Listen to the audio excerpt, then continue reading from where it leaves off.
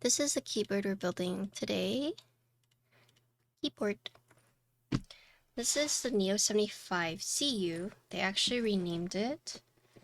Let's check it out. Even follow. Let's see. Let me pull up their Notion page. I really like Neo and QK because they do a very good job at their Notion pages. I can appreciate them a lot.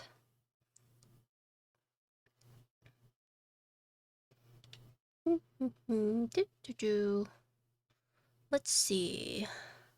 Right here.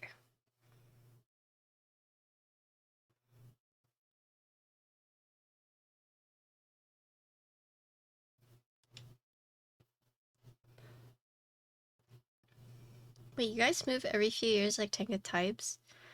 No, I don't.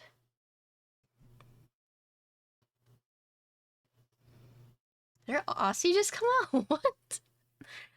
Okay, so looks like... Alright, this board starts at $190, but depending on which regional vendor you buy from, it could vary. But there are a lot of color options for this one. There are 12 options for the top case, and then 2 options, thank you for the follow, for the bottom case. So for bottom case, you can either go copper or brass. Whoa, there's a lot of colors. Let's see. And it looks like plate options. You have FR4, carbon fiber, aluminum, palm, PP. And then for badges, so there's a badge, 3 styles, 3 colors. So that's just like a rough overview. But yeah, let's just open it and look at it. Okay, here we go. So opening up. Whoop. So let's look. We have, these look like adhesive feet. Could be wrong, but that's just what it looks like. These look like the gaskets. So from what it seems, it can either be gasket or top mount. And then these are like the extra screws that you have. So it looks like the mounting systems, you have gasket mount or isolated bottom mount. Isolated bottom mount. In terms of plates, so how it works is they ask us what color we like. They ask us to pick 3, and they ask us to pick 2 plates. So that's why, like, sometimes I don't know. And if you're like, Patty, why not just, like, open your keyboard ahead of time? And I do, but I also forget sometimes. I got a lot of keyboards, okay? So looks like today we'll be working with FR4 and PP. Nice. And then here we have the hot swap PCB. Here, stabilizers. Guessing these are all the tools that we need. Let's put this right here. Okay. Time to guess what color I got. What color did we get? Hojicha is Invokeys tactile switches. And yes, they're very cute. Okay. Let's see. So you got this nice velvety case right here. Wait, what color did you guys guess? So for the colors, we have silver, black, gray, navy, purple, burgundy, green, gray, gold, cornflower. For spray coated, you have cream, retro white, or white. Oh, this smells weird. Do not smell. Okay. Cream. Burgundy. Okay. Moment of truth. Looks like we got purple. Whoa. Whoa. Yeah, potato got it first. Got the purple that is nice and sealed. Let me put this back. Yeah, you should get a kiss from Stinky Baby. So if you guys who are new here is like, who is Stinky Baby? I have a child. Her name is Ginkgo. She's a 5-year-old Shiba Inu, black and tan Shiba Inu.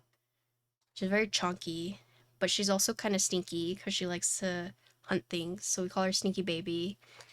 In case you guys are like, oh, why would she call her baby Stinky?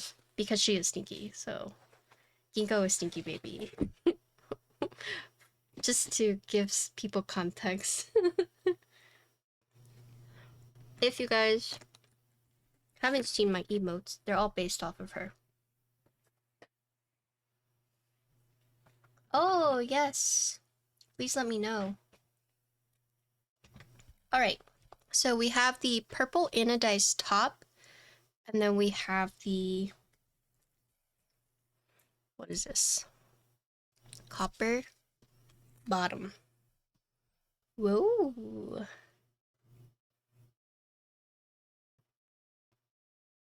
Whoa.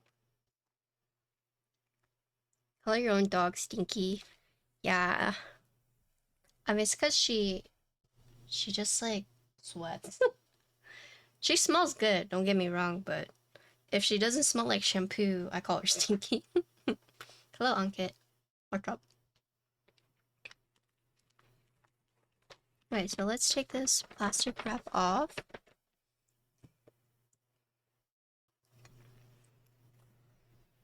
The artist in me wants to draw Ginkgo as Greg. Go for it.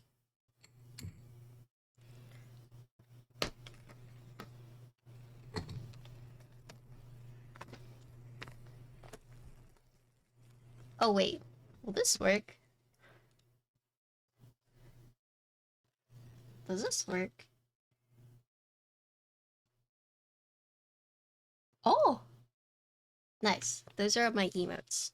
They've been Halloweenified because of October.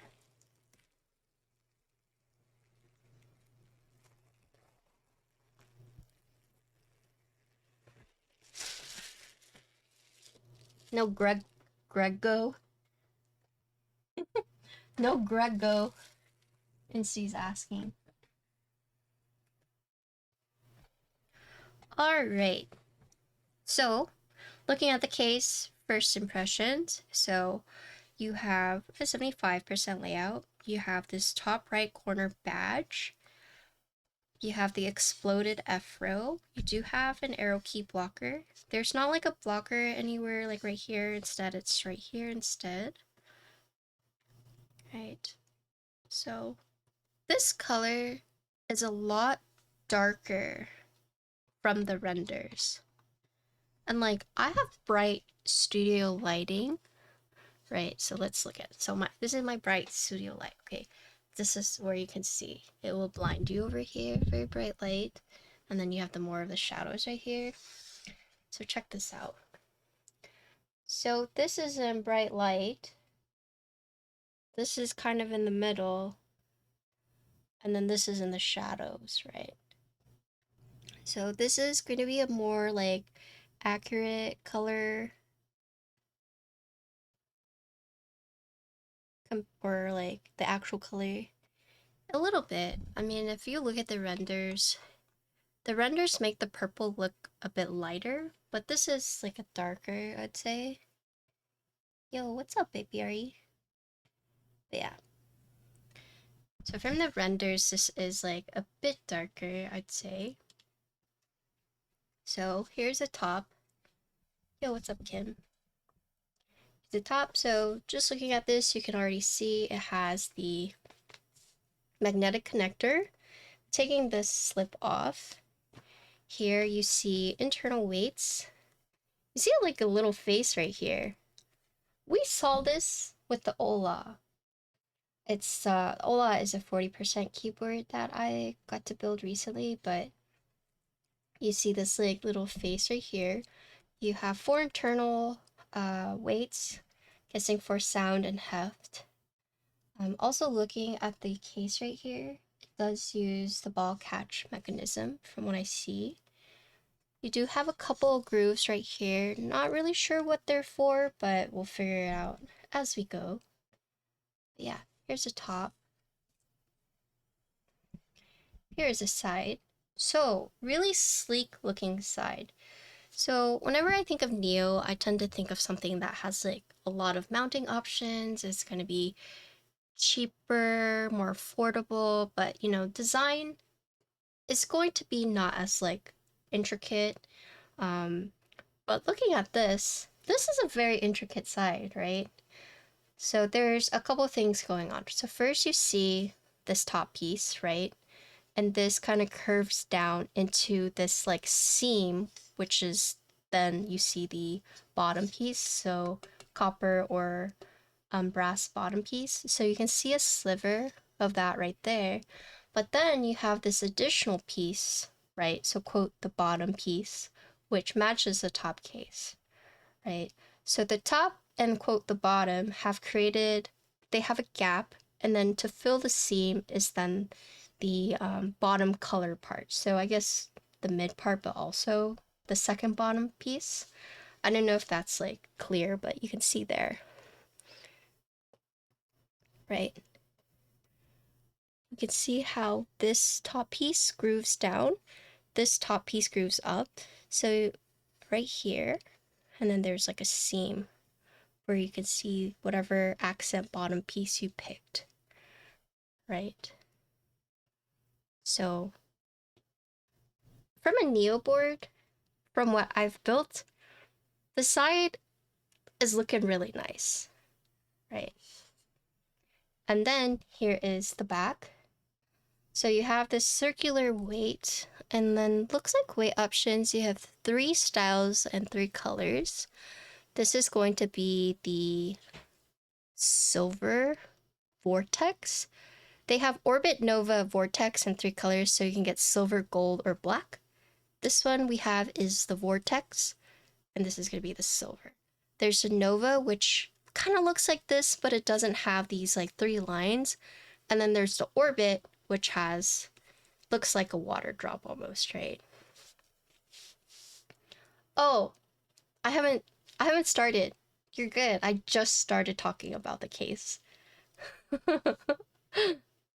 Yeah, you're good. There is this nice like protector on it. So yeah, good timing actually. So a couple things to note here is you have this long machined out part on the top and bottom. You can see the 4 feet right here. And then you see this other like groove on the side, right, of this middle piece. If you take this off and you look at the weight, it's actually shiny. Whoa, that looks like you know whenever you blend things together and you see the blades like spinning, that's what this looks like.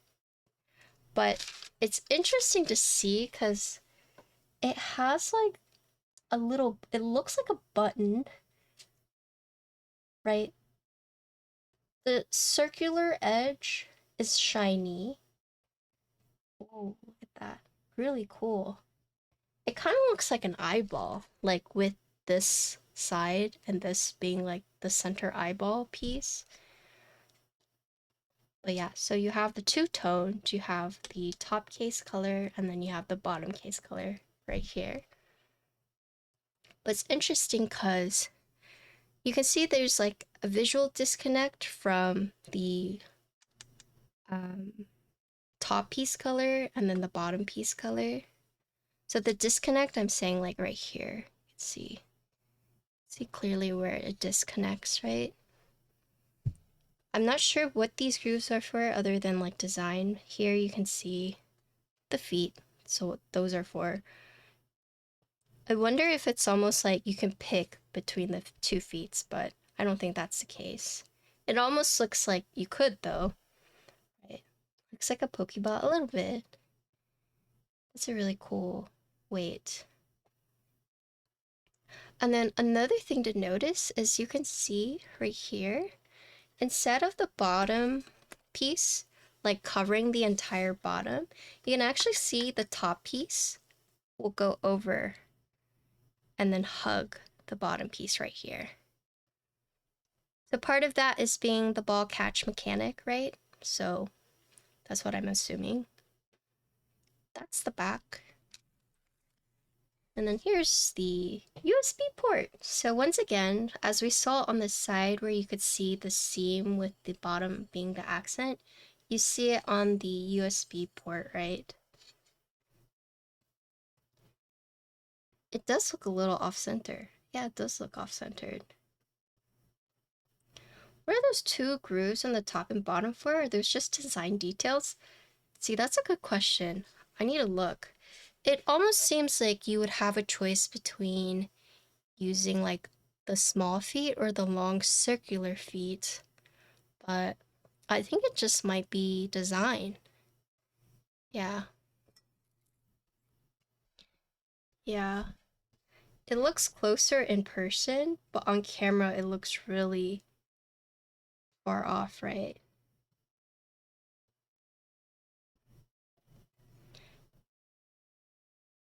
Yeah.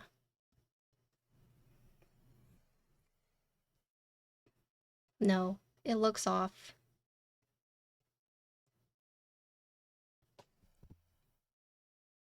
I wonder if we adjust this. I don't know. I'll have to ask. But USB port side, so you can see the bottom piece, it has the curve right here, curves down, whereas the top piece has a different, right? It's more linear, whereas the bottom piece is more curved down. I don't think Alex's had that problem. Okay, I'll point it out to them then. What bottom piece did he have? I wonder if it's the bottom piece. So yeah, in terms of the design for the top and bottom, slightly different. Heat copper, okay, that's what I have to. And then here is the front lip. So you can actually see which bottom piece you got if you look from the front lip, because you can see this little piece poking out. Not poking out, but you can see this part, right? This is flat. Sorry, poking out was a bad way to describe it. But essentially, sometimes when you get like a different bottom piece, right, if the top piece covers it, you can't see like what you got. But in this case, if you look at the front, you can see which color bottom someone got. Okay. So let's see. So some things that they wanted us to highlight is that, oh no, it's the to cover it. I just haven't taken it off.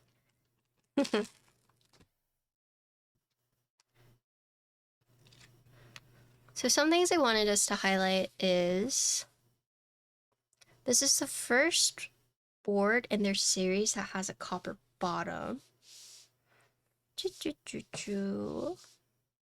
It has dual mounting system, so gasket mount, isolated bottom mount. It uses the magnetic connectors, as we can see here, ball catch. And then this one, the replaceable decorative badge. So you can actually change this. You can actually move it here or here, apparently. Right. Yeah, I'll post on socials. Don't worry. So it uses ball catch, so ooh. Let's look at this ball catch. So it looks like this badge, it is screwed on with 3 screws, right? So you have the 2 keeping it in place, and then you have the 3rd one in the middle, which I guess is what you see right here. So this top piece, very light. Very, very light. So just looking at the top piece, here you can see where the ball catch mechanisms are. Here you can see for either the gasket mount or isolated bottom mount, I'll have to look, or maybe it's the same for both. I'm assuming it's the same for both, but you can see these 4 grooves, 1, 2, 3, 4. 4 on top, 1, 2, 3, 4. 4 on the bottom. They are not symmetrical, so if you look This one's symmetrical, but then this one is not. I'm guessing they did this to avoid the spacebar. So they have thought about that. Yeah. So that's the top piece. And then you have the bottom piece. So, bottom piece here. Magnetic connector.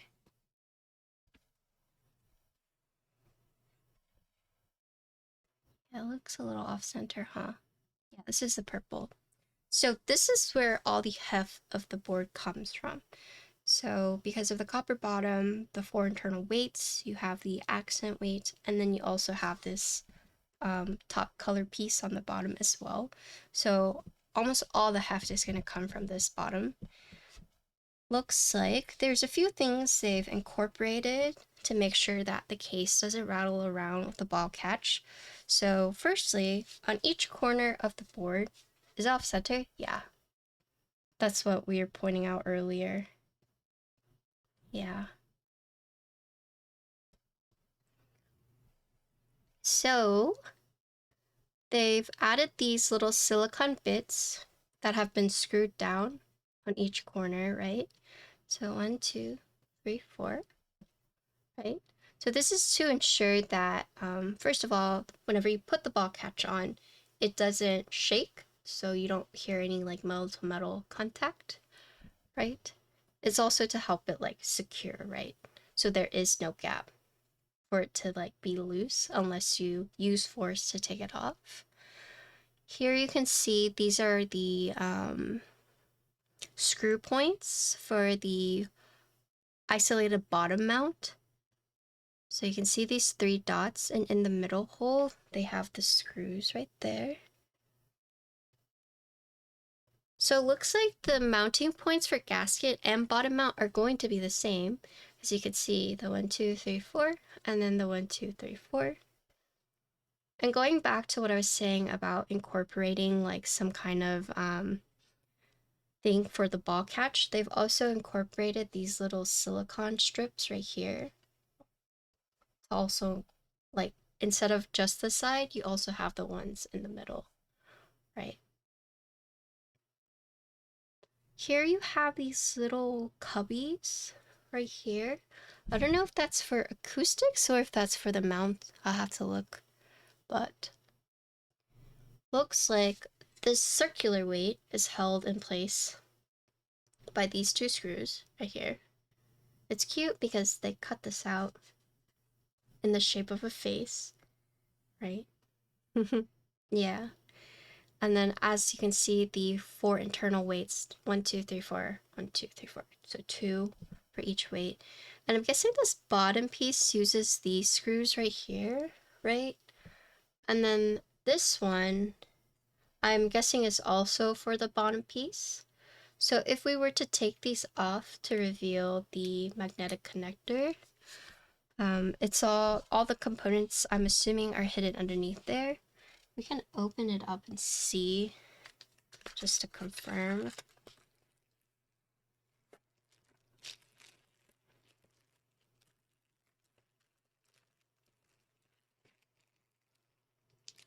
Yeah, it's kind of interesting because this is the second board I've seen. Or would it even, it would be the third board I've seen because didn't the orbit or did the orbit have something similar?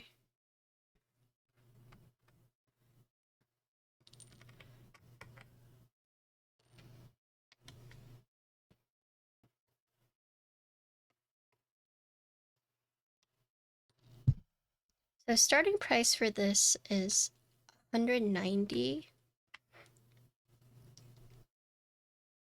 which is interesting because typically copper bottoms are omega expensive. So I don't know how they got it to that price. Oh, Mudkip? Yeah, with the like frills. So here is the bottom piece, you can see. I'm guessing these are compartments for batteries. Oh, So it's really good that we opened it. Because you do have tri-mode, right? And they do have the battery compartments. So here you can see the USB. There's a ribbon cable for the magnetic connector. It does use, oh, it might be my lighting. It might just be the color grading. I'll show you. It looks more like this.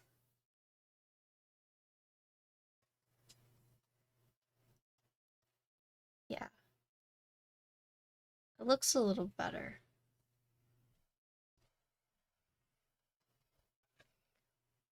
So for this bottom piece, this is where they have, really, that's copper. Yeah.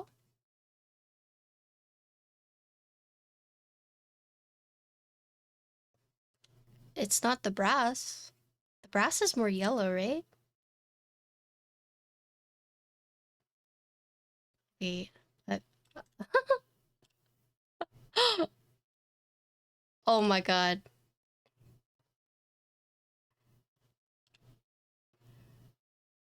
Am I being gaslit right now?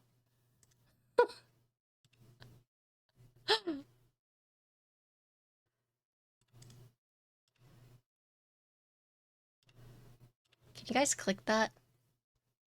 That's brass. Okay. Oh, access denied. Oh, shoot. Okay. Hold on. Hold on.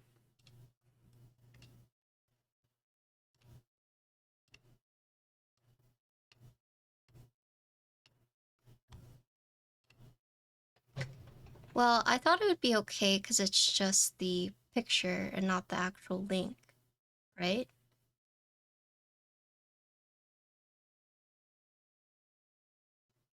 Yeah. Okay. So here I'll show you guys. So this is the brass. This is the copper.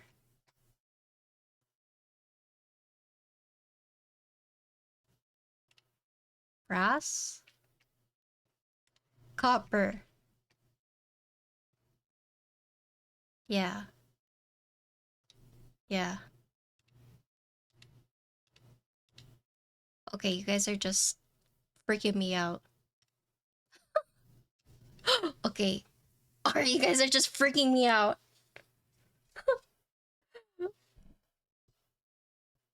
It's probably just my lighting. Well,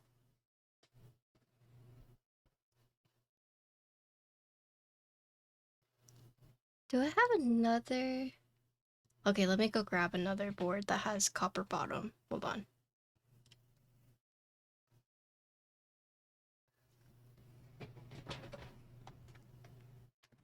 Hey.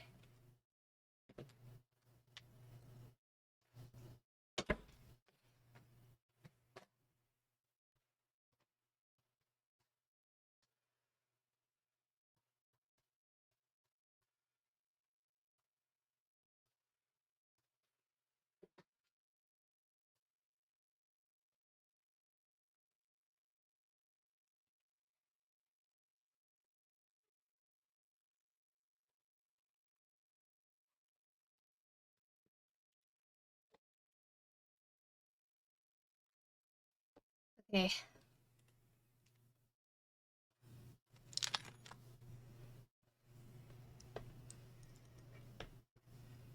This is the Machida.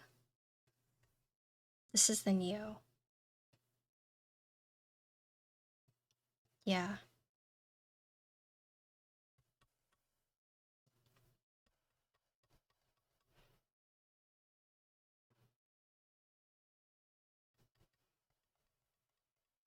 If you guys want a comparison between the different copper bottoms.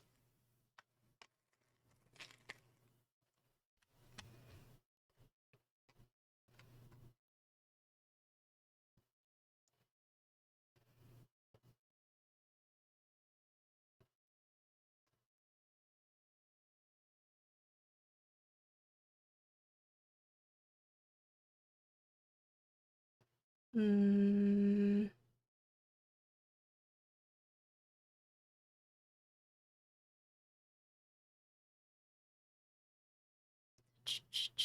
Let me see.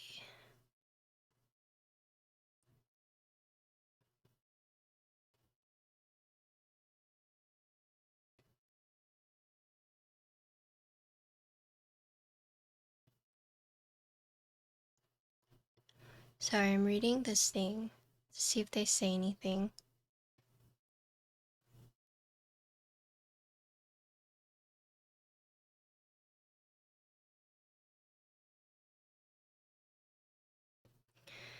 You know, they don't mention anything in this about the copper. The only thing they mention about the copper is the fact that this is Neo's first copper bottom, and that they've managed to lower it. So maybe they just used perhaps a cheaper copper. I'm not sure. I don't know enough about metals to tell you about it, but if you guys say it's very orange, and then if you look at this comparison, it does look kind of orange, but at the same time, right, my lighting makes it look a lot more orange. And also, not all metals will have the same kind of purity as well, right? So there could be things at play here we're not quite sure about, but if you don't like this color, get the brass, right? It's just how it is for certain bottoms. If you don't like it, get the other one if there is an alternative. Unfortunately, I can't tell you why it is different color. I have theories about it, but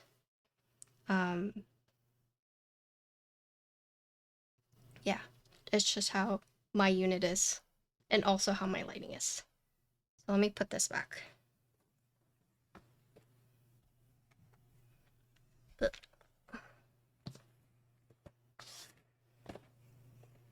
you guys are freaking me out. Patty, that's not copper. Why is that copper that color? I'm like, oh my god. What the heck? Is it not copper? You guys have me second guessing myself.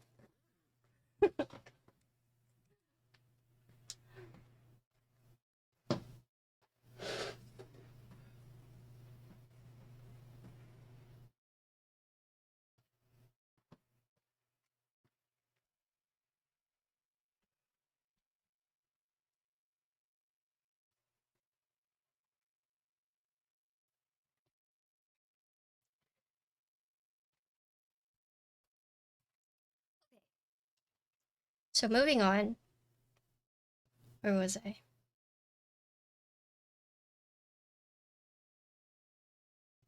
Oh my god. I got derailed. What was I talking about before I did all this? Color comparison. Oh, okay. The battery compartment. Yeah, so you do have the battery compartment right here, but check this out. If you don't get the tri-mode, check this out. Oh, boom. Right here. You got the weights in the cavity, which is very good because as some boards we have found out, if you don't fill the cavity, it creates this weird echo in the board, right? Or it creates this weird sound. So the fact that they've opted to give you guys weights, two weights, instead of foam, right? I think it's pretty neat, right? So you have these two pieces that would go in the battering compartment screwed onto the bottom case. Let's see, take this off.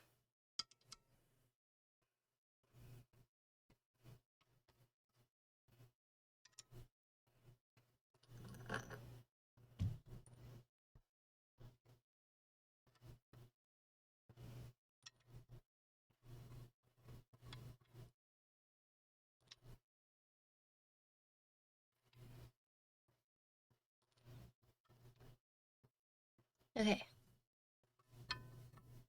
Yeah, so you have these two weights that fit in like this. Perfect. So we actually saw something similar like this. So being the TES, you can have a battery, you can have it be wireless, but they opted to give you the internal weights so that the keyboard didn't have that like weird resonance. Here you can see where the USB port has been machined out and also the connector right here. Is it a 3-piece case then? Technically yes, but unless you are, if you're not using wireless, theoretically you don't ever have to take this piece off, right? If you are going to be doing wireless and you need the batteries, then yeah, you would take this off and then put the batteries in. But if you're not, you don't ever have to take this piece off. Unless you are swapping this. Oh, it's egg tart. Egg tart. Unless you're talking about different tray. I have a bunch of trays.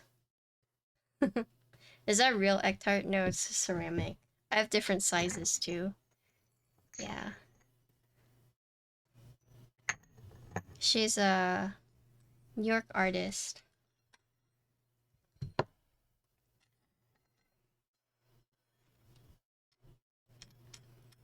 But yeah, so whenever you're picking the color for this, when you pick the top color, it's gonna be the top case and half the bottom case. Because this goes on the bottom like this, right? Like that. So whenever you're choosing, you're gonna be picking the top color and then the bottom color. You have 12 top case colors, but then only 2 bottom colors. So it's going to be a dual toned board, right?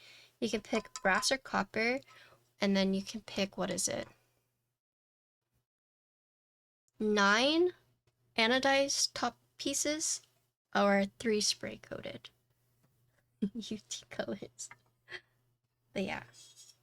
So just be aware whenever you are picking the colors that you're picking for a slight an accent bottom piece as well.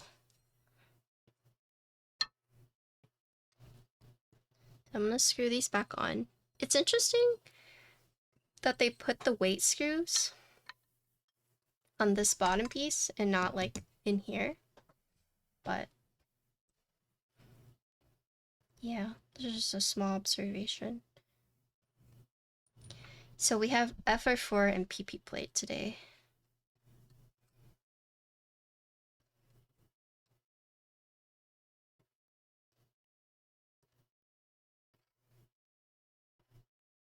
Yeah, PP good. Also, I'm like panicking a little. When I posted that picture, it said access denied. Did you guys request access? No, right?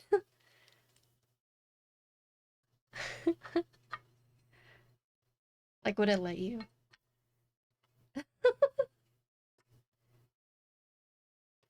Okay, okay, good, good.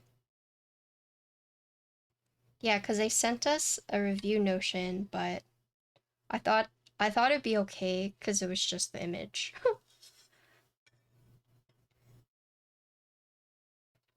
I mean, you could. I'm sorry. I'm sorry, Sarah. I'm sorry, Syra. I'm sorry. It was an honest mistake. Please forgive me.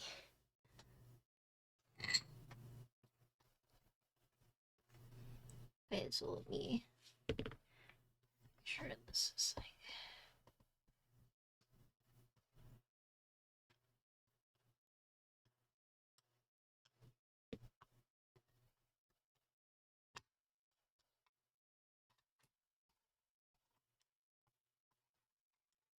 Let me see. Is there a better way to do this?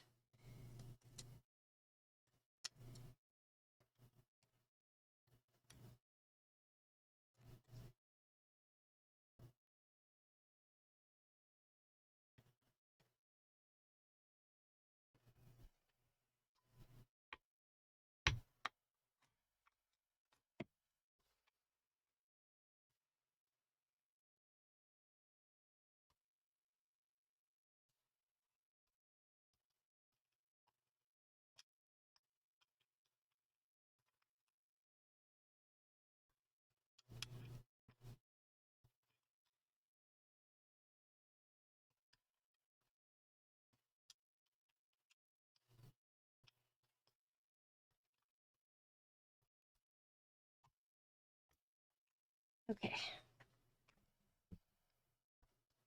Okay, that's fine.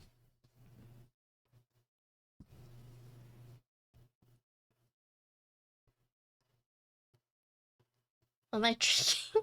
Looks delicious. It's my hormone balancing drink because I take two forms of inositol. I take a pill form, just like the supplement, or I take it in like a like a drink like this. It's okay. It tastes okay. But yeah, it's like my hormonal drink.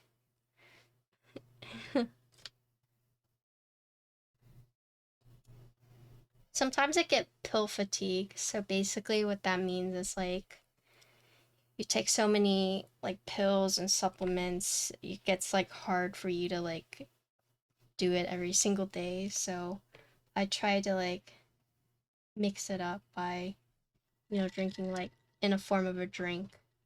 It's just this powder and water versus like I know a pill is like a lot easier, but when you get into the routine of taking like 9 supplements in the form of pills every single day, it's just like, it's nice to kind of like take a break from that sometimes.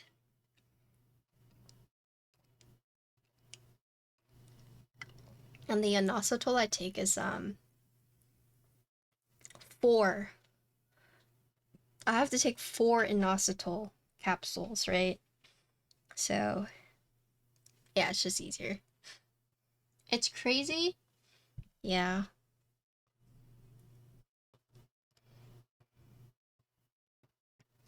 Does inositol upset your stomach? Uh, it did at the start, but then it got a lot better. Same with metformin. Okay.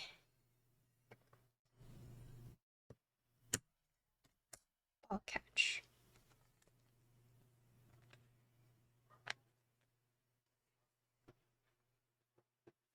Assy. Thanks for the 12 months. Hello. I was giving Assy shit yesterday because I was like surprised he knew what a loofah was.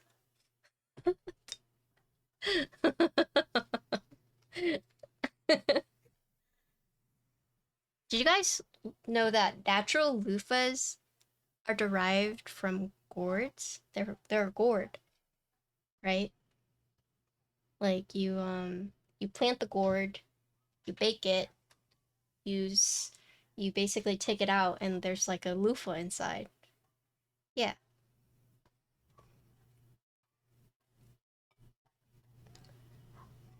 Yep. Cool, right? Grew some this year. Oh, I have your thing.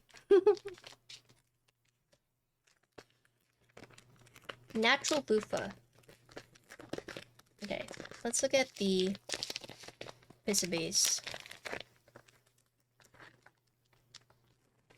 So, you got your standard plate foam, PE foam, PCB. So just looking at this PCB, you can do split backspace, step to regular caps lock. They do have indicators for caps lock. You can split the left shift. You cannot split the right shift. Looks like you have ISO enter support. You can choose your choice of bottom row.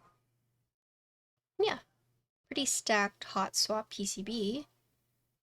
Flipping this over, here you can see the connector.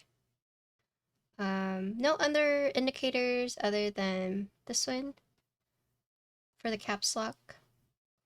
And then looks like no physical reset button either. But pretty cool. Look, they've labeled the PCB so you know which one to go for. 7U, 6.25U. And you can see the letters as well. Page up. I mean, you can obviously remap these, but when you're building, it's always nice to know, right? Yeah. Oop, So there's that. And then let's look at the plate options. So in terms of plate options, you have 5 options: FR4, carbon fiber, aluminum, palm, PP. Is that on the front of the PCB as well? No, it's only on the back. Only on the back. So, PP plate. Let's see.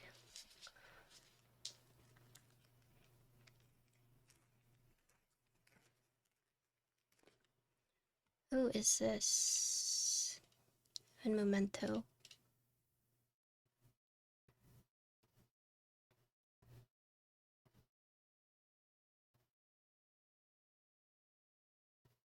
Okay.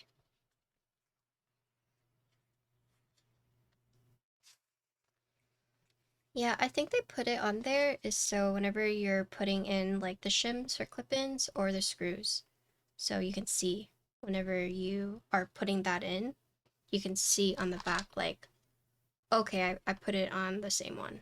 I put it on the right one. I'm guessing it's their reasoning for having it on the back, right? I think there's arguments for both ways, for sure. Because you could say the same thing, like once you put it in, you could be like, okay, wait, do I have it on the right one? Oh yeah, I do, okay. So stuff like that. But yeah, I think there's arguments made for both front or back. Unless you put it on both the front and back.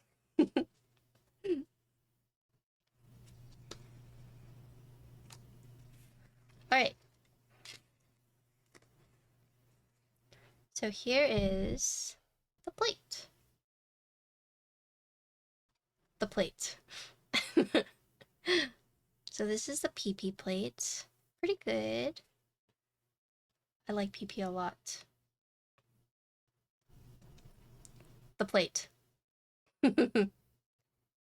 Yeah, I'll post it soon. The reason I haven't posted yet because my phone's in the other room. I want to get all the explanation done before I just like, okay, bye. Yeah. So here you can see they have a cutout for the, I'm guessing the wireless, right?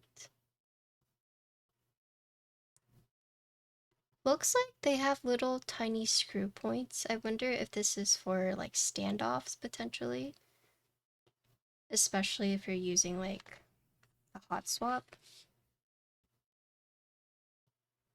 It kind of looks like it. I didn't notice this before, but if you look at this, right, the holes align, right? Oh yeah. No flex cuts. Pretty standard plate. Cutouts for indicator or for wireless. Yeah. And then we'll look at the FR4.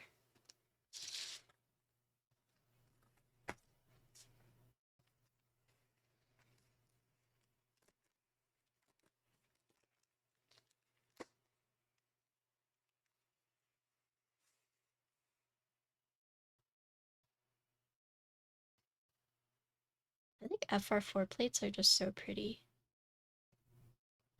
So FR4 is a little bit more bougie. You have the on and the off, so you know which is on and off. But yeah, the same as the PP plate, except for the on and off indicator. Yeah. But in terms of like the mounting points, they are the same, right? So what I mean by that is like, you see how this has the cutout, this has the cutout. So the plates are pretty much identical. Sometimes what you'll see is with softer plates, they won't do certain cuts to make sure that it doesn't break potentially. The one thing, the main difference between this softer and this harder plate is you can see the PP plate, they have added these right here, because if you were to just do it like completely open, like the FR4 plate, you run the risk of, you know, this long piece being a little bit too fragile. So that's the main difference. For structural integrity, right, there's that. For the FR4 plate, since it's a harder plate though, it doesn't need that, so they can just have that whole thing be empty. But yeah. Okay. That is the breakdown of the board. Now let me go grab my phone. Okay, I'll be back.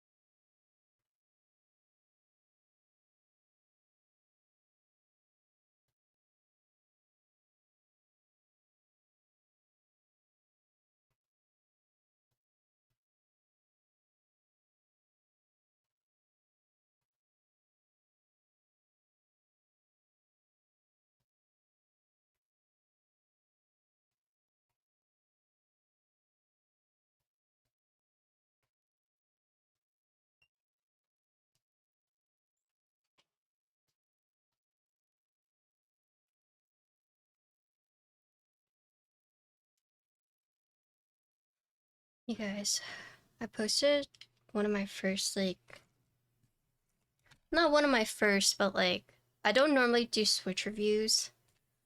Because, honestly, I hate doing Switch reviews. I don't know if there's any other content creator out there that feels the same way as I do, but I hate doing Switch reviews. I feel like there's so many variations that go into like how the Switch sounds, especially like in a board, the mounting style. So sometimes it feels hard for me to like describe like how a Switch is without like it being misleading. Cause sometimes in a board it could sound like really high pitched. But then say you do like full on gasket mounts with foam, and then all of a sudden it's like not high pitched. So it's a bit difficult for me. I occasionally do them, prefer to make Switch content long form, compare multiple Switches at a time. Yeah. See, that's what I would like to do. But I feel like in short form, it's a little bit harder to do Switch reviews.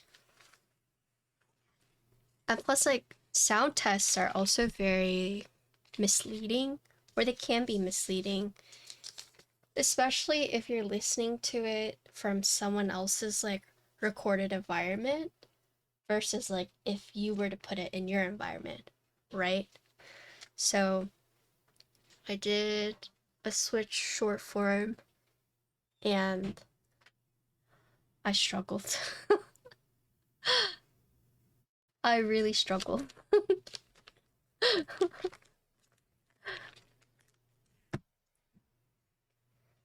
don't know if any other content creator feels the same way, but it's hard. Cause like you could argue like, oh yeah, these sound quote unquote clacky, but then when you put them in a different board, they could sound like muted. So I tried my best to be like, based on my builds, which is using stacked acrylic, tap mount, this is how it sounded to me. I think the only thing that you can like accurately describe is more so like spring weight. But when it comes to sound, I think it's a lot harder.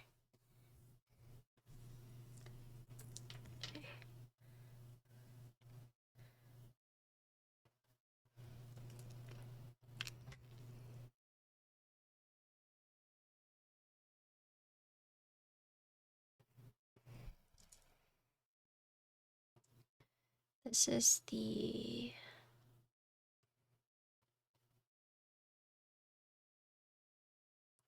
I reviewed the Invoke Matcha Reserve, Pea Flowers, and Hojicha Reserve. Is it V? I really like saying Hojicha. Hojicha. It's such a fun word to say. Neo75, see you. I'm gonna do a peace sign. Peace. Okay.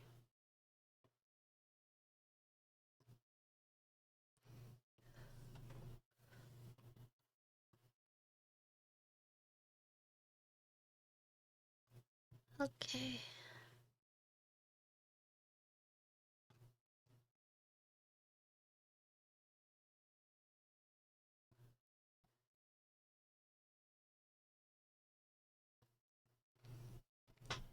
Yeah, I really like the Invoke switches.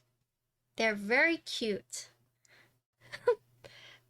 I know you shouldn't necessarily buy switches because they're cute, but they're very cute. They're very aesthetically pleasing to me because they have gold flakes. I really like milky tops, right? Milky top switches. And these had like the gold flakes. So it just looked really good to me.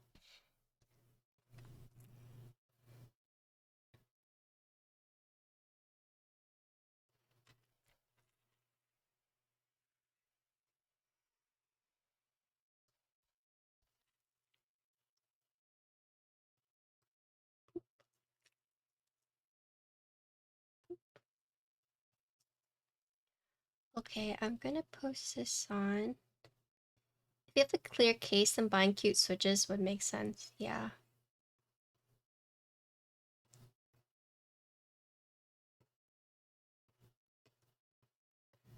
Boop, boop, boop.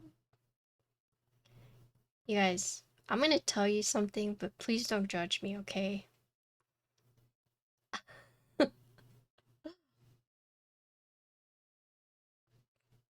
Please don't judge me.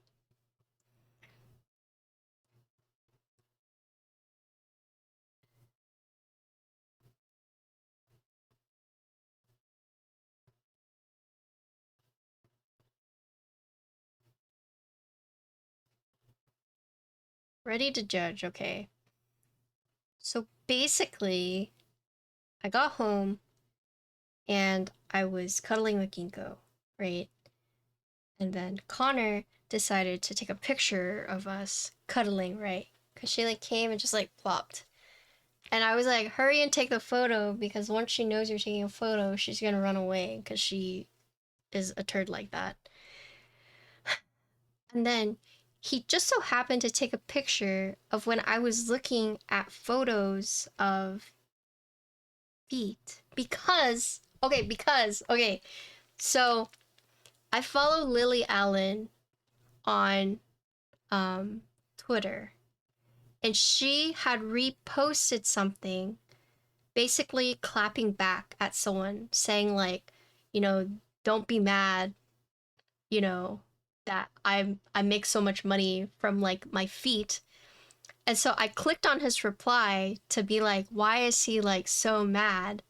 And then, you know, you have to like scroll up top to see what he's responding to. And in that moment, I scrolled up. It was just like her saying, oh, I haven't posted my feet in a while. Like, you know, here it is. And then this guy was like, imagine being like a top artist and like having to make money by posting pictures of your digits. Like, what does the world come to? And so like in that moment, as I had scrolled up to like her saying, because I didn't know that's what she had posted, okay? And he was like, what the fuck are you looking at? And I was like, no, no, no, no, no, I can explain. I merely just wanted to know like what. Okay, I can show you guys so I'm not just like, no, I'm not just going crazy, okay?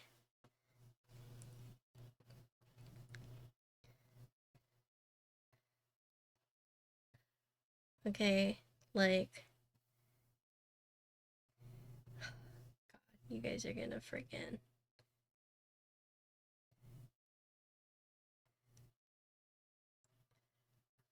I don't want to show you guys her thing because you're gonna be like, right?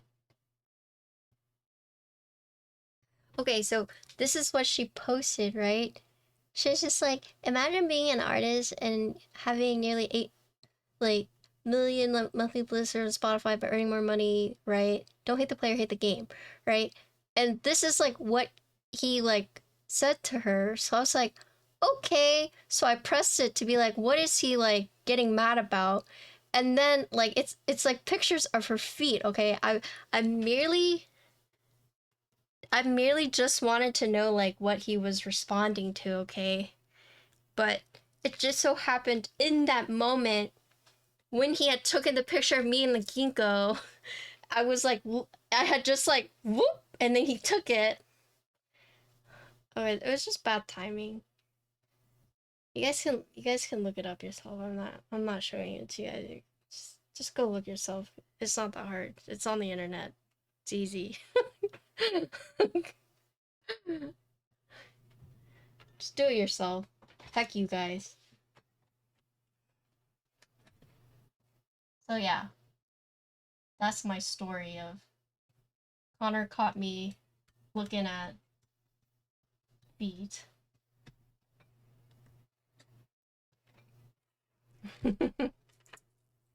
But it was just like morbid curiosity to know like what that guy was like complaining about.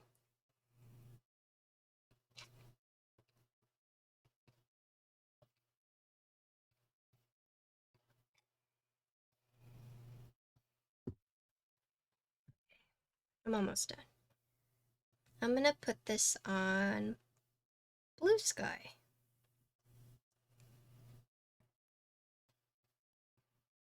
You don't like them? I mean, it's only for like 6 more days, and then it's basically Christmas, right?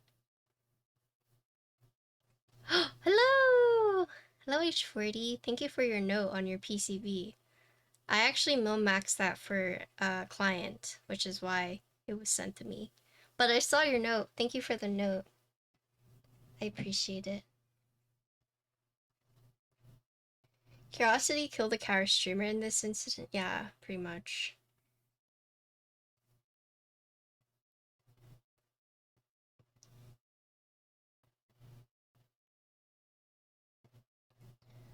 Okay.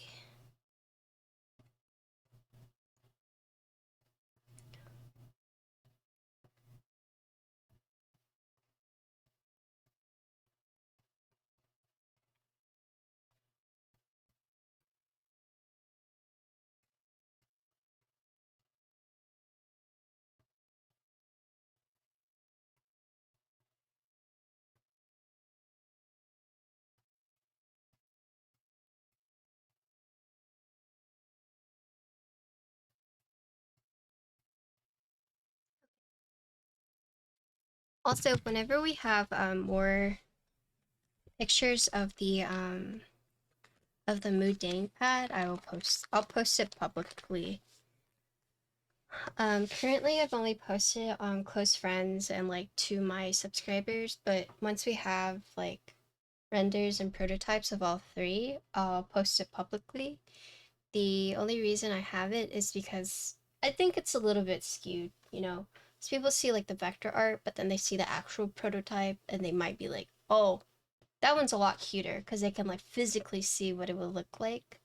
But yeah, once we get the prototype,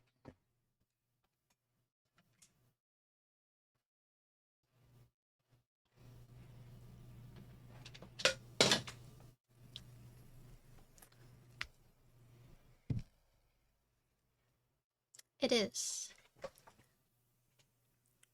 I use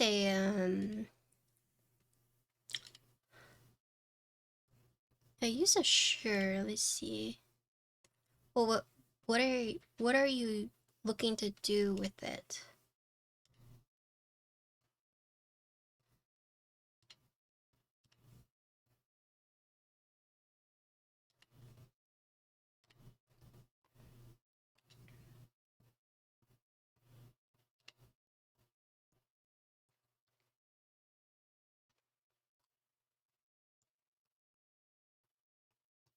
Yeah, I use a Shure mic, but I guess it depends what you're trying to do with it. Like if you want to start streaming, it might be okay.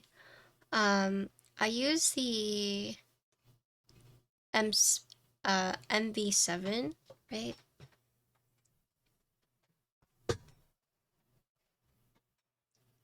Well, those are expensive. Plus, that one you need what is it called?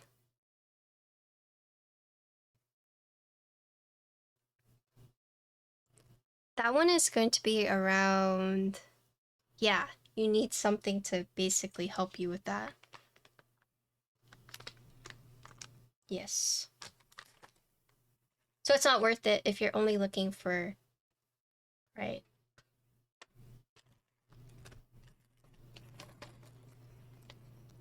But I use that MV7. There's like a plus. I know there's a plus and then other one, but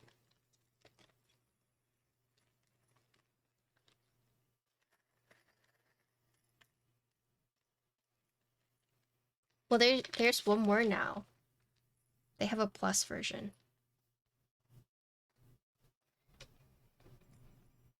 But I don't know what the plus version is.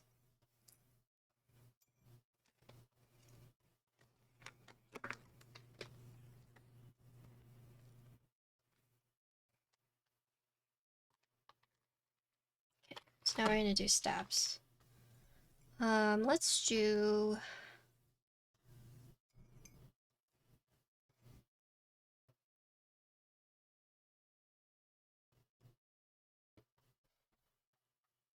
You want something that's good quality?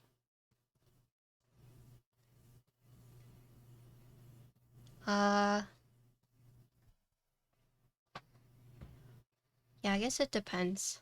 I like mine, personally. I've used it for about 2 years now. 3 years? 3 years now. Yeah, I've been using it for 3 years now. So, I like it personally, but I think ultimately it depends on, like, your price point. What you're trying to do with it. Because not all mics are the same, right? Some are good for vocals, some are good for, like, dynamics, some are good for, like podcast recording. So really depends.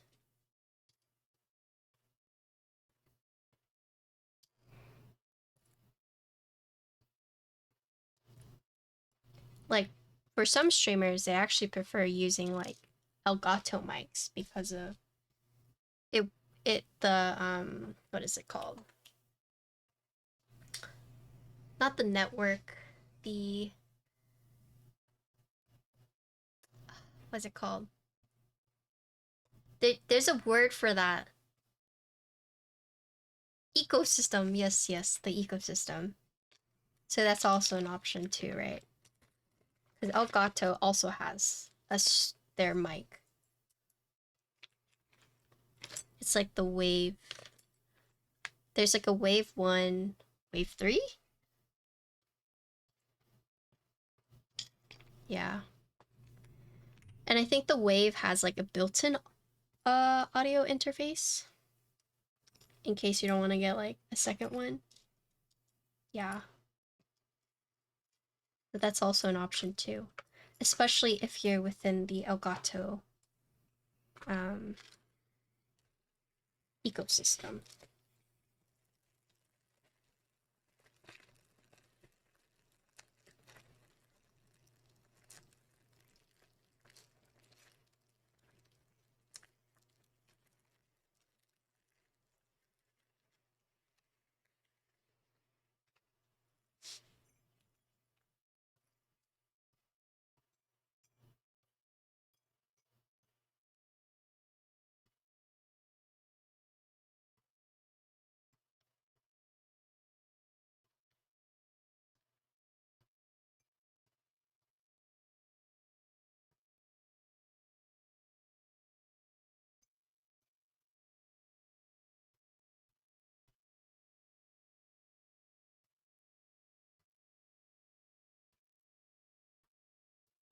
Oh, these wires are good. Oh, nice.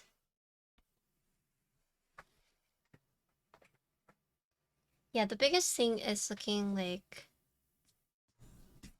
what exactly you want to use it for, and if you care about the ecosystem, if you care about um like the versatility, because some people like mics that can do one thing but then also do another thing. If you're looking for like a specialty mic, or if you're looking for something that like uses an interface, does it use an interface, stuff like that. Lots of options.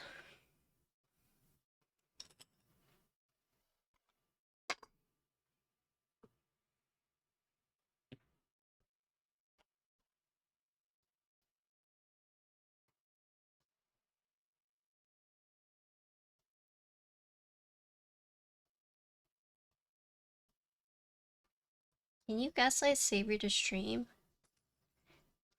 Uh, like right now?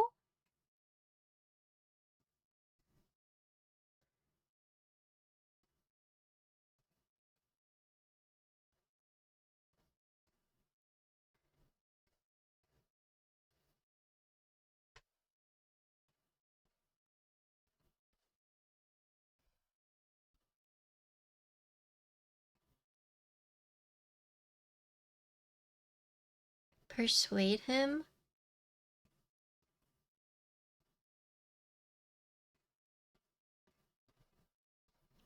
You want me to be mean or nice? Or in between? Am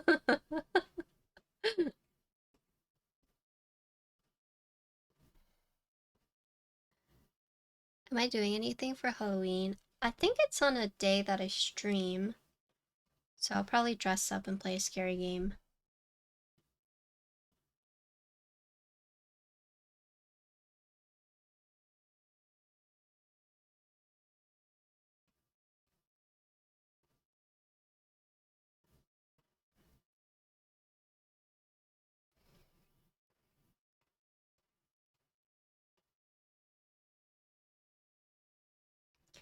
We need more peeps to fill the void because I'm about to take a break soon once I get through the 4 keeps. Wait, like a break from keyboards? A break from content creation? Okay, I was gonna say that if you stream more, maybe I'll actually be able to watch one of your streams.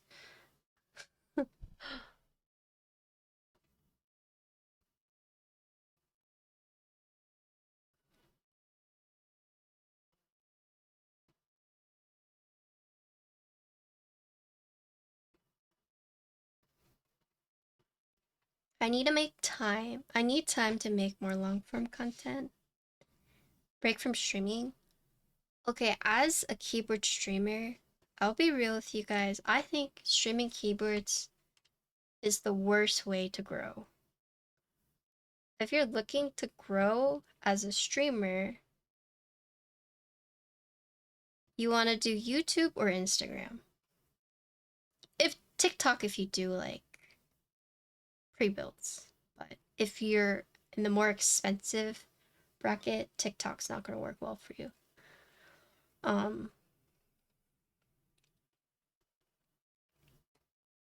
I understand why a lot of people take a break from streaming. As a keyboard content creator, if I could do it over again, I would have started on YouTube.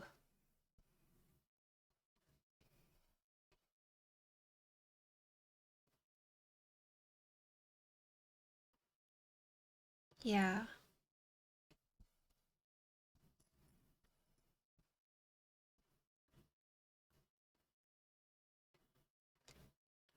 I mean, you're not filthy rich from Twitch. Don't get me wrong. I make money from Twitch, but in terms of like numbers and analytics, YouTube is better in that regard. IMO.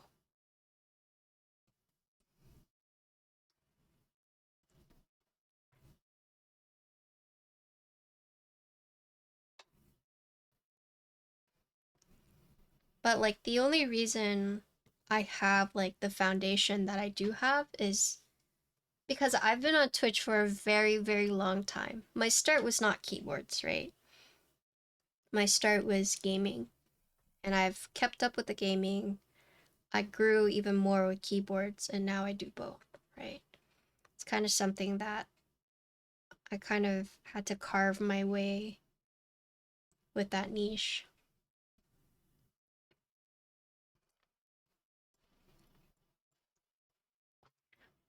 Budget boards go crazy with the views for some people. For some reason, people aren't interested. The reason is because it's expensive and the barrier of entry is a lot higher. And typically, who's on TikTok? You either have the youngins, and like they're not going to be able to convince their parents to get them like a $300, $500 keyboard. Whereas like budget boards, like they could be like, hey, mom and dad, $40 keyboard, please. Like that's much more doable, right? And like it's a known strategy to target the younger age gap because, you know, especially for people like in Fortnite, Minecraft, like most of their views are not from adults like us. It's from kids, right? So if it's something like kids can't relate to and they can't obtain, like, yeah, it's not going to do well. You kind of have to hope that your content hits like the right crowd. Most of the time it doesn't, because most of the time the people who are on those platforms are kids, right? Yeah. And like, for example, Alex has done a really good job at like finding those people, right? But at the end of the day, the keyboard high end keyboards are very niche compared to like luxury cars, right? And like as a normal person, you could basically like you could wish to have a luxury car, right? Because you know cars are relatable to everyone, right? For the most part. But keyboards, not so much, right? Like you could be a complete normie, and then if you drive a car, right, you could be like, oh, that's a BMW, or you're that, you know, that's a Audi, or oh, that's like a luxury, that's a Ferrari, right? But normal people can relate to it. Whereas keyboards, if you're like, hey, check out, you know, this is my Kohaku, it's like $600.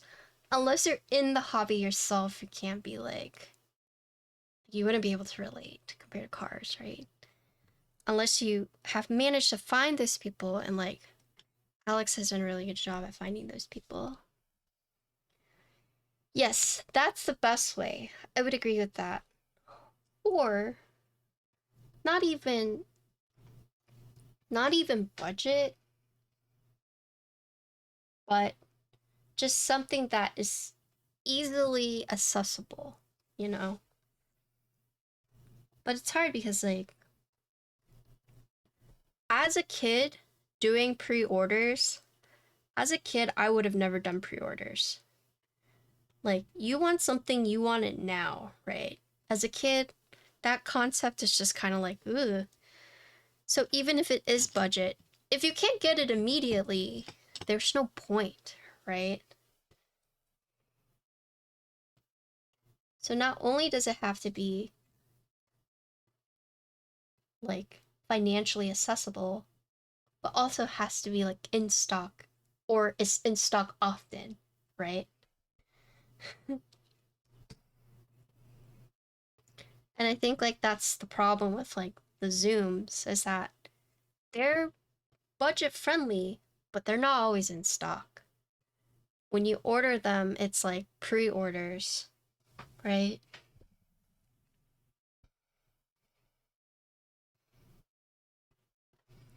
Doing group by keepers is the hardest way to grow as a keeper creator. I'm trying to think, what is the hardest way to grow as a keeper creator? I don't think group by keyboards is the hardest way. I think doing completed group buys is the hardest way. Say you have no connections. Say you have to buy all these boards with your own money and you have to wait with the normies. Right? Sorry, not to call you normies. I think starting out is the hardest. When you have to buy the products, you have to wait. Doing group buy keyboards is actually a good way to grow in the sense of, you know, oh, are you going to be reviewing this board? I want to know your thoughts about it. So I don't think it's the hardest way to grow. I think starting out with completed group buy boards is the hardest way to grow. You kind of need to like get your foot in with like vendors to do group buy reviews, right? And that's why sometimes it's so competitive with like creators who are like weren't selected for like, for example, an upcoming like mode board, right? Reviewer with a prototype versus reviewer. Yeah, exactly. Yeah. That's what I mean. Because doing group buy keyboards is the hardest way to grow. That one, if you add a bit more nuance, if you're doing prototypes, it's good. If you're doing completed, it's not good, right? Oh,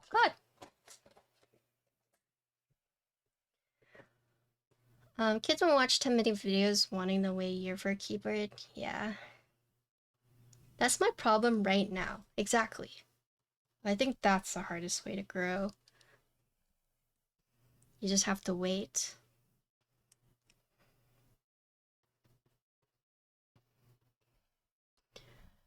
The thing to remember, you at some point will have to buy the thing you want to make content with.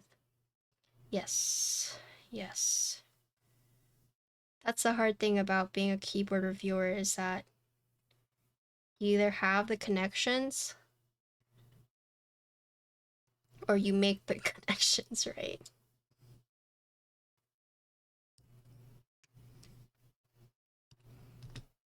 You have to basically prove that, number one, you're not gonna, heck up their keyboards. Number two, you kind of know what you're talking about. You're not just gonna like spew random stuff. Number three is that you're able to post content within your time frame.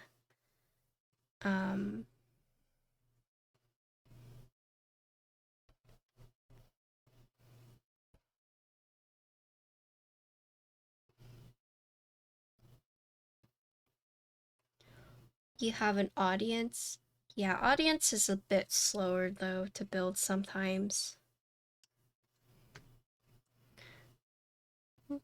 Do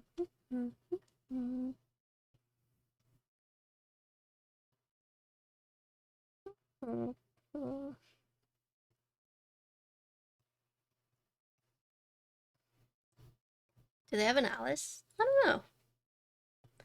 Time consuming. So that's the good thing I'd say about Twitch. Twitch is very good for building a community, right? YouTube, Instagram, it's a bit harder. You can kind of make connections because, like, you comment back and forth, you meet people that way. But Twitch is good in the sense of, like, the same people coming back every time you're streaming. You get to talk to the people, you know. So Twitch is very good for that.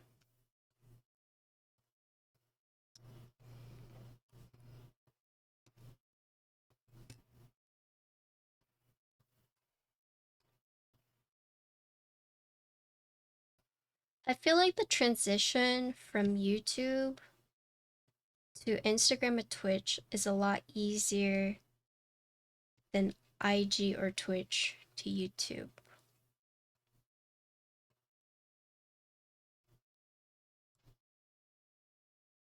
Audience wise.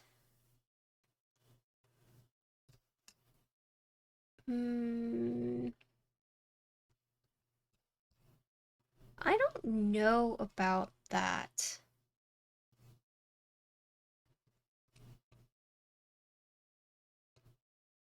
It depends.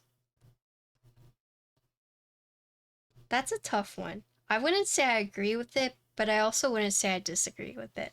I think it depends on your personality, right?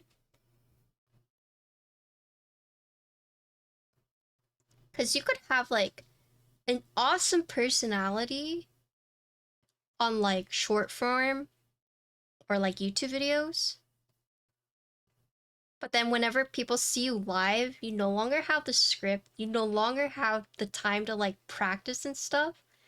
And it kind of breaks down a lot of the walls, right? And so people get this perception of you, and then all of a sudden you're having to do it live. It's a lot different, right? Yeah. And then here you're going from, YouTube, where these people are so used to you being perfect, nothing wrong, everything on par, everything like on track. All of a sudden you're doing it live and you're just like, oh, I'm not sure. You go from being someone who seems very knowledgeable to someone who might not know what they're talking about, right? And you can't just be like, hold up, let me pause for like 5 minutes to think about what I'm gonna say here, you know? I mean, you could, but I think it depends. Because scripted content is very different from doing content live. Like, there's some stuff I wouldn't do scripted, but I would do live, and vice versa. So I think it depends on how you carry yourself, right? But going from scripted content to non-scripted content, that's it's a bigger jump than some people, right, think it might be, right? That's why a lot of YouTubers who try to stream on Twitch just like, fuck this, I'm not doing this. Because all of a sudden, you got all these questions that you need to answer live. But if you're the type of person who has to like look it up before you respond, you know, it kind of, it's a whole different vibe. So, YouTube is honestly pretty strong for building a community brand if you aren't a little greedy about ads. Oh yeah, yeah. I actually stopped doing mid-roll ads because um they like YouTube recommends it, right? Um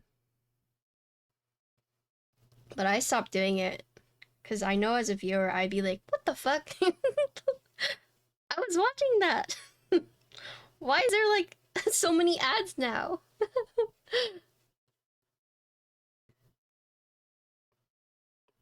I have to go now and just show it. Oh yeah, of course. Thank you for hanging out and talking. Have a good night.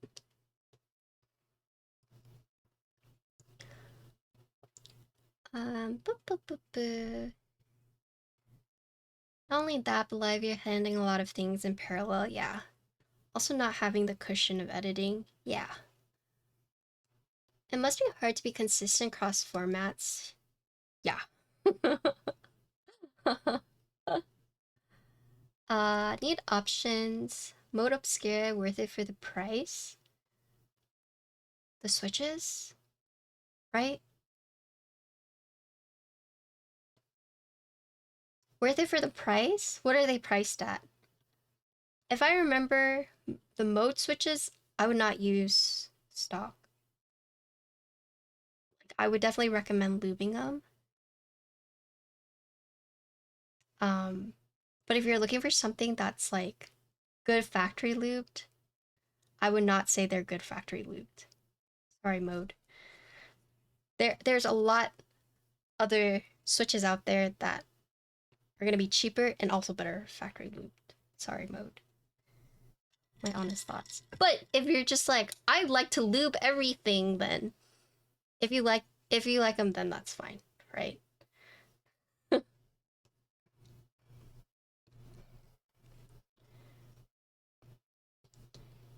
I actually never watched any tech creators prior to streaming keyboards.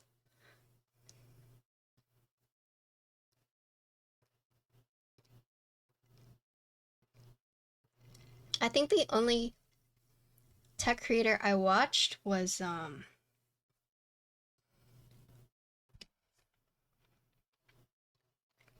like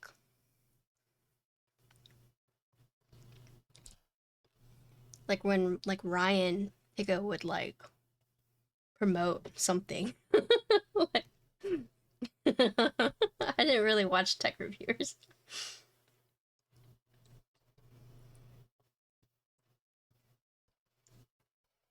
Also, hi Sil. Not ignoring you. I was just yapping.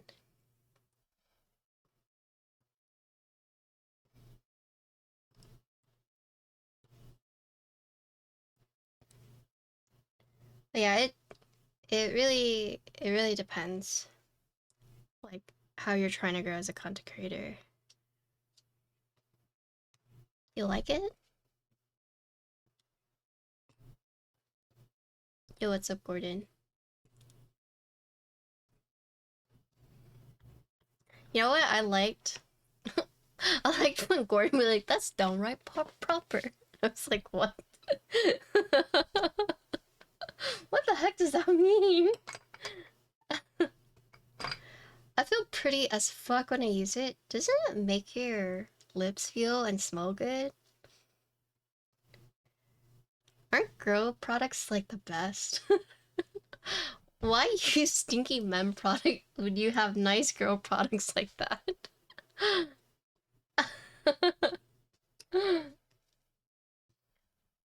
Yeah. I found Instagram and YouTube are excellent for general growth, yes. Twitch is awesome for core audience, yes. Because with Twitch, people get to know like the genuine you. Genuine, assuming you're not like a sociopath and can like do a personality on and off like that. But whatever persona you have on stream, people can get to know you that way. And it's for like hours, right? Instead of just like 10 minutes on a video. So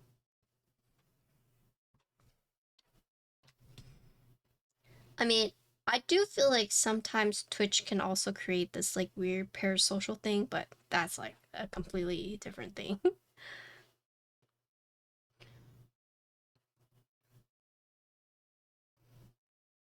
I mean, it's hard. Streaming is hard. Okay, wait. Streaming is hard if you're not used to it. But once you're used to it, like many things, then it's like the easiest thing you can do.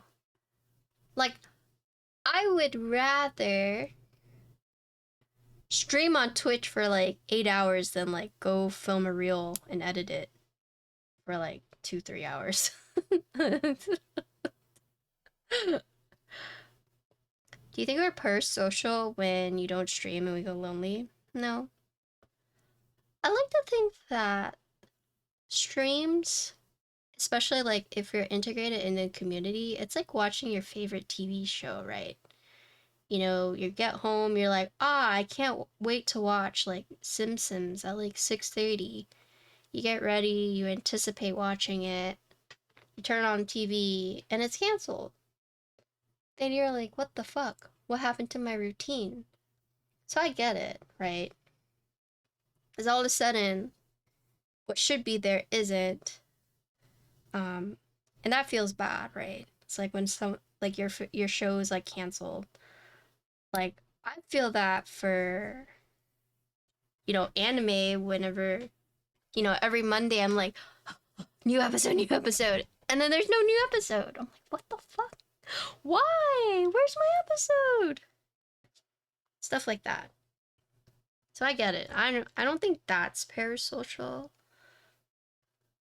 I think parasocial is more like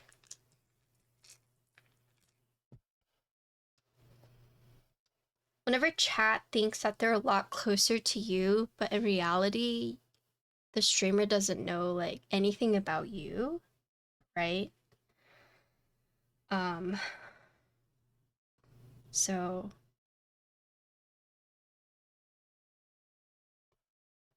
the streamer is my best friend.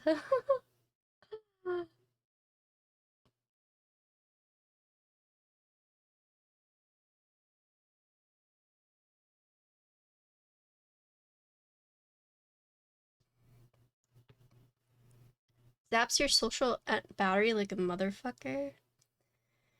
Streaming can, yeah. But at the same time, some people like thrive off of it too. Because like, say you don't get a lot of social interaction and streaming is like your only way to interact, that can feel pretty good, you know? You don't have to deal with like the people like physically there with you, but you can still talk to someone. And you know, people are social creatures, so you really like the aesthetics? Yeah, it's pretty nice. It's really fancy for a Neo board, I think. I started streaming when we had major lockdowns here, helped out, yeah, exactly.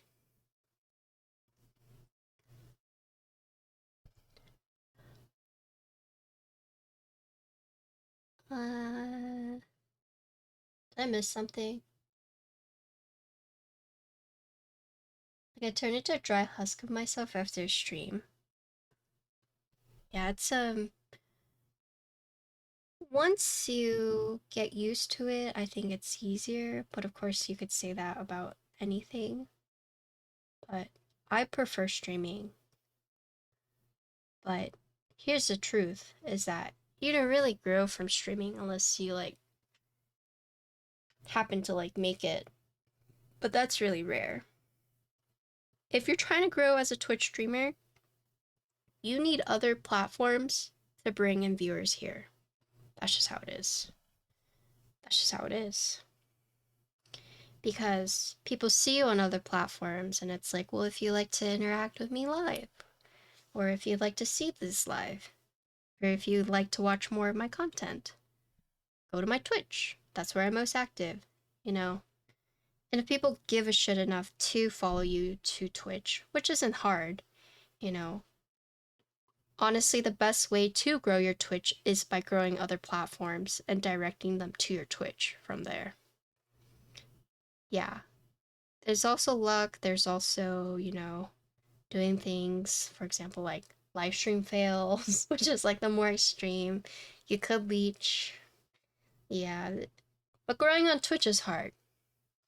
Because out of all the streamers out there, you gotta hope that that one person clicks on you and stays long enough to get to know you and make the decision to be like, yeah, I'm gonna stay here. You know, it's a lot. It's a lot of time to invest into a person, right? And like people could follow you or not follow you for like random stuff. So for example, you know, I could just be talking about, you know, me looking at Lily Allen's feet, which is just like a small snippet. But if someone comes in and they're like, God, that's fucking gross, they leave, right?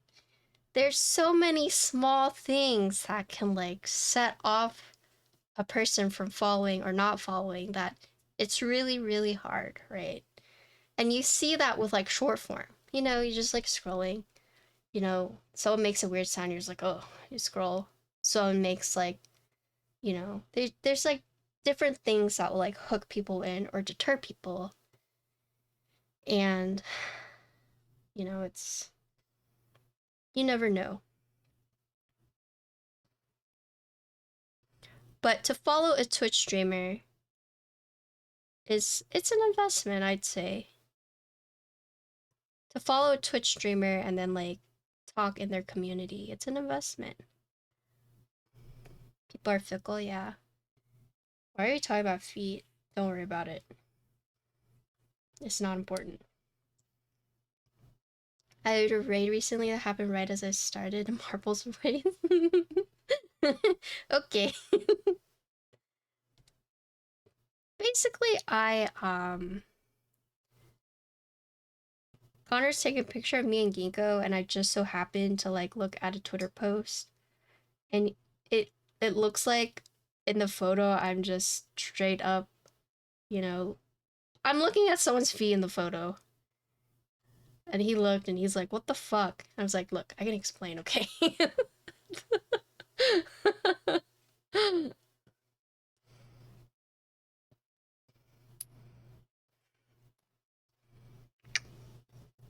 It's just like out of context, you know.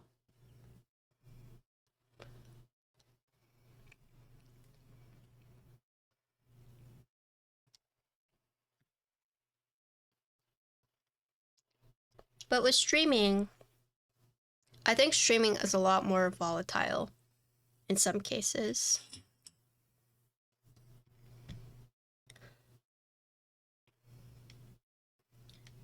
And as a person who is like, I'd say like a lower energy streamer, right? I'd say if you really want my personality, it's a stream that you have to watch a few times, right? Before you really are like, okay, yeah, I can stay here. Plus, it's hard, you know, because there are people who want to talk, but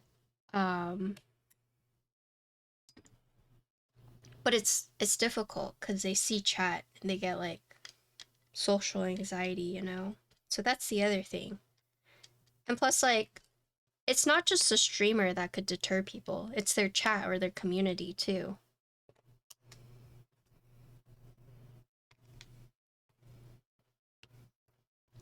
We are all ill. Hey, come on.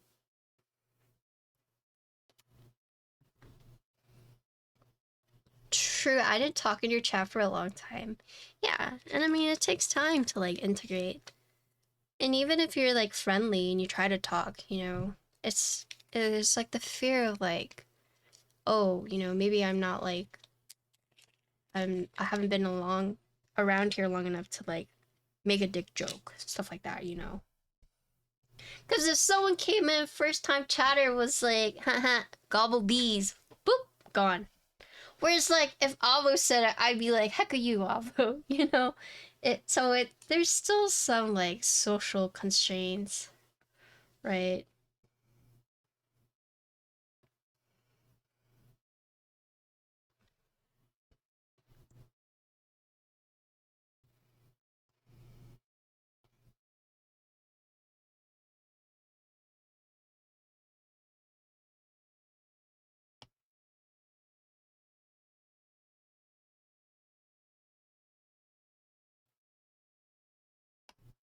My goodness.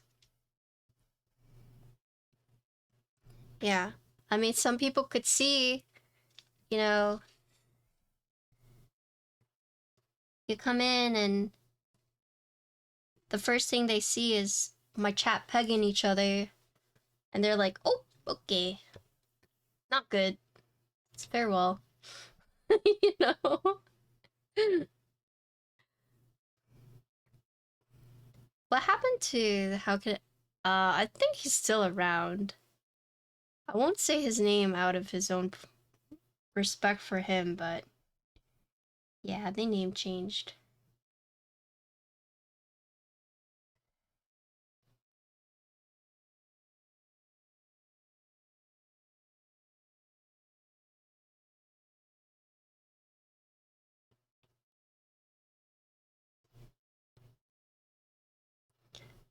I imagine if 95% of the chat is a VIP or mod too, might feel a little less welcoming.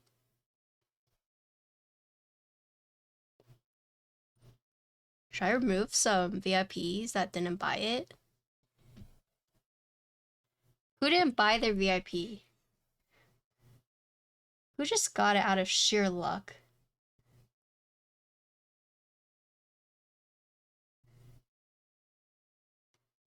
Okay, Potato can keep hers. She's a girly.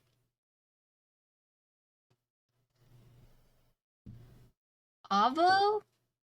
Did you buy your VIP? Are you sure about that? Eggy didn't buy? No, Eggy, you're fine. She's also girly. Eggy's also fine.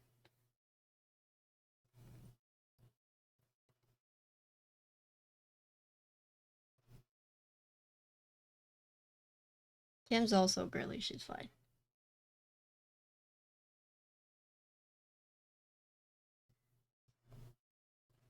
I offered services?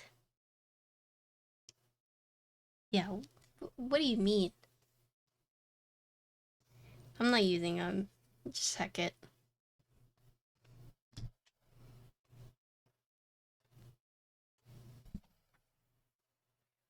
Oh yeah, Airnish did protect me, yeah. I had major food coma, Airnish did protect me, yeah, so he's fine. Well, was my food coma or was his food coma? I think he was food coma. I think I was just sleepy.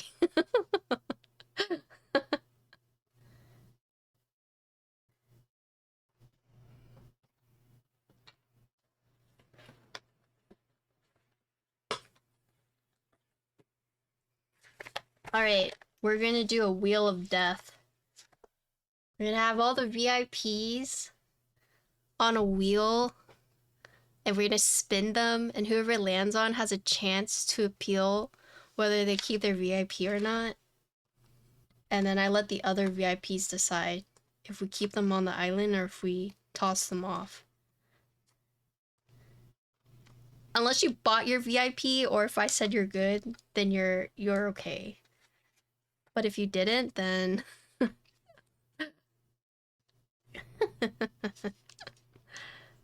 my good Oxy, you're the first on the chopping block. I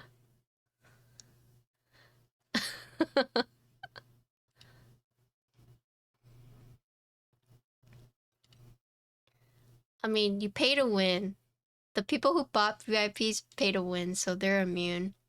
That'd be fucked if I just like, sorry, we're taking it away from you. Don't you think?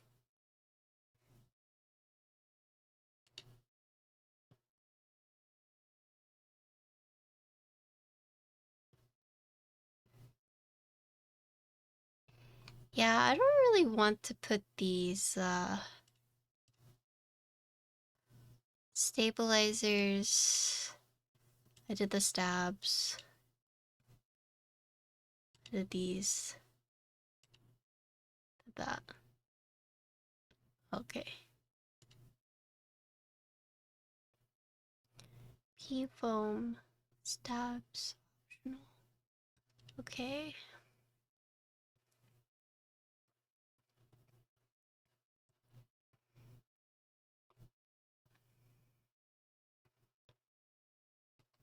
I guess there aren't standoffs for this. Okay. What happened? What happened? What did I miss?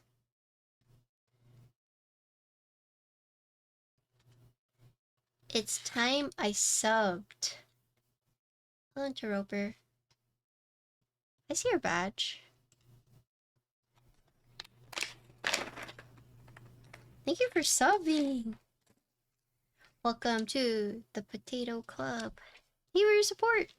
Enjoy your emails. Your first badge? Oh my gosh, yeah, you're a little soot spirit. So the badges here, they work, you grow in size. So if you're like a 62-monther, you're a big character. Yeah, I did it based on size. Yeah. No, they're not random. Yeah, that's why very first you start as a little soot spirit. I think, do I have my badges listed? Yeah, so you can tell how long someone's been subscribed based on the size of their character. So like, for example, you know, like No Face is bigger than you, cool, so you'd be like, I'm bigger than you, that means I've been sub longer. Right. Mochin is a little GG, which means, you know, 1.5. But, you know, yeah, GG the cat.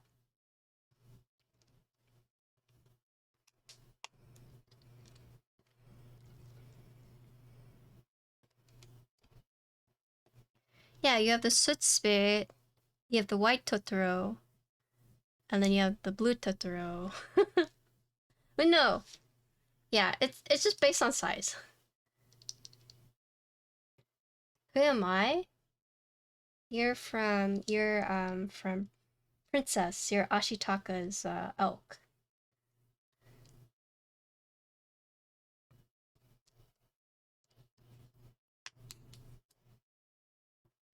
Yep, you're cool. Yep. So like Kim is Heen from uh House yeah, Howls.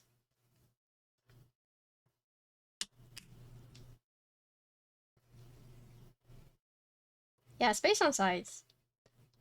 I've never told you guys that.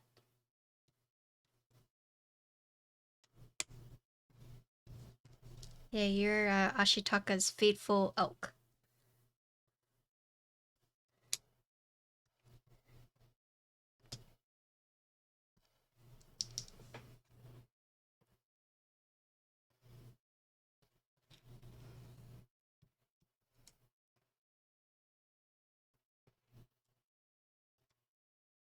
Who's the biggest one? I'm guessing it's a cat bus. This is we're doing PP plate first.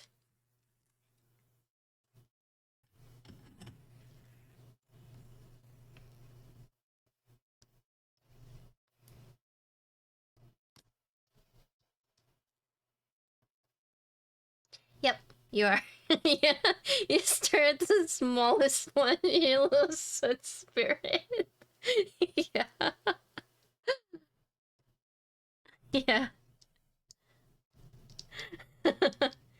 But don't worry, I think you get a new badge at like second month or something. Or third month. I think it might be increments, right?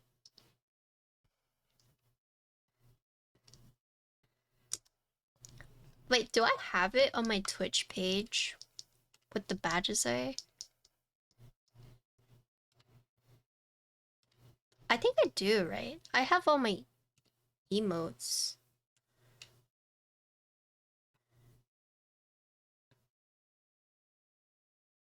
Oh, I don't. Oh, it doesn't show you the badges. Huh. Where do I find those again?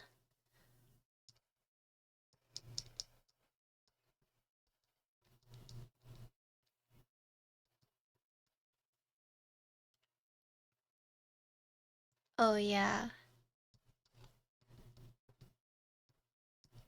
Oh, yeah, it's right there. Yeah. The thing that Oxy linked has on. Yeah.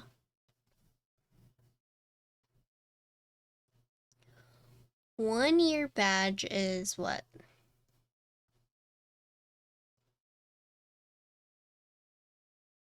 Oh, that's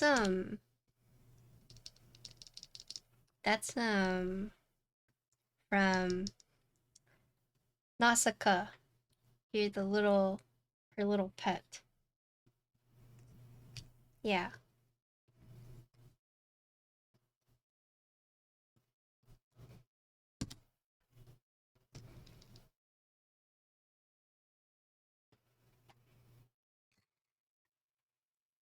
I've put a lot of thought into my badges. The artist that made them actually doesn't do art anymore. Unfortunate.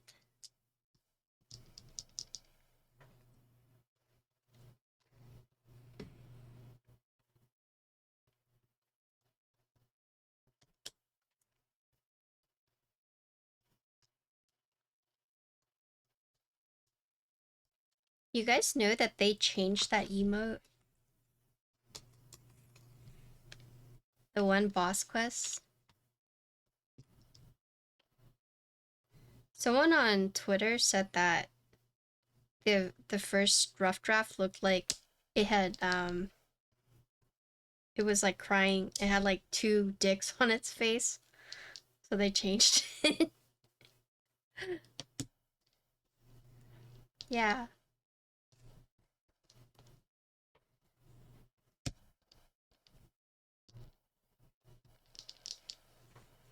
Yeah, so the first iteration of that, it looked like it had to, because what they did is they did like the tear swelling on each eye and then the stream of tears. So someone on Twitter was like, it looks like this is crying dicks. And then they changed it.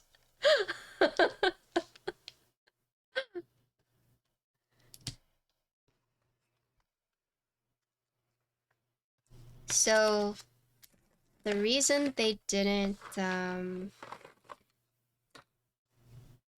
creative Bible thump is from Binding of Isaac, right? But Twitch never asked, and basically they didn't renew the contract or something. And instead of renewing, they just went with a new artist.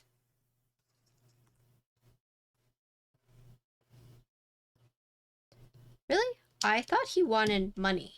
And then they were just like, let us just ask someone else and pay them.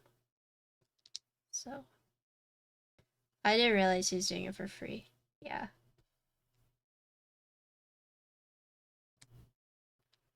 I mean, I think it's okay because they gave, yeah, I think it's okay because they gave someone else a chance to be recognized, you know? Yeah. I think it's okay that they replaced it. I'm not mad about it. Because they gave another artist an incredible chance to have, like, to make a global emote.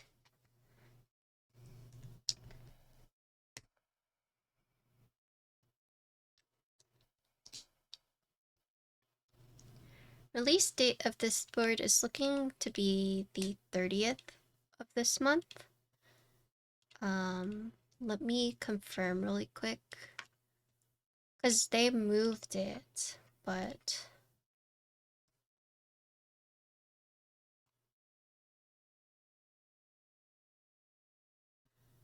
Neo75 CU will go on sale at 0000 AM, 000 AM, EDT, October 30th.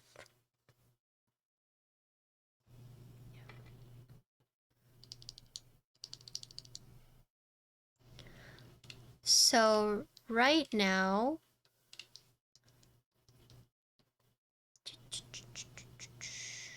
wait, is the Notion page live for you guys?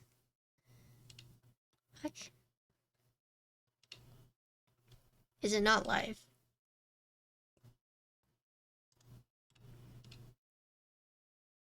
Oh, it is live. Yeah.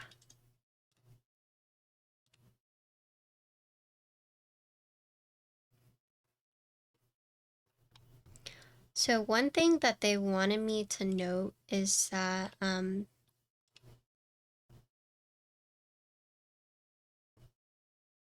the shipping compensation is now $10 instead of 14. Or is now 14 instead of 10. And then the sale date is also different, in case you guys see that.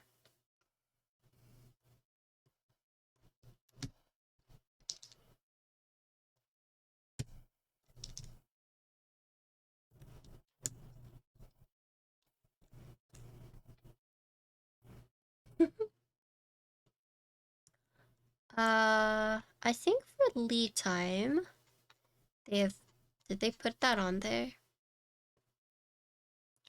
Sale time is October 30th. Orders will be logged every 7 days, group buy and recurring. Yeah, fulfilled after 4 weeks after the sale period.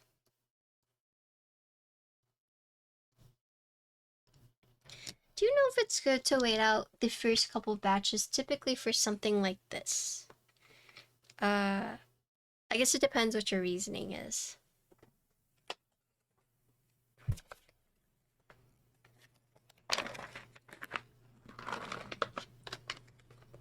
Are you waiting because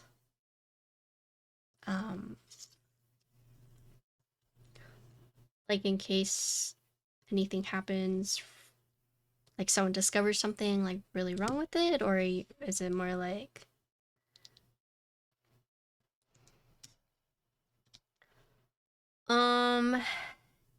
you can, right?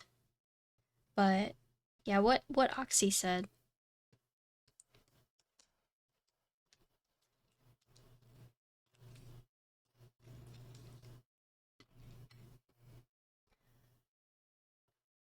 Has this already ran Chinese group buy?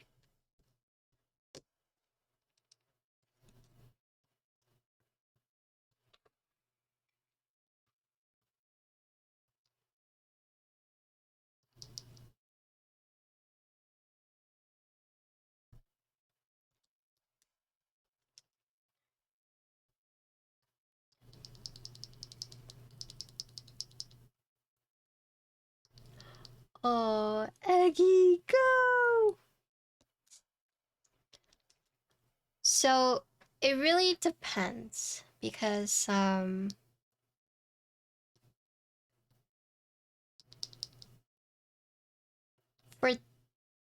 if there hasn't been a China group buy, I would say wait. But this one I don't know. It's safer because, you know, they run it in China first to like work out all the kinks and then they do the international. But they do a lot of like rolling releases. So yeah, what Valkyrie said is if later on they add like a different color, right? And that's like the one you want. But if this round you see like, oh, there's a color I like, right?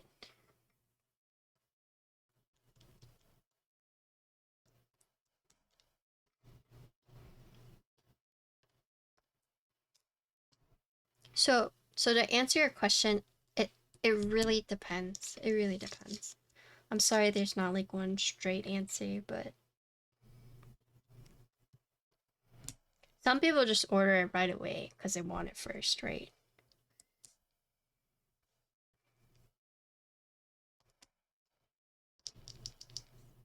But it looks like they said that it has already ran, so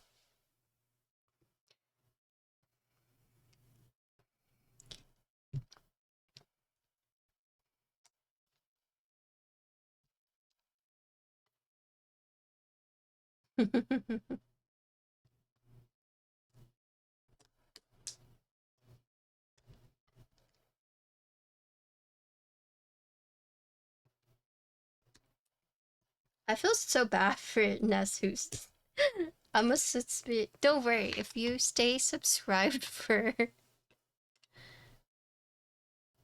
2 months, you're no longer a Soot Spirit. Yeah, typically they do offer discounts for the first batches, so.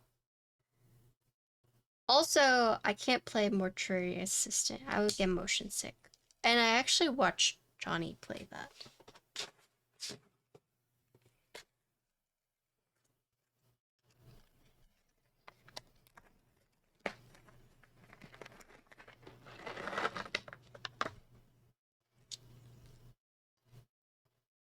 Was it the name one? Yeah, we're using Hojicha.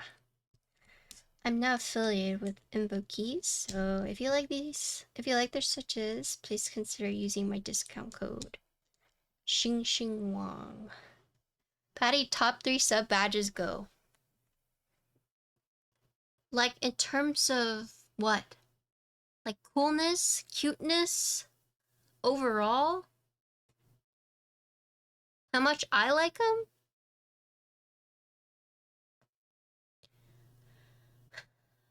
Okay, well, I like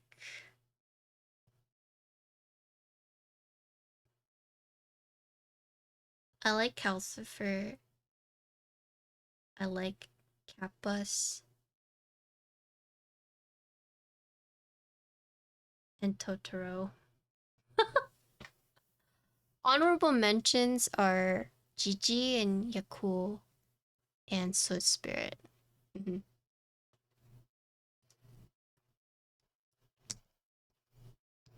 Dude, Kelsey Pat is freaking cursed.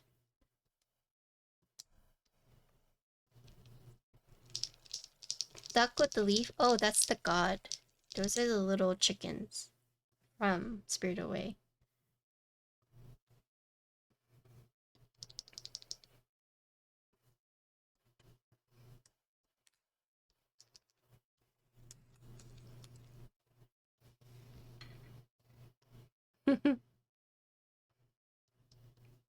Then Blueberry.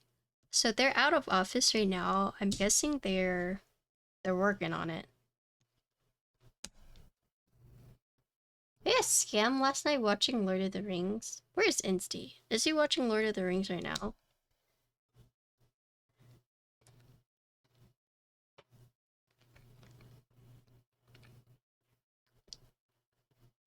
Tomo. Did you like the Tomo? Yes, it will. So there's this one. And it comes with this. The stabilizers they give you are clip-ins, so you don't need anything for that. I don't think I've built a Tomo.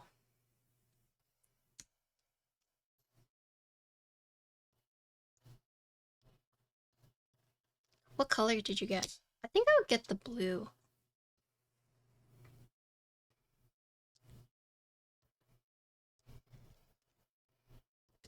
Oh, it's a blue. Nice. That's what I would get.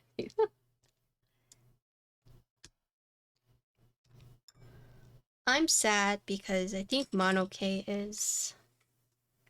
Okay, white on black. Okay. Pass. Yeah. It's honestly so sad. I don't know what happened to like all these vendors. What the hell?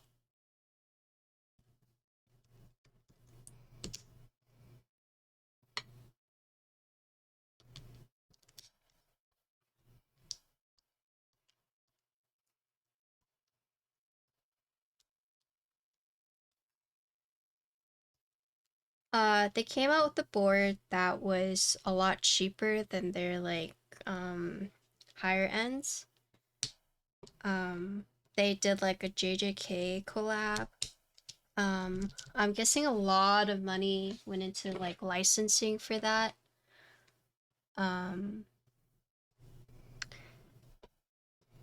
They tried to do like HHKB.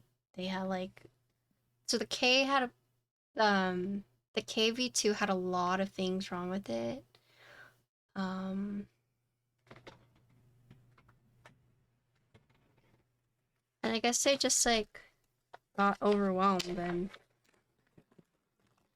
they stopped answering customer service emails. I think they basically try to do a lot of things at once.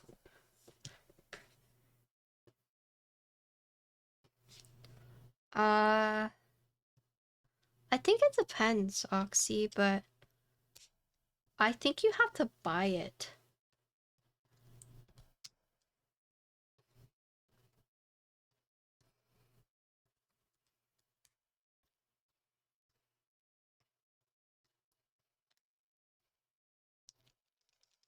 Like you have to pay for the license, right? Yeah, but I think it depends.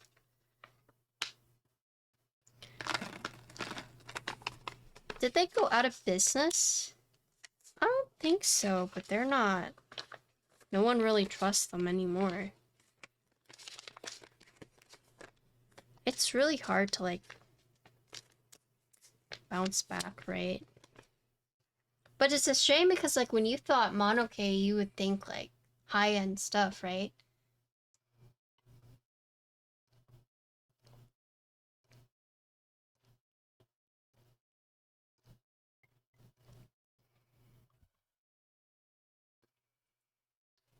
Yeah.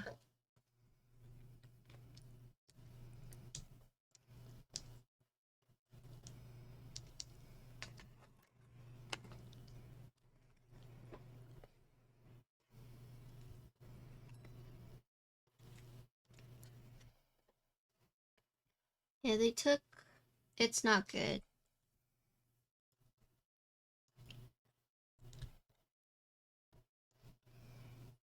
I'm gonna attempt these one last time. Or I forget.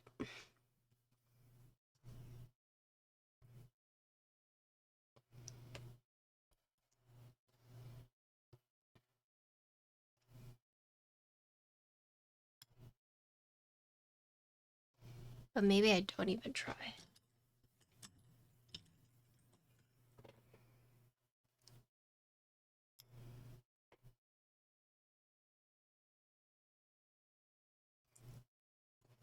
I don't know, I feel like Monoke was doing a lot.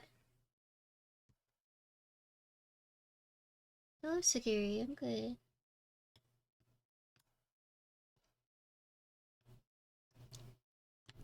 Have a good look. I think it's interesting. I think it's interesting that they're trying to like revive Key Cult.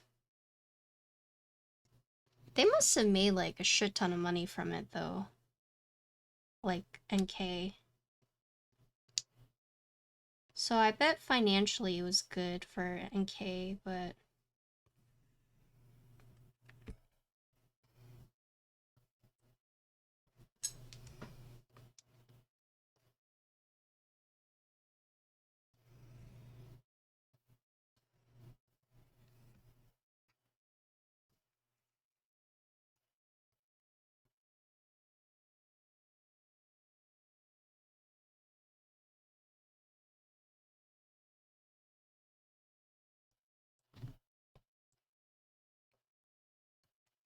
well, I think didn't they sell like half?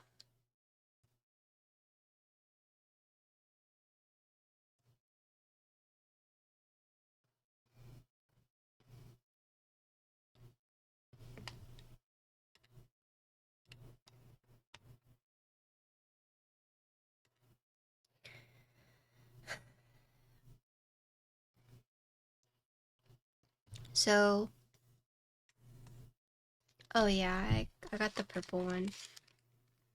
I'm not even gonna try these stab shims.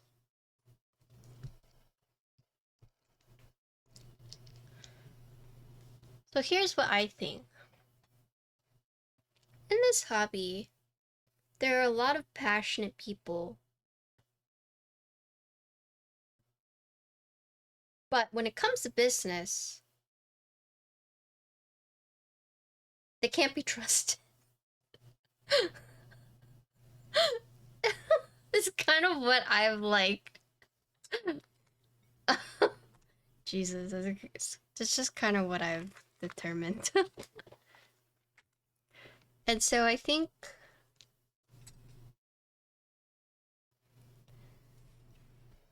it's probably really good for both people, right?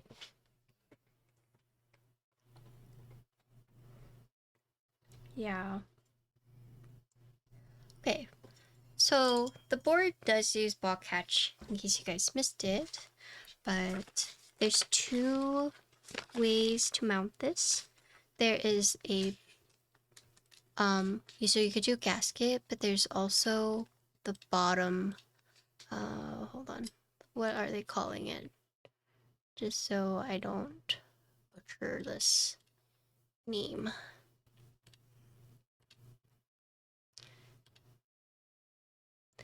They're calling it the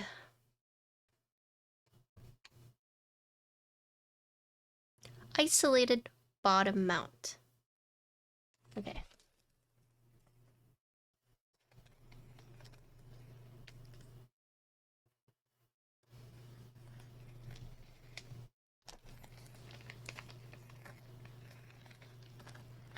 But that's what I'm saying, like, Keycult made quote-unquote good products, or at least the products were like hype enough for people to like place it on a pedestal, but their anodizer, their Cerakoter, or whatever, their customer service.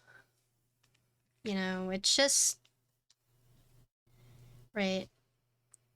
But here's the thing: is did Keycult reach out to them, or did NK reach out to Keycult? Right.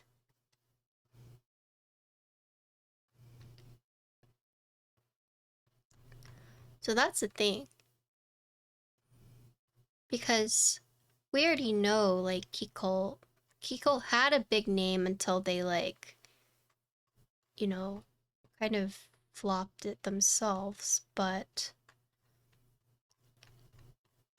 like, we could hypothesize that, you know, NK decided to use that Keycult name to be like, it's Keycult boards, but not their customer service. And in that case, you know, then people be like, oh, we don't have to deal with Keycult customer service, sign me up. We still get a Keycult. Because, like, it's still, the name still has value in that sense, right?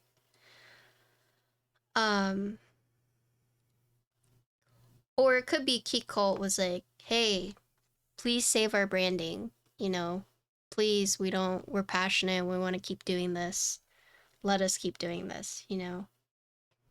So it's hard, I don't know who did it. Yeah. Okay, so let's look at these gaskets. These are really weird. So the top and the bottom are different. Here you can see where it slides in.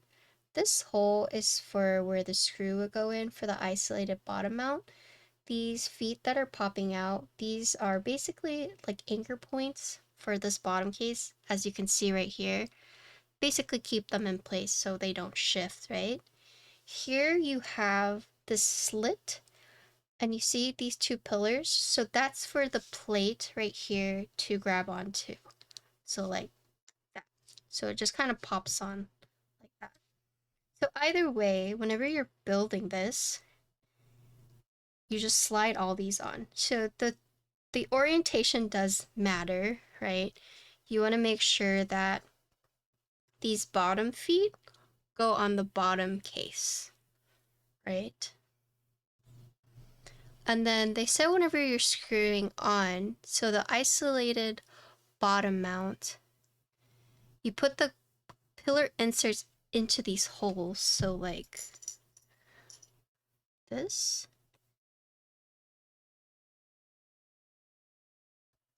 Okay, cool. So I'll show you guys. So this is the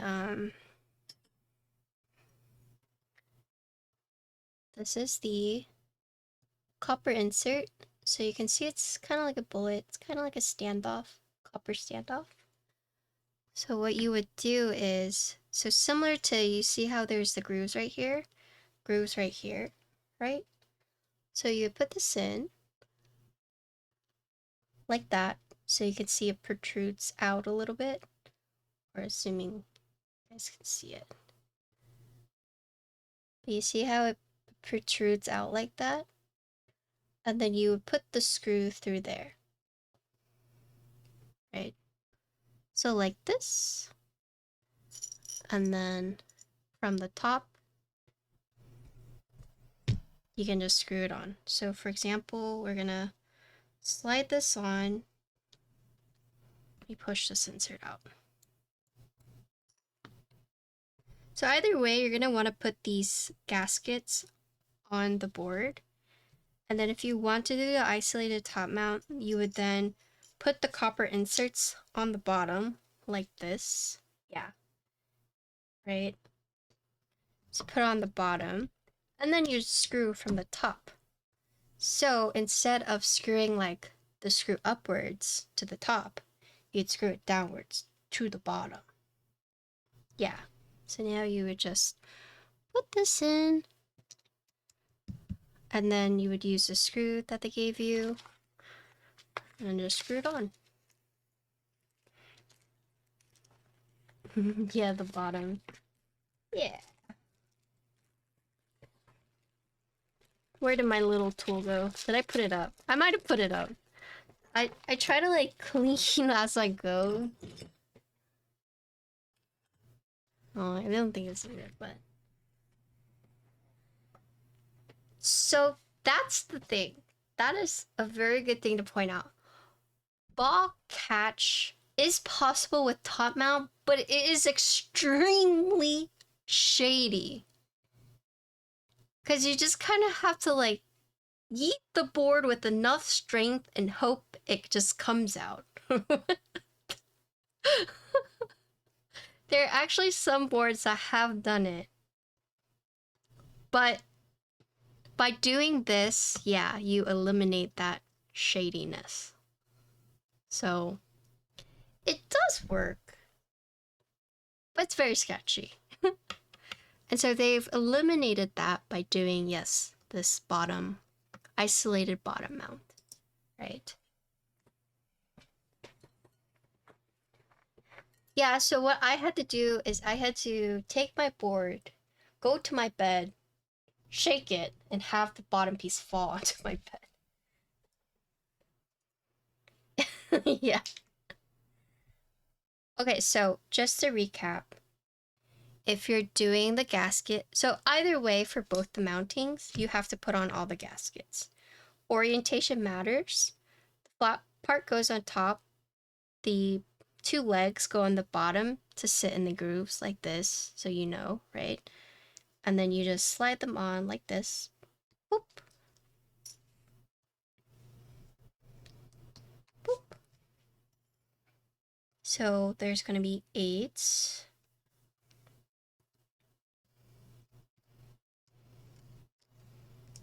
Boop.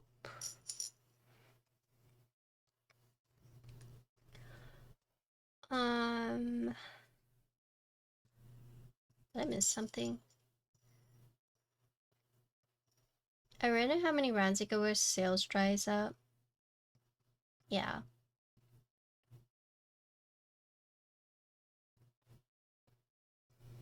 I don't know. I think Novel Keys has a good enough name that it could probably go for a good bit, I'd say. So. Interroper.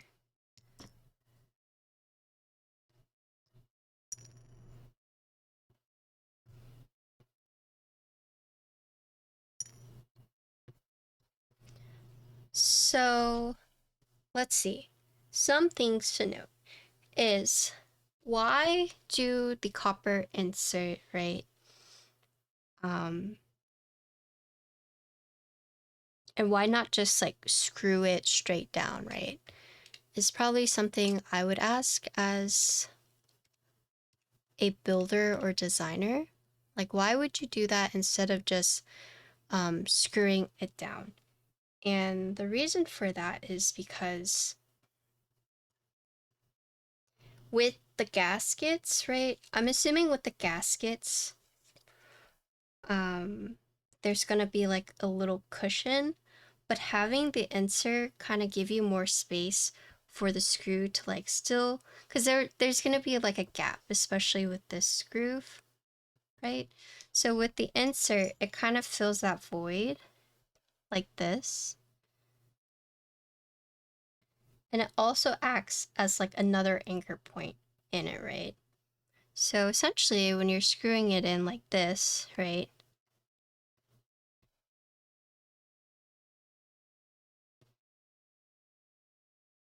So this is what it would look like with the gasket, right? And then this piece would be right here. And the reason for that, I'm guessing, is because of the space you have in between the bottom piece and the plate. Because when you screw it on the top piece, right, the plate touches the top piece, right? And so you could just screw that flush.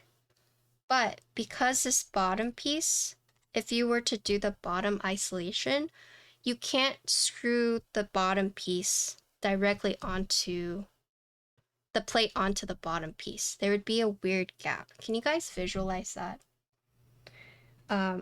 So let me show you. for people who are like, why do we need the copper inserts, right? Because check this out. Because there's enough gap in the, right? There's enough gap right here. Okay, so sorry. There's no gap when you screw it on right here, okay? In the top mount. You have a lot of space in the top piece. So you don't need to add the insert. However, screwing it into the bottom piece is a different story, right? Because you would do this, but you see, the board can't go completely flat, right? If you were to screw it on like that, you see how the plate would bend? So that's why you have the insert to act as like a buffer. So you can like have the little insert like prop it up, but still screw onto the bottom piece. In case you guys are wondering, why did they add the copper insert?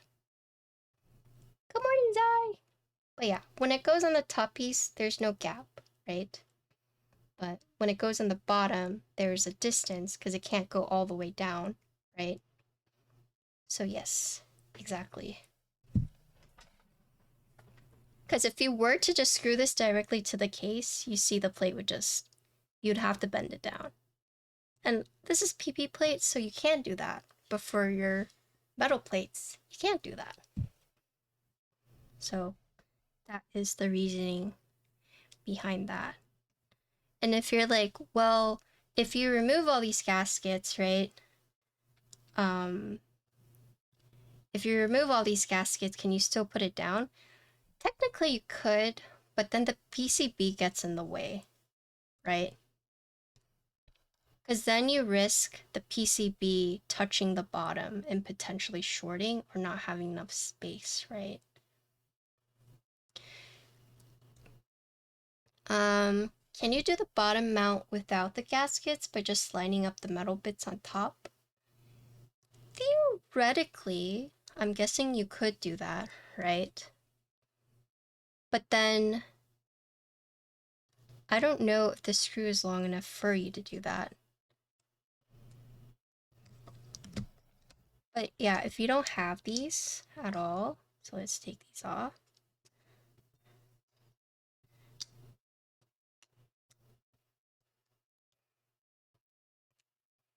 Let's take these off. Yeah, so even without the gaskets, look. Because if you thought, oh, the gaskets give it that extra thing. Even if you don't have the gaskets, none of the gaskets on, the PCB blocks it. So see, no gaskets, still the block, still the gap. So top mount works because there's no PCB in the way to screw it onto the top, but bottom doesn't work because you have the PCB and there's not enough clearance. I guess technically you could just like put the inserts in, right?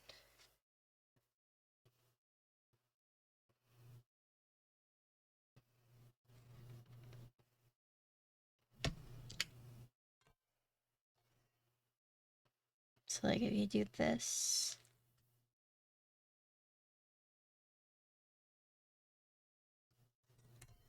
I think you wouldn't do this though because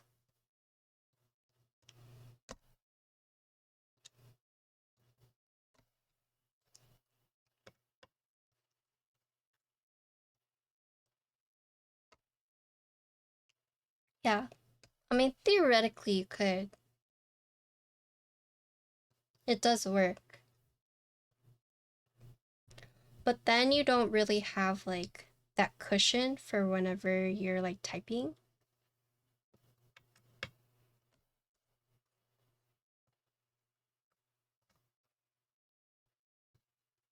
And if you were to do it with like a metal to metal, right? You could be getting that harsh feedback, right?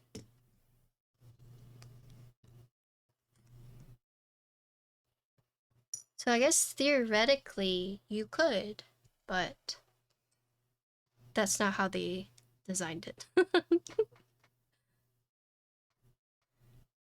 Maybe in this case it would sound pingy.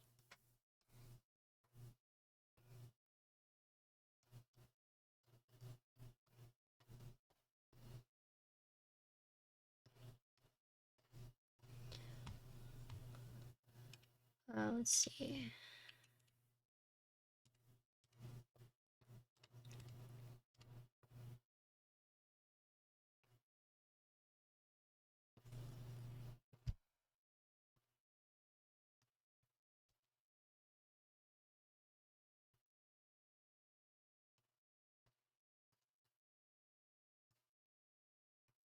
I mean, there's never really a need to do it. Like, if it's not broke, right?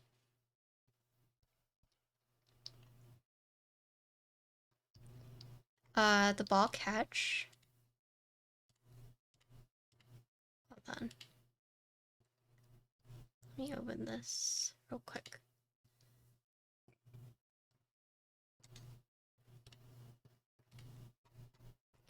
They wanted me to talk about something.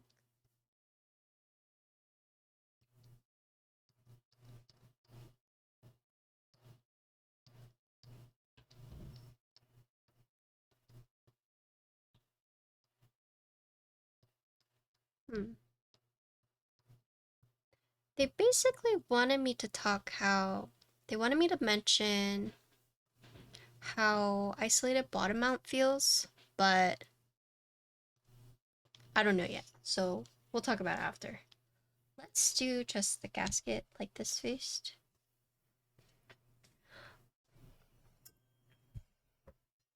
Let's see how it goes.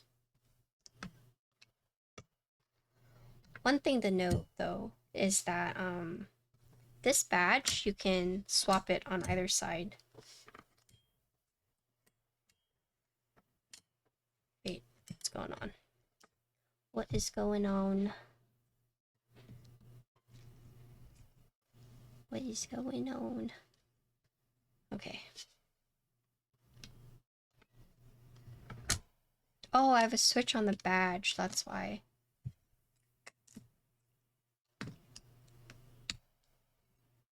That's why. You have a switch on the badge? Yeah. Yeah.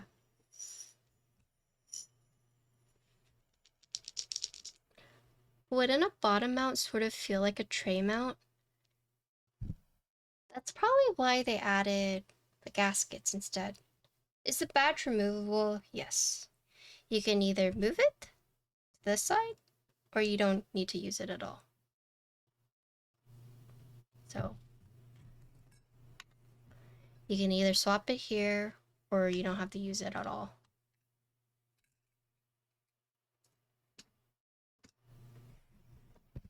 Okay, switches. I mean, keycaps.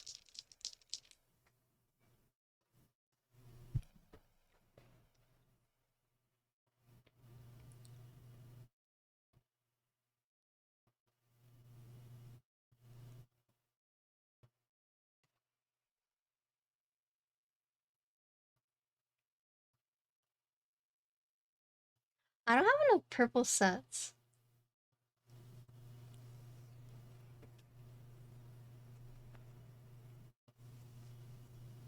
Do you guys want GMK or...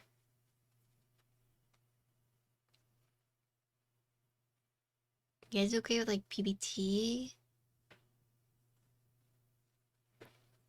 You think? Well, let me test this while we think.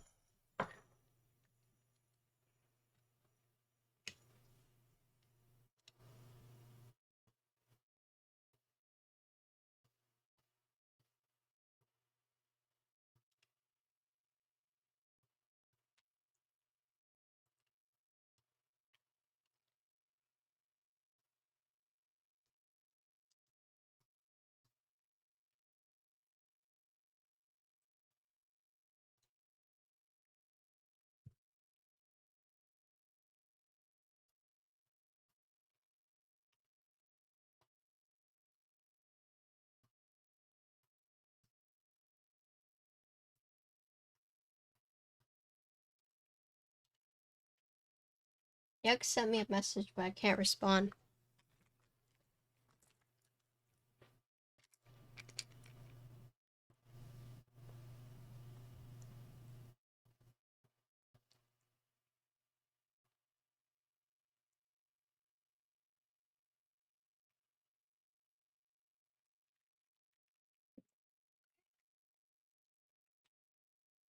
The purple's too good, yeah.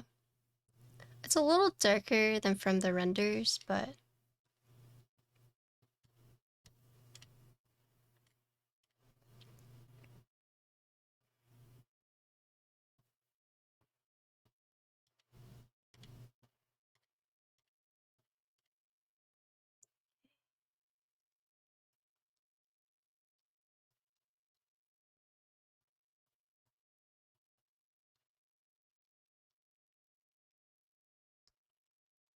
I know people tell me I have like too many keycap sets, but I'm like, bruh.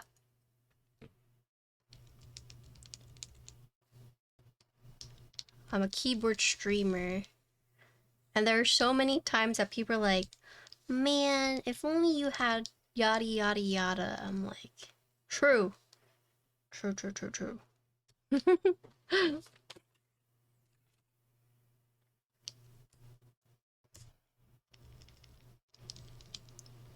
I'd say it's more like a plum. A dark plum.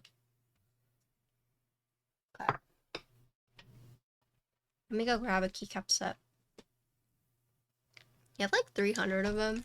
I know, but I think Fior would look nice, but I have to take it from a board. Hold on. Okay, hear me out. Caro. Hear me out.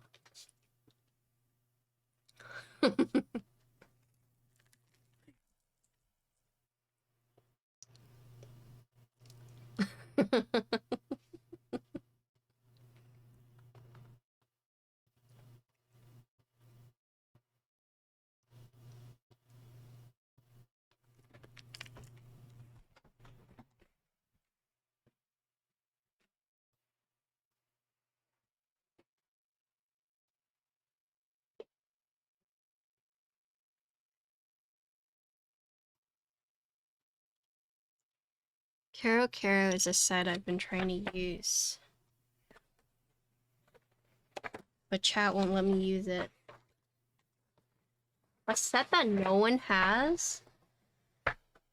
What are my flex sets? Oh! GMK Hero is my flex set. Or Ursa. I'm gonna use Bingsu. What do you guys think?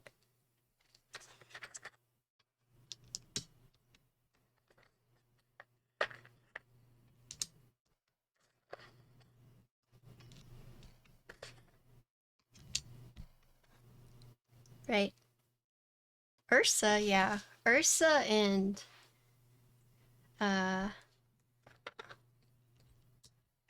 Hero.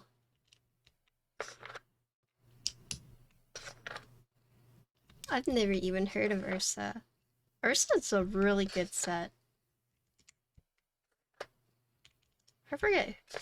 There's one person who used to come here a lot, doesn't really show up very often anymore. Like just like cold turkey messaged me, was like, are you still selling Ursa? Would you be down? I'm like, what the?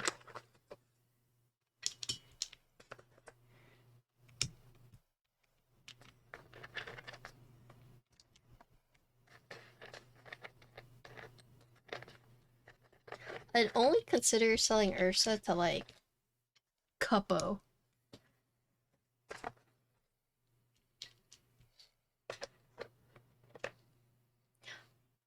Oh. Ooh. Okay, that's not quite. Damn.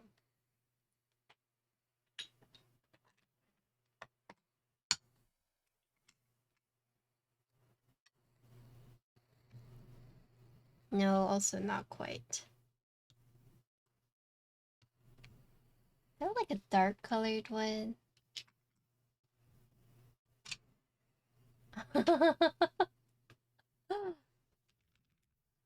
I like how some people are doing reruns of old colorways.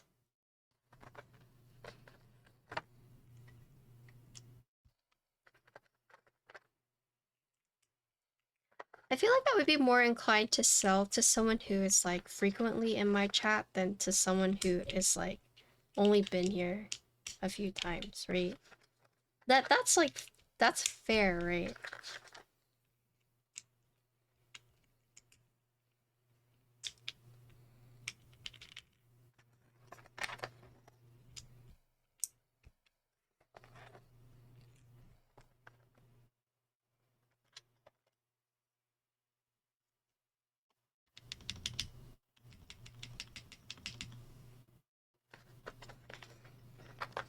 Oh, they are cute, right?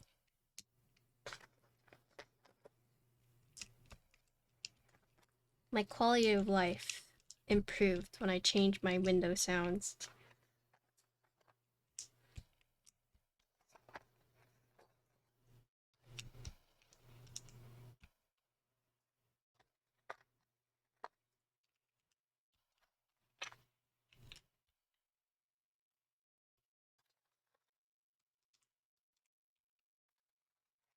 Oh, the Kirby ones? Yeah, let me know.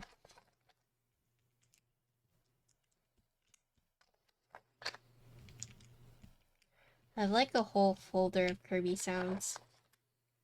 Hello, Michael. How are you doing?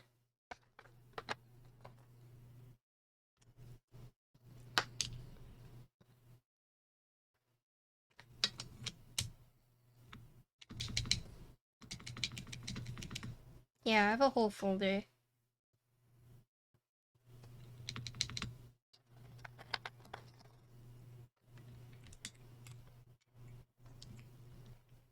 Yeah, you can change it to anything you'd like. Oh yes. Your Uber driver. Was that today? The traffic? What the heck? You made that poor guy drive through traffic? It's okay. There's also traffic here. But for a bad reason. Yes, this is Bingsu. Hello to Savage. What's up?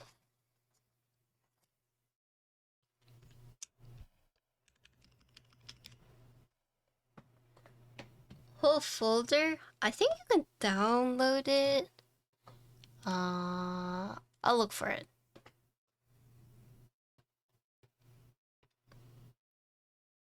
You like Bingsu? Thanks. Michael, you got any rare GMK sets?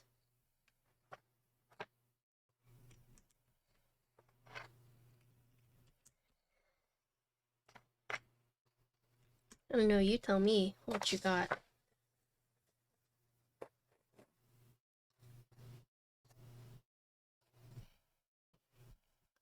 Okay, is Oxy here?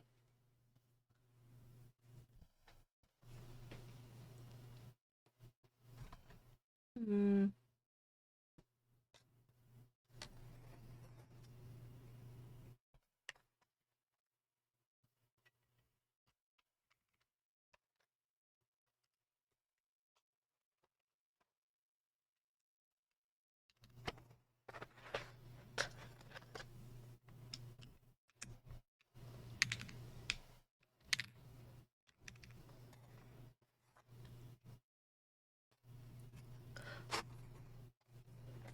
Okay, if Oxy is not here, then I'm just gonna use a non-matching color artisan.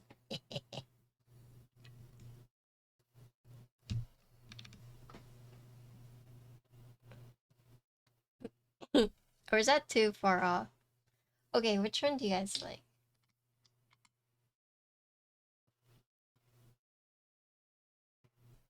I don't really have that shade of like Bingsu.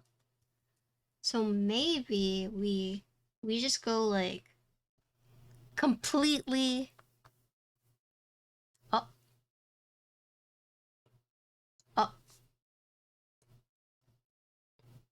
Uh-oh.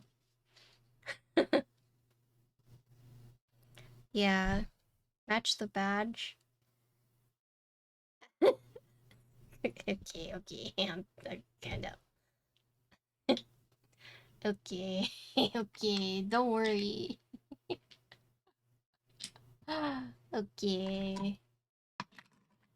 How about, like... Good night, Ducky.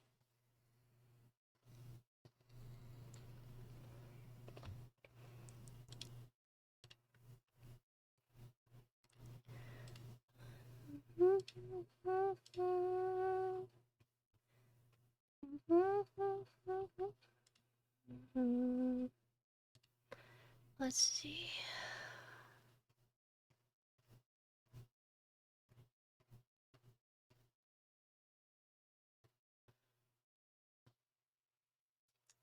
Do you know if the badge will match the bottom accent or will they all be the same? That is a good question. I'm assuming they are going to match your bottom piece. And it looks like, yes, it will match your bottom piece. If you look in the Notion page, if you scroll down, it'll show you like comparison of copper and brass bottoms. And you can see that there's like the two little squares. So depending on the bottom piece, you'll get the matching one, right? So if you got the brass, you'll get the brass badge.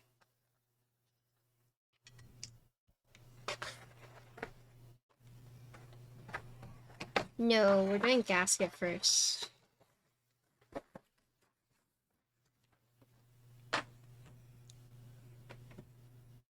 I just like there's a silver nipple on the badge. It's kind of like a ripple, right? And you can see that it follows the design motif right here too. Yeah. And yes, you can remove it or you can put it on this side.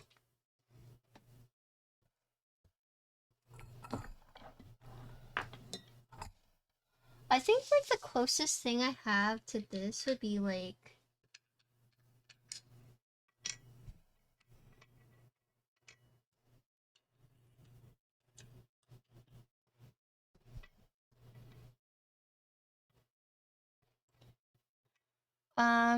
so it's heavy from the internal battery weights, I'd say.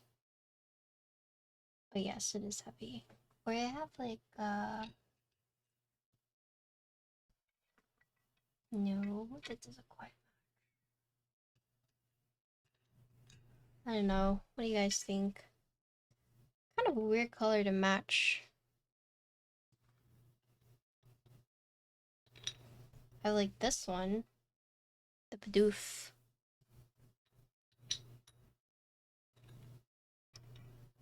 How is this 190 with all copper? What is this magic? Yeah. That is one thing they wanted us to point out is that they were able to do this. Most of the time, if it's like an all copper bottom, it's going to be like $300 plus.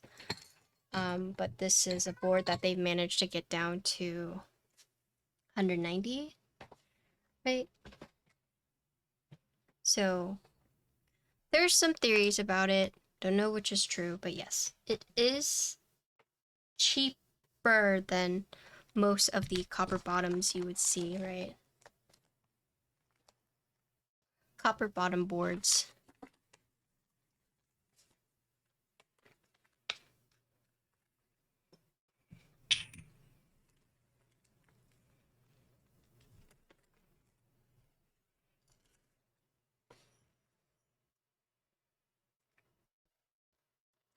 Yeah, that's what I was kind of suggesting is maybe the composition of the copper, right? But I'm not sure. I can't analyze the copper and tell you guys. Okay, but let's do a quick sound test. So this is gonna be EP plates. Gasket mounted.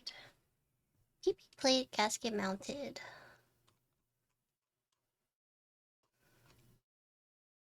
Okay.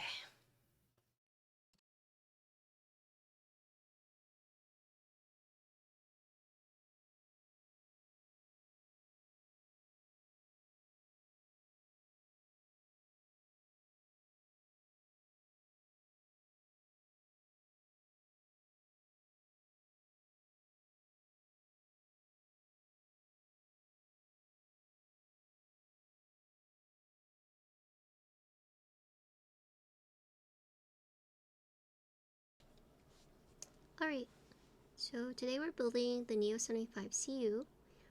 We're using a PP plate. This one is gasket mounted, and these are Hojicha switches. They are tactile.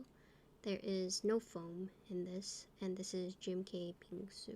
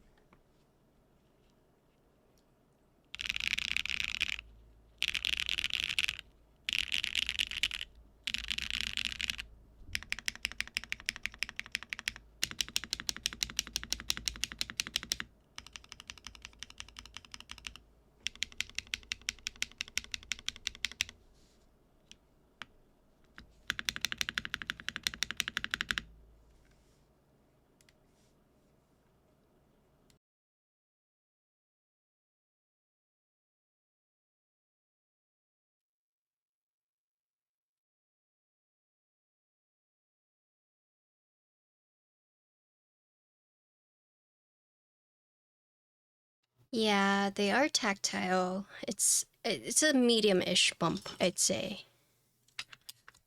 Also, something I think. Oh, that might be why. That might be why. Let's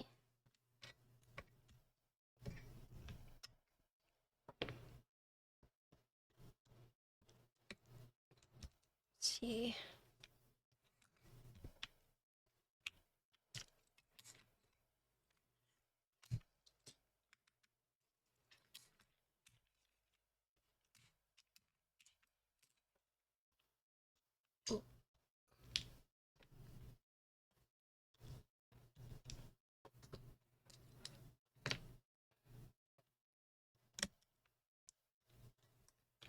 These are a long pulse switch, yes.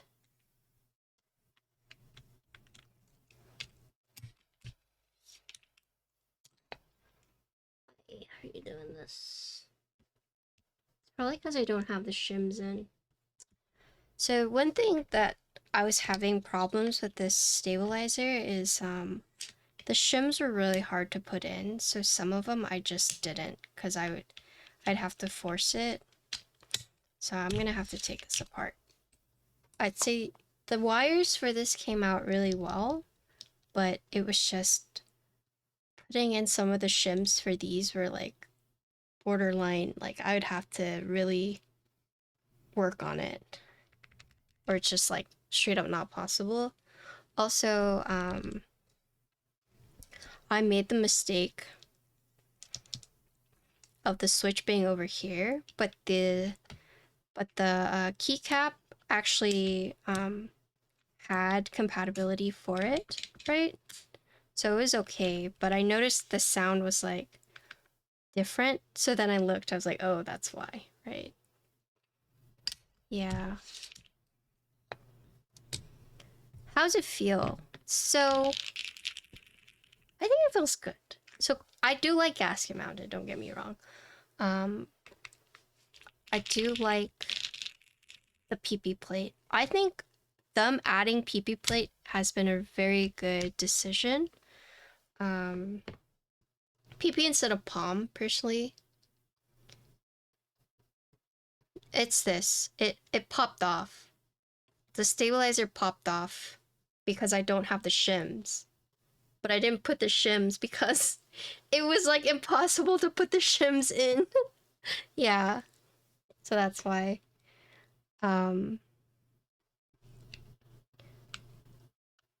I think,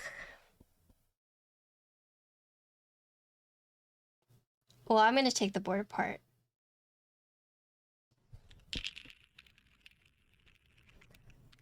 This board is not flexy.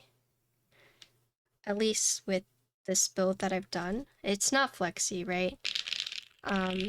It's pretty, I don't want to say stiff because it's not stiff, but there's no bounce, right? It's not quite harsh feedbacks because of the gasket mounted, but yeah, it's just not a very flexy board. Let's see, what is the best way to do this? Okay, that's how we should. Let me fix this. Yep. But like, look at this.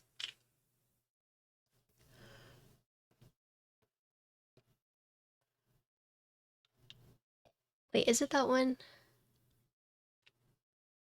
Yeah, it's just it's hard. It was just very difficult to put the shims in.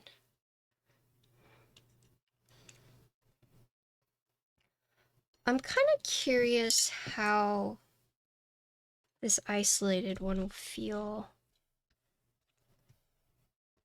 So it's not stiff, but it's definitely like a firm typing experience. Does that make sense?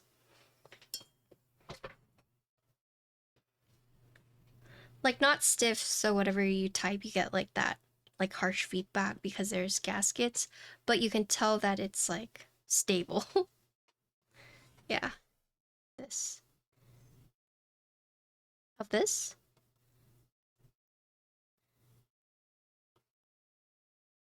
So the reason it's so expensive or so heavy, you got these 4 weights, but then you also have 2 internal weights for the battery covers or the battery cavities,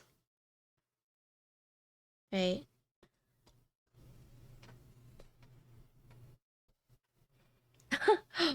Oxy's going on his conspiracy theory. I think, well, I have thoughts, but I don't know if it's true.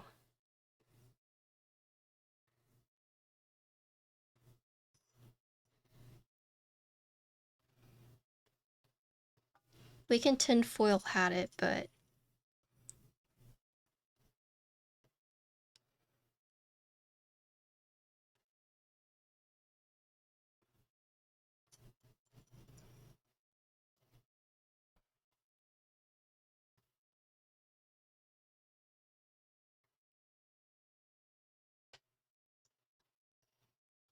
lick test it. Not me. I'm not doing it. I'm not licking anything. You want a lick test? You get Frank, Tim, or who else? Who else licks keyboards? Gym leader Nathan.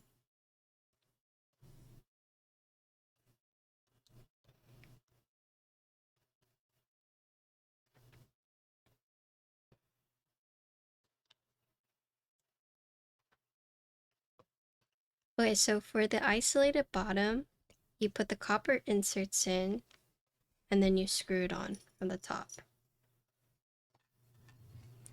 Raz! Oh my gosh! I hope you had a good birthday! Hello! Thank you for the tier 3! How are you doing? Also, the copper inserts acts as a stopping point, so you know when to stop screwing it so you don't overscrew. No one likes to overscrew, right? Yeah, happy belated. Hope you had a good one.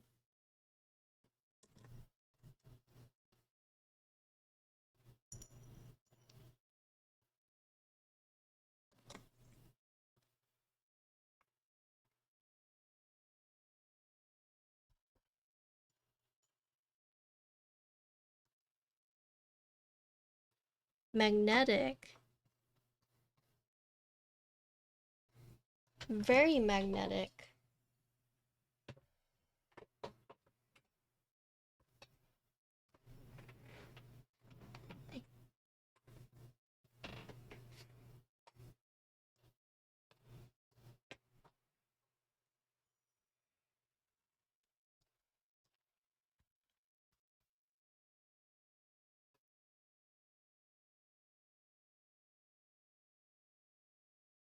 It's not very magnetic.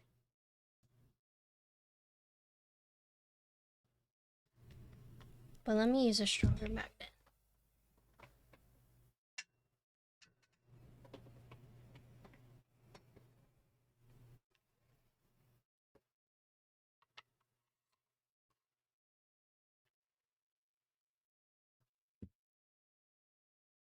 I'd have to test it with my other board.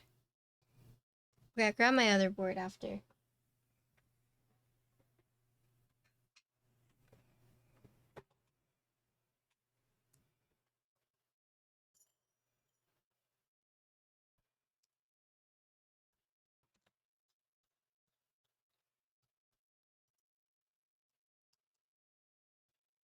Well,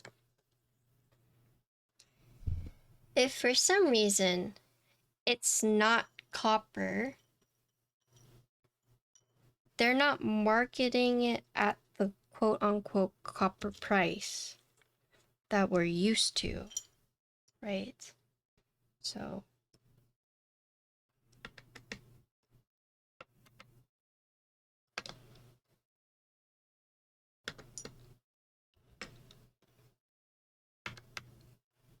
I mean, I don't know. I don't know enough about, was it metallurgy? However you say it.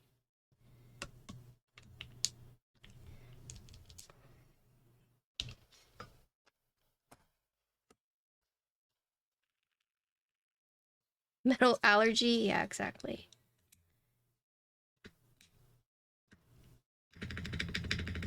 Oh yeah, that's much better.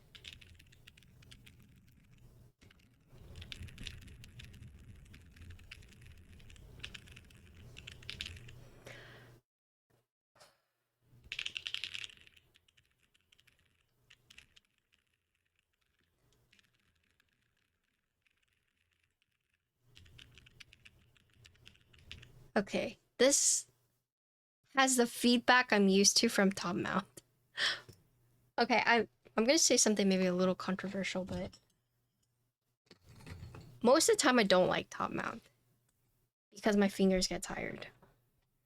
I think top mount sounds really good, but whenever it comes to like typing on top mount, I'd rather type on something else, right? I think it sounds really good, but when it comes to like typing, it's just like it's not very comfy to me personally. So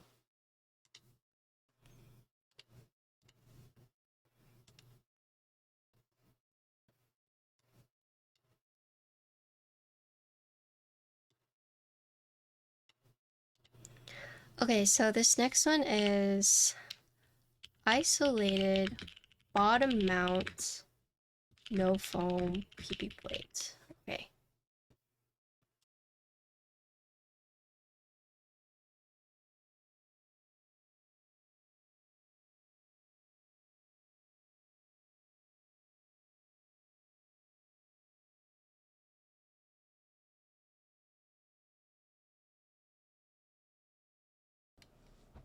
Okay. So Neo75 CU, isolated bottom mount, no foam, PP plate, Hojicha switches, GMK Bingsu.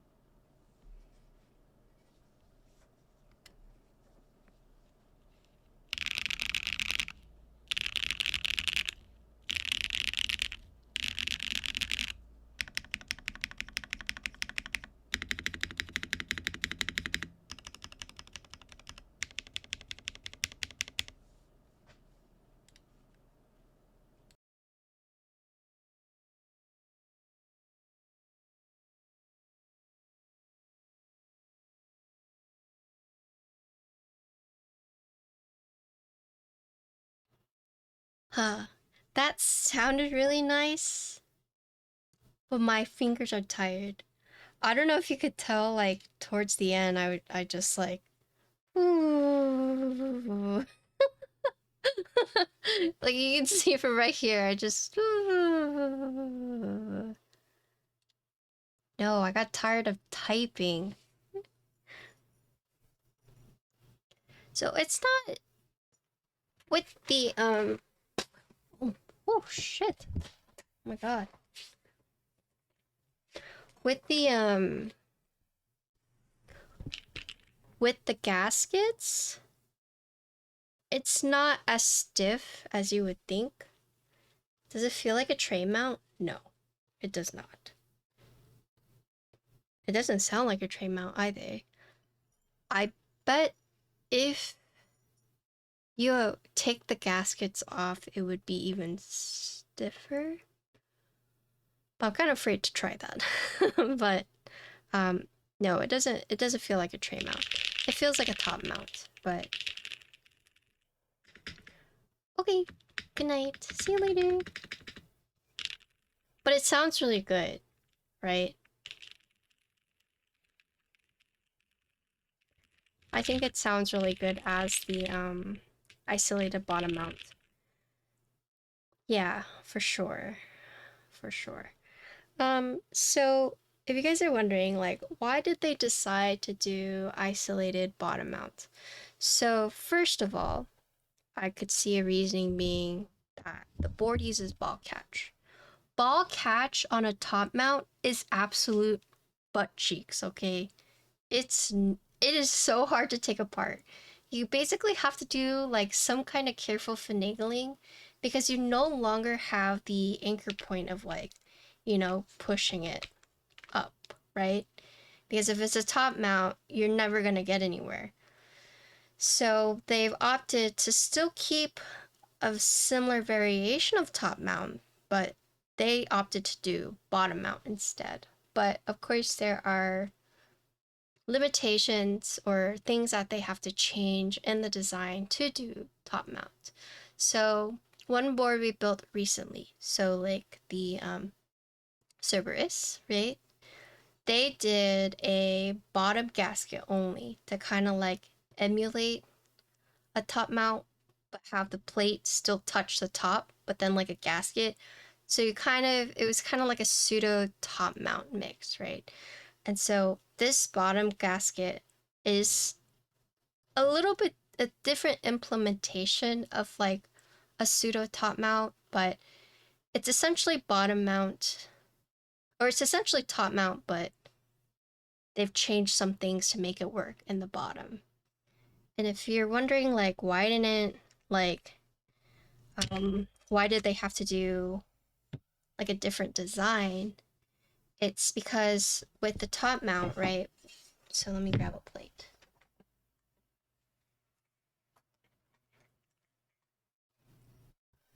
And a potato. So when you have the top mount, right? Oh god, this is not right. Is it this way?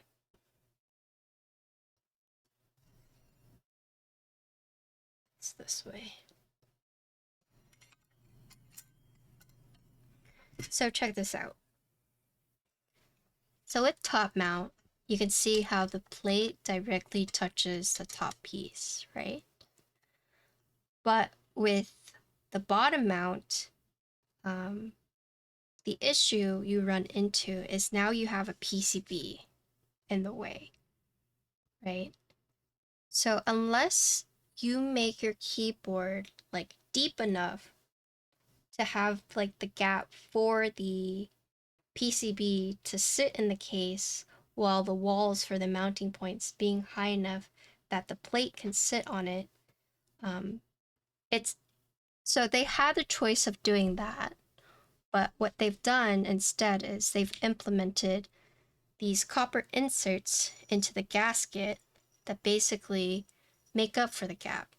Because if you look at the case, right, you can see there's a gap between the plate and the actual like bottom piece, right? and that's because the PCB is blocking it. If you were to actually screw the plate onto the bottom piece like a traditional top mount, there wouldn't be enough space, or if you're using a softer plate, the tabs would then bend. So a smart way that they've decided to implement this is by using these gaskets, and then also adding these copper inserts at the bottom that act as like an anchor point. And so when you screw the screw into the insert, it acts as a stopping point, right? Because it won't let you screw any further, right? So I'm guessing this is also a safety precaution, because someone might just like keep screwing until they can't screw anymore. But if they were to do that without something to stop it, someone could essentially screw the tab like all the way to the bottom and potentially break it, right? So by adding the copper insert, you now have a buffer of knowing when to stop screwing, and also to accompany and make up for like the gap you see right here. So pretty smart way to implement it. And they made it so Neo loves doing this thing where you can have like multiple mountings.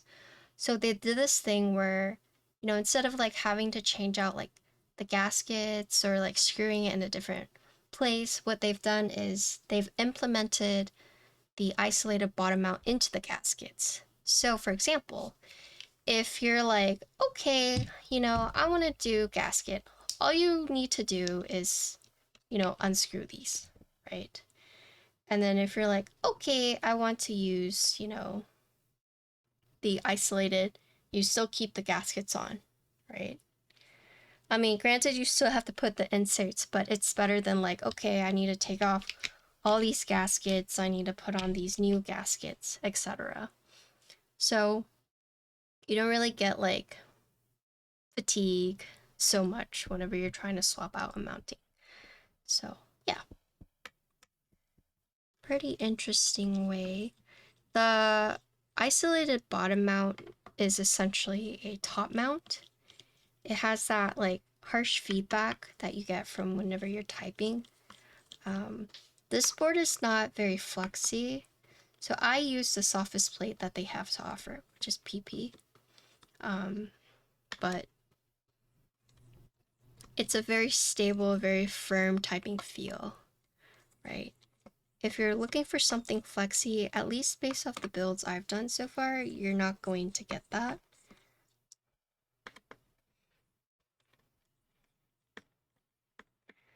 So now watch.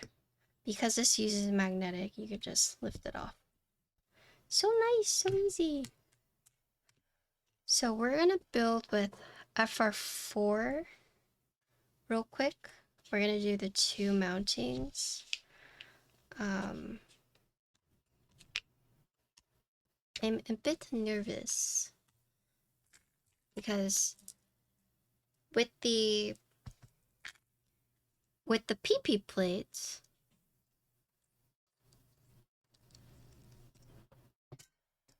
it's supposed to be like quote unquote this like the softest plate, softest typing feel, right? And now we're about to swap to a harder plate, so kind of scared.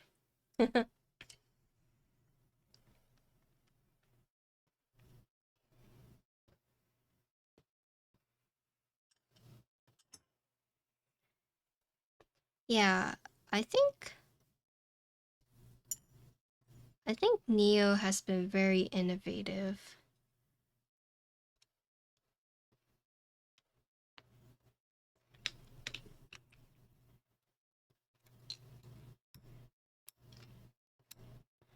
So one thing to note about these copper inserts is that earlier I mentioned they were like a standoff, but not really. I mean, yes, they're like half standoff, because the screw doesn't actually thread into this insert. Like, it's a bit loose, right? So this standoff's main function is basically making so that you don't screw it all the way down and potentially break off the gasket off of your, or the tabs off of your plate. So if you were to basically put the board in sunlight, they would be like little sparkly. It's really pretty. Yeah.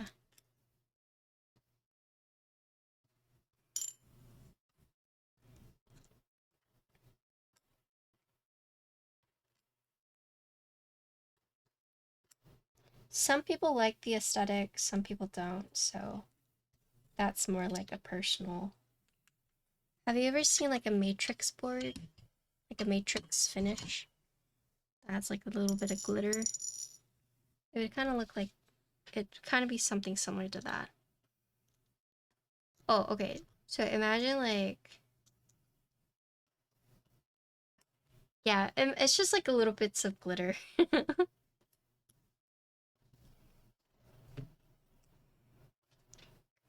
So one thing to note is that while you have the screws in here, you can't take it off, right? So this prevents it.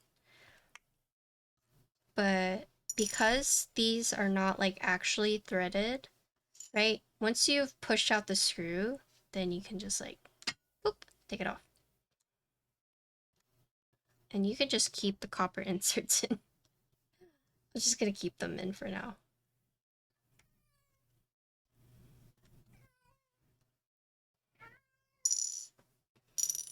There he goes.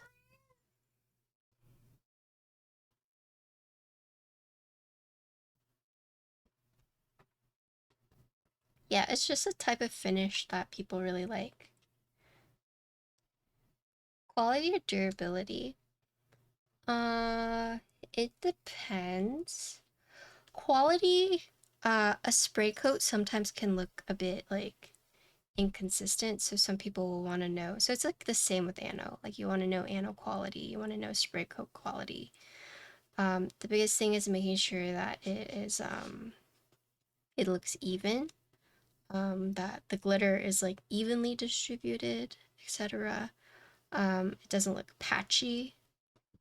In terms of durability, I'd say ano, right? But this is um durability in the sense of like if you were to rub it, I think ano would last longer, but maybe there's something I don't know. But I would say for the most part, when people are picking, um,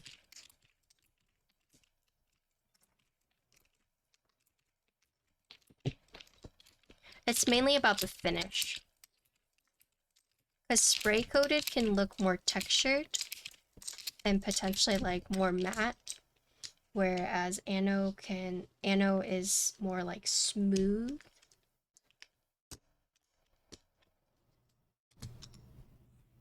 Yeah.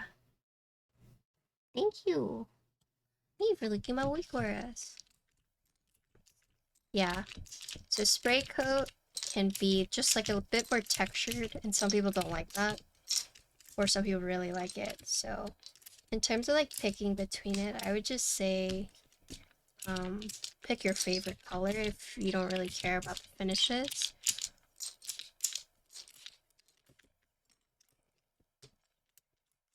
Ano's a tad more durable. Yeah, okay. Yep. So I was saying, like, you can like rub ano, but like with a coat, it's a coat, so you might just like rub it off if you try hard enough. But don't do that, right? Yeah. Scar is actually coming to Austin. He asked me if I wanted to go eat food or do a joint stream together, and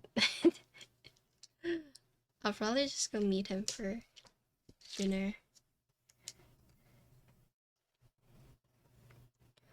I have not. I need to. but I heard it's I heard not so good things about it.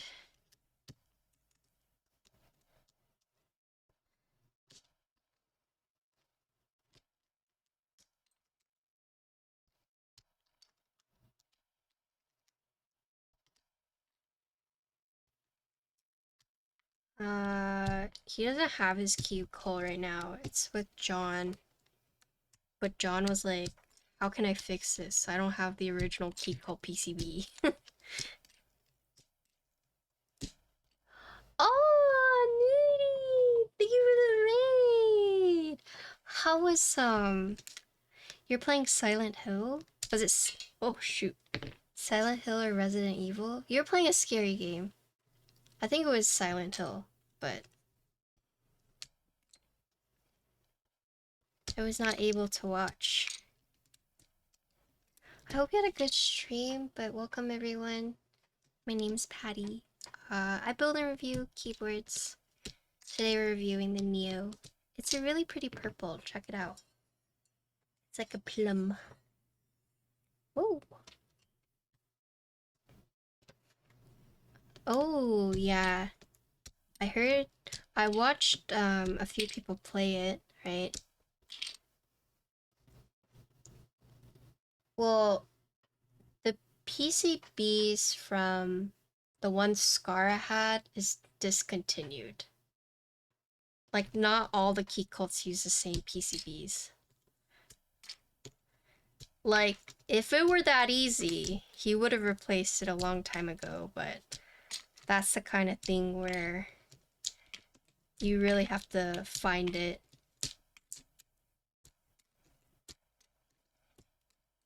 Unless they remade that PCB, but as far as I know, the PCB he needs is like kind of rare.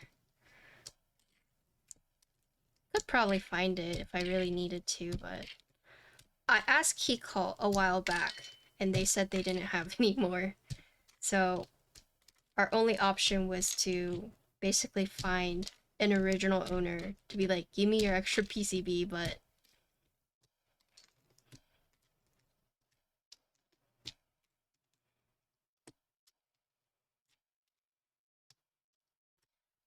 I would double check.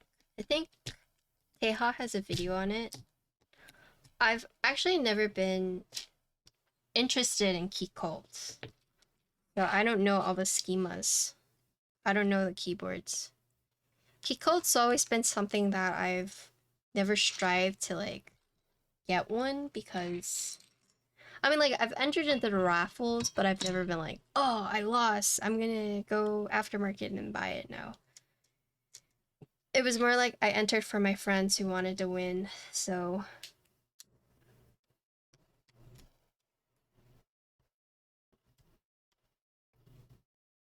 but I've never felt the urge to go and get it myself.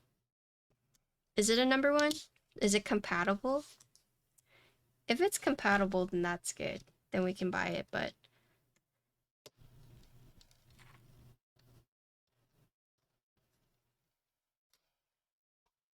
it should. Oh yeah. I mostly forgot. This doesn't have one. So I do the corners so it's stable. Because when you don't use foam, yeah. That's why I'm like in the habit of boom, boom. I put the corners and then I slowly work through it to stabilize it. Scars is a number 2. So it won't work.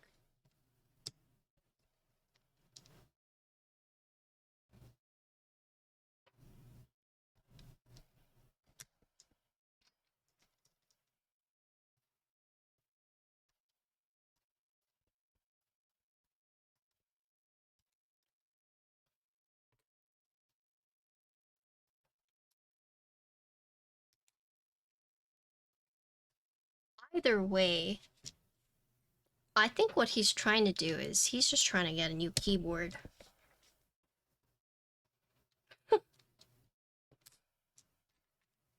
Oh, thank you.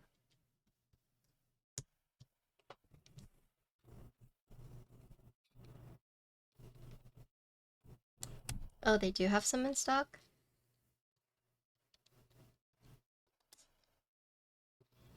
Well,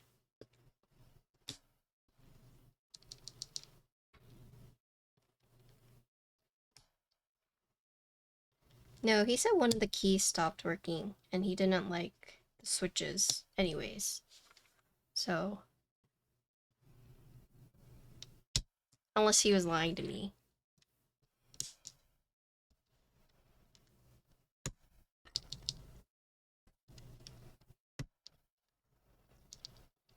Thank you for the bits.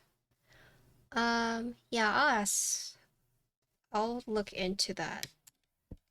But I don't have the keyboard, that's the thing. He doesn't even have the keyboard. John has the keyboard. And they just all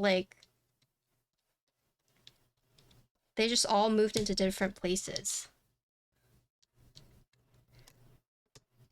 Trying to coordinate with content creators is like one of the hardest thing. Let's say Yoshi.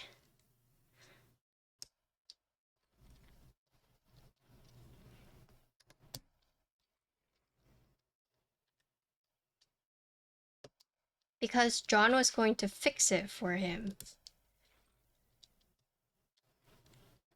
But then John didn't have the PCB or something and couldn't even fix it.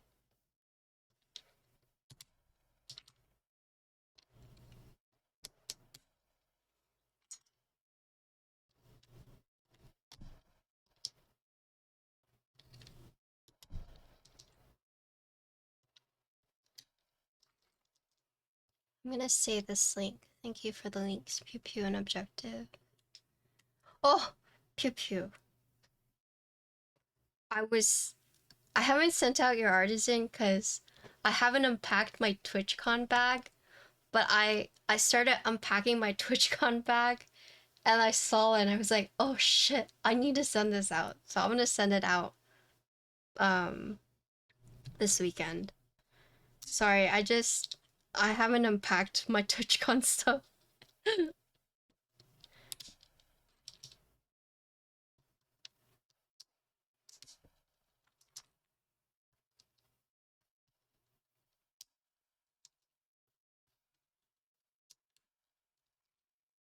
So with that PCB work that was linked.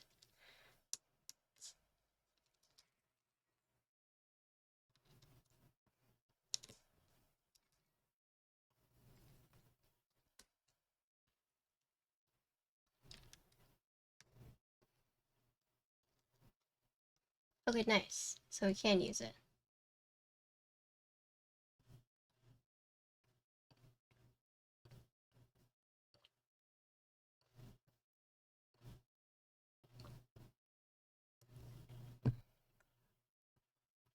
Oh my god, Skara. Oh god. Oh. Yeah, so you know how he says, I was talking to someone else? I was that person he was talking to. Actually, so fucking cursed. And he was like, you know what? I could always tell people it was you who told me. And I was... Oh god. Okay, cool. Glad to know. You know, that's actually how I became friends with Glarsis, right? Glarsis wanted to build a board for Skara after seeing his keyboard photo. But he didn't know how to contact Skara. I mean, rightfully so, right? Like, these people, you can't just like contact them easily. So I think it was Kiwi who was like, oh, I actually know someone who knows him, aka me, and like I can put you in contact with her to see if she can connect you two. And that's how I became friends with Glarsis. We actually filmed the video and everything, like repairing Scar's key cult, but I think Glarsis ended up releasing it and then taking it down because he felt like it wasn't good enough. But I, to this day, have never seen that video. I think I was like asleep when he released it, and by the time I woke up, it was gone.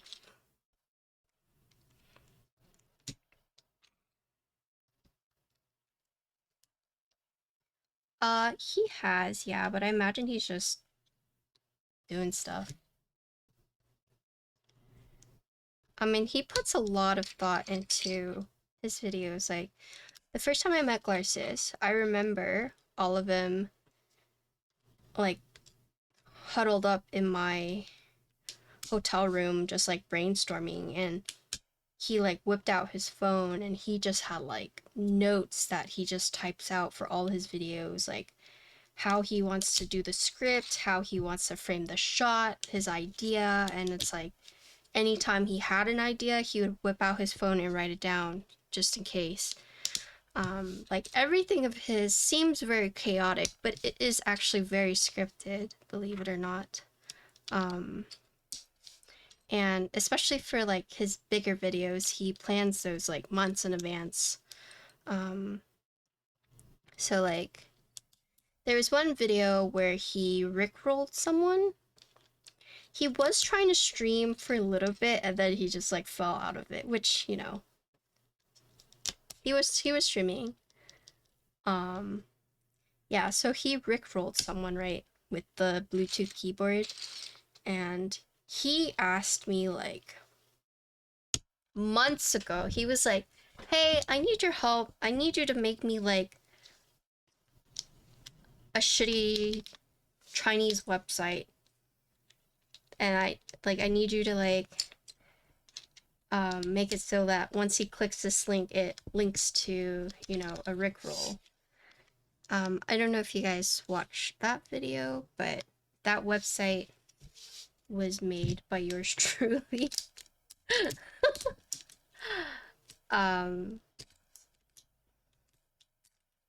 But we had done that, like, months in advance, and I didn't see it until, like, almost like a year later.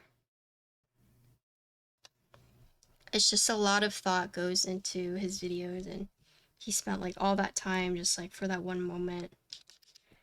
It's actually really cute because, like, when he did it, he messaged me. He was like, oh my god, I did it! It worked! But it had been so long, so I was like, excuse me? What worked? Like, what are you talking about? He's like, the website. It worked! It worked! And he's like, don't leak it! But it worked! He was, like, so happy. That's like stress inducing, because imagine you spend all this time prepping to, like, rickroll someone and then it fails. So he was definitely, like, super happy when it worked out. Yeah, let's up on Kit.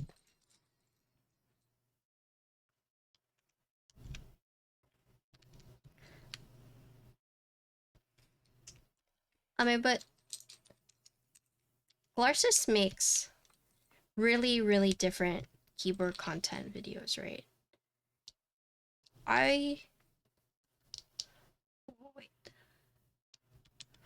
I wouldn't say he's, like, a reviewer by any means, but he knows his stuff really well. Like, he knows his keyboards, but he just doesn't do reviews, right? He does, like, a different kind of approach when it comes to keyboards, which is, like, very refreshing, right? Like, he is a content creator that uses keyboards, right?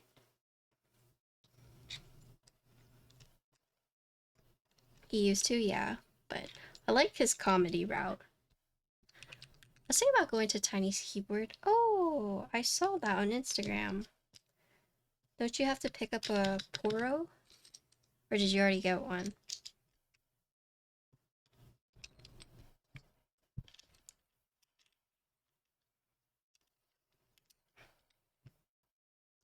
I don't feel like shaving. You know, I would ask how hairy are you, but I feel like that's a dangerous question.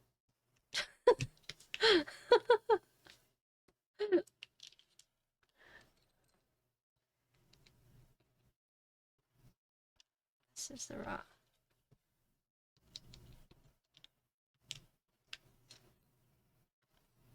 What if there are cuties?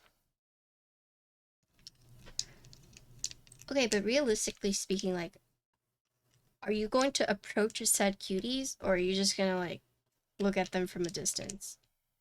Because if you don't have the actual balls to, like, go and talk to them, then it doesn't really matter.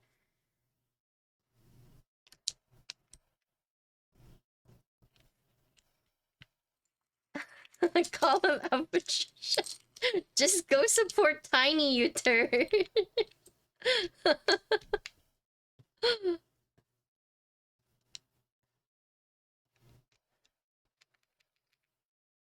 I'm scared of women. I mean, do you give women a reason to be scary?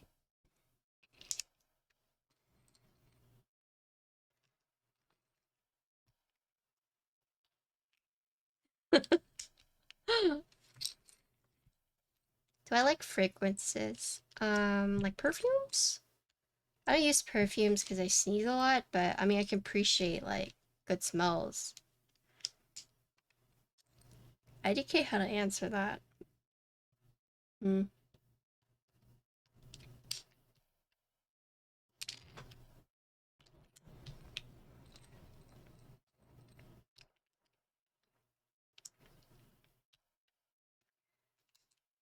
So, being too quiet is kind of weird because some women like, you know, the peace and quiet.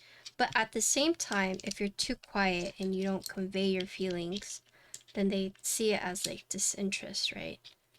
So even if you are quiet, it doesn't hurt to just be like, tell them what you're thinking in the sense of like, you know, like obviously you think they're pretty or good looking, but you need to like reassure. I think that's what a lot of girls like, is the reassurance.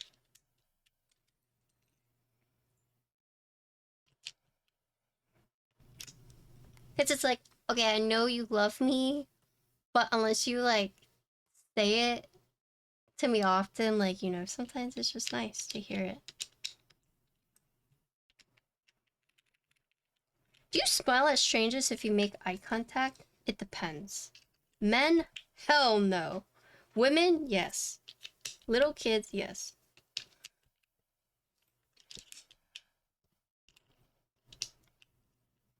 Sorry.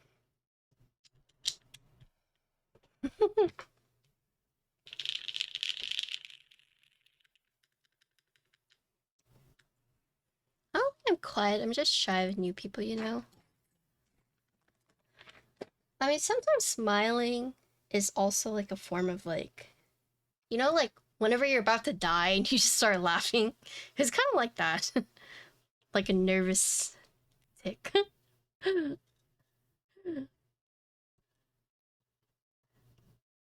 So it could be something like that. Although maybe people think you're like going to rob them, or you know, or maybe they think you're like really hot. You never know. You never know like people's reactions when they smile at you.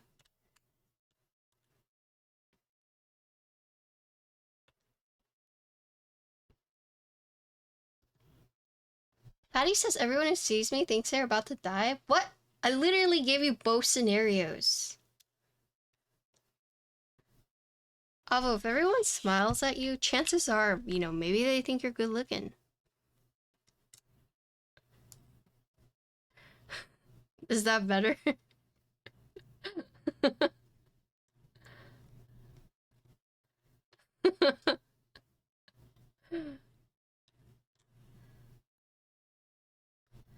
A closed mouth smile, though, to try and convey we acknowledge we're both suffering in this miserable experience together called life. Damn. I mean, why wouldn't you just cry a single tear instead? I think that would convey the message even further.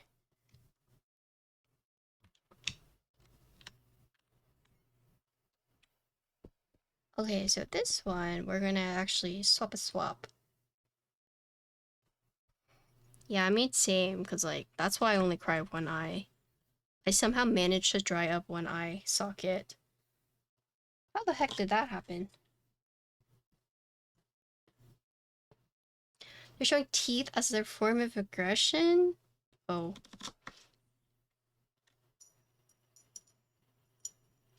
Damn. Mewing streak. I heard that. There's this thing I've been seeing on TikTok where people are convincing to like tape their mouths. Whenever they're sleeping. So you like breathe through your nose, not through your mouth. I mean, I know that's been like a thing for a while, but they're just like, if you tape your mouth when you sleep, you get snatched, you know? Yeah. It's because, like, your mouth doesn't have the filters that your nose has from, like, the air.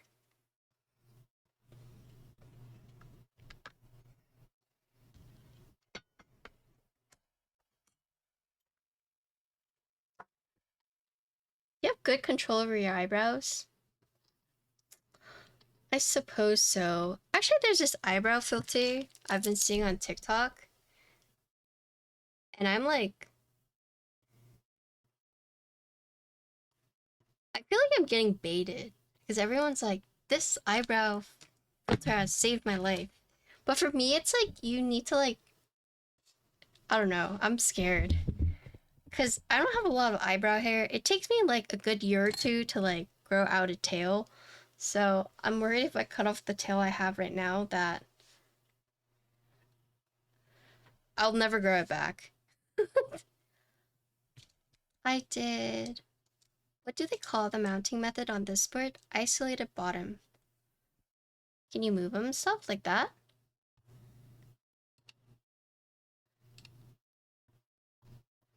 Yeah, isolated bottom mount. This is GMK Bingsu. Yeah, I saw Chewy close shop. I mean, I wish I could buy more cables from him. I'm like so sad. I love Chewy cables, personally. I like the braided ones. I like all the ones that I had, people wanted them. So that's the only reason I didn't have them. I'm like, I should have bought another one. I'm sad. Yeah. I'm very sad. I'm muting.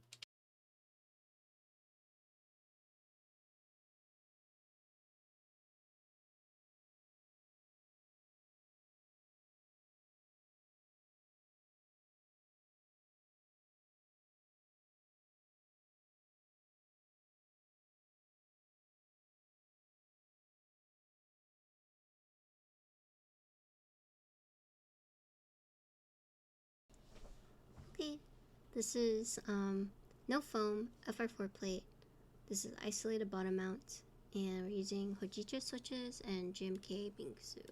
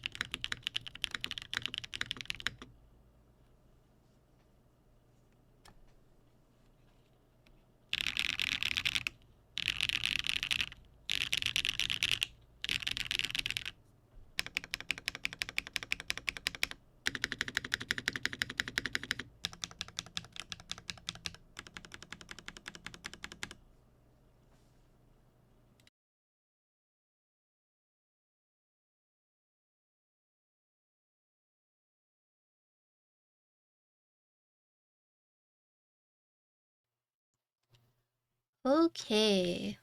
What do you guys think? I think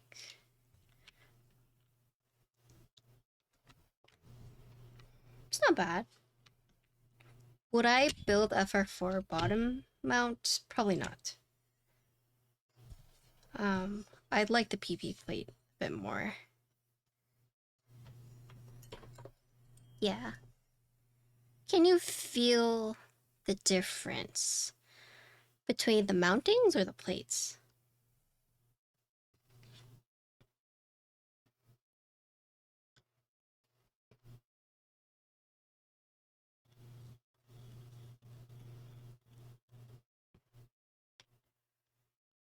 Yes. FR4 is gonna be stiffer. Whereas like palm plate or the PP plate, I feel like with the softer plate, it absorbed more of like the typing feedback. But my sound's not bad. I think the sound is like pretty consistent, but I just like the PP one a little bit more. Hello, good morning. How was your nap?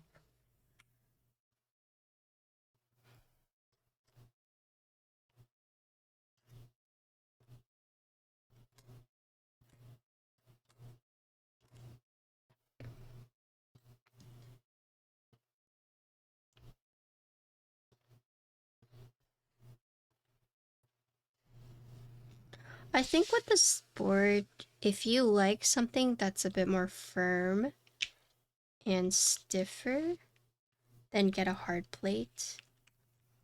If you're looking for like a very flexy board, you're not gonna find it here, in my opinion. Feel the difference. So I think PC plates can feel a bit like plasticky, sound a bit plasticky. And they feel very almost like flimsy to me, especially if you're using something where like you can feel, you know, the flex. But I think in terms of like feeling it, well, PC is going to be softer. FR4 is going to be more firm. But I would say between those two plates, I think it's actually sound that I notice more than anything. Okay. Sorry, I yawned. This is gasket mount. It's so easy. Wow. You just swap it.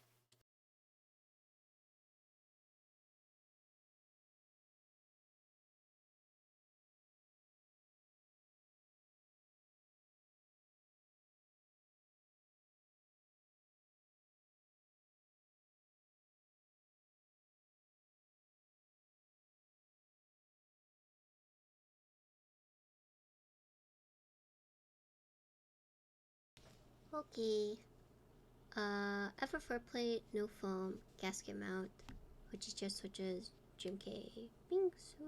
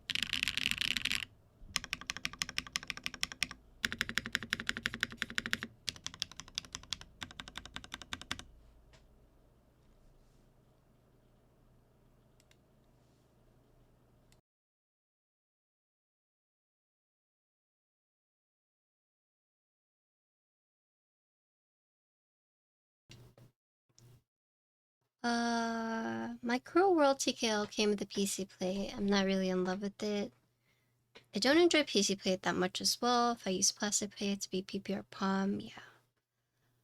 I think with PC plates, for a handful of builds or a handful of group buys, it was the only quote-unquote soft plate offered, so maybe that's why. But a lot of like the Zoom, especially the Zoom series default is PC plate. It's just like quote-unquote the safer one, right? The gasket mount sounds less full and a little hollow. Yeah. So typing on this one, you have less feedback, right? So you can kind of tell, like, based on my typing speed, when I get fatigued, I slow down, right? But this one, I didn't get fatigued as fast because um, it didn't have like the feedback that the bottom mount had, right? So yeah. Okay, but those are the two plates. Let's talk about the board. Also, I'm sleepy. I don't know if you guys can tell, but I need to like eat food soon, but I did get sleepy all of a sudden. What about gaming?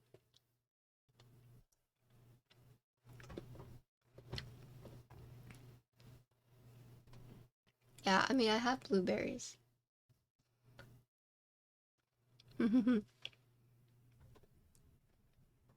Okay, but yeah, let us talk about this board. Let us. Let us. As it's not a real meal. Look, man, anytime I eat a meal close to my keyboard, someone always comments about how, oh, I would not eat that close to my keyboard. You're making me nervous. I'm just like, it's okay, it's fine.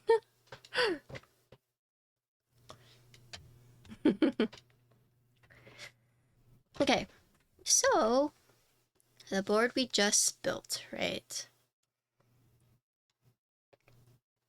You should see your food, Matt. I don't know, it's just sometimes eating on stream weirds people out too, so. Alright, so in case you guys missed it, this is the Neo75 CU. Okay, this goes live October 30th, but check your regional vendor, it might go live. It'll go live at like different times, right? Kohaku got Taco Bell fire sauce. Dude, some tacos sound so good right now. Man, let me ask Connor. No, not to get tacos, but if you can heat up some leftovers for me.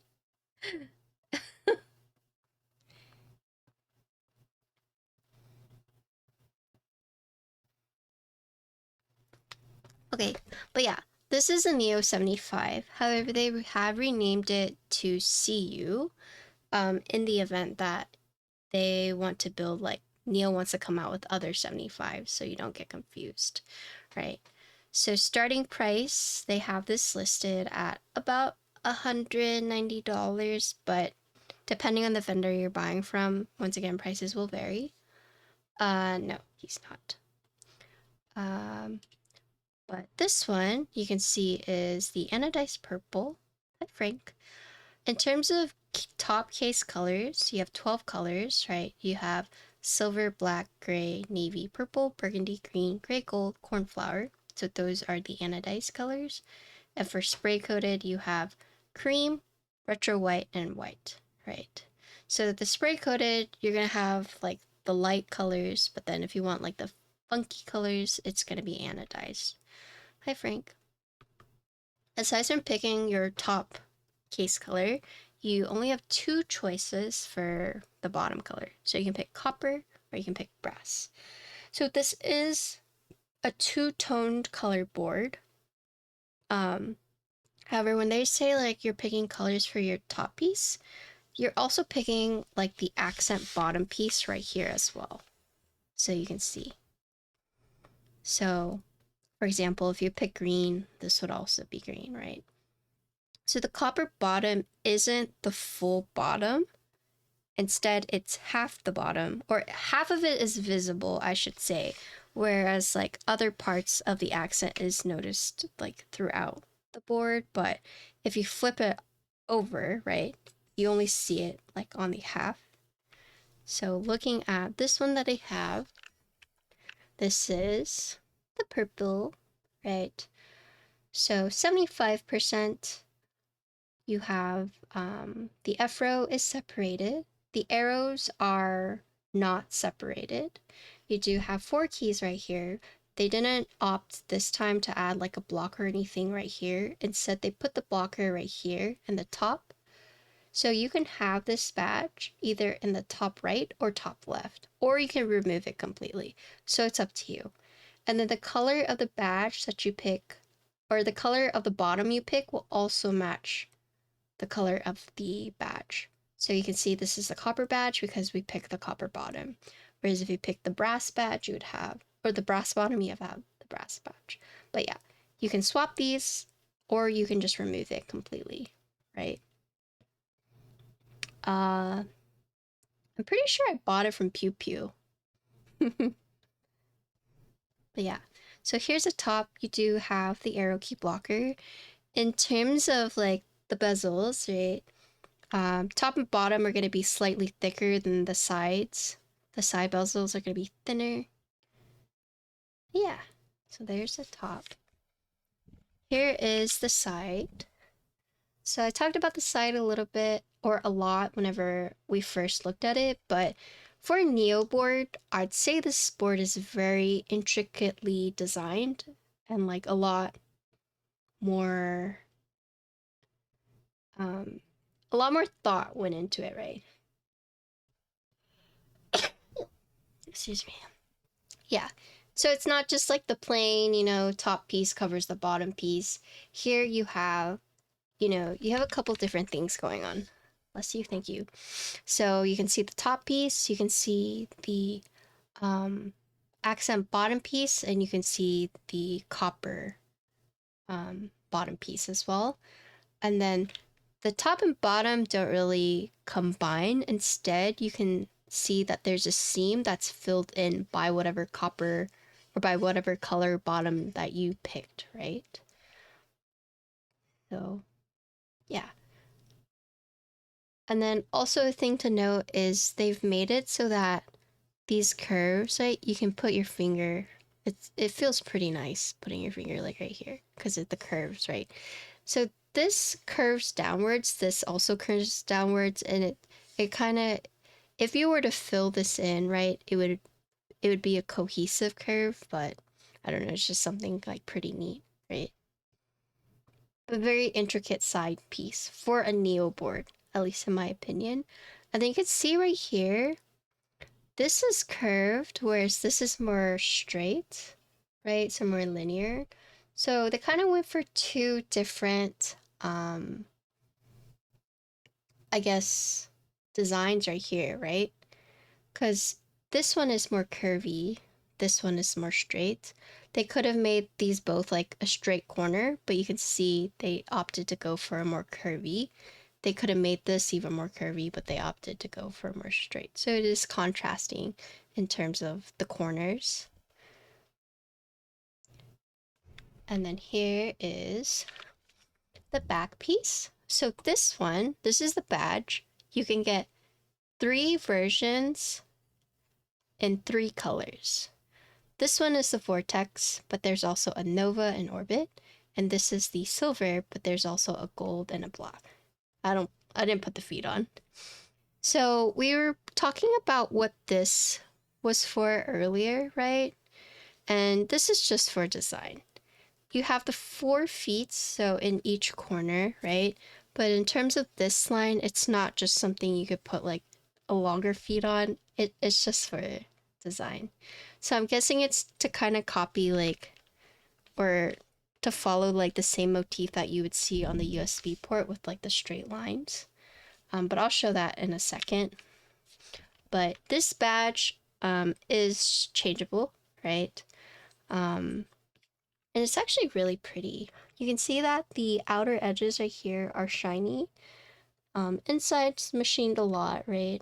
But there are different textures on this badge, at least the vortex. I think it looks really nice depending on how the light catches it. But yeah, whenever you're picking the bottom piece, it's not the whole bottom is going to be that color. As you can see here, this is the top piece color, right? And then here is the USB port side.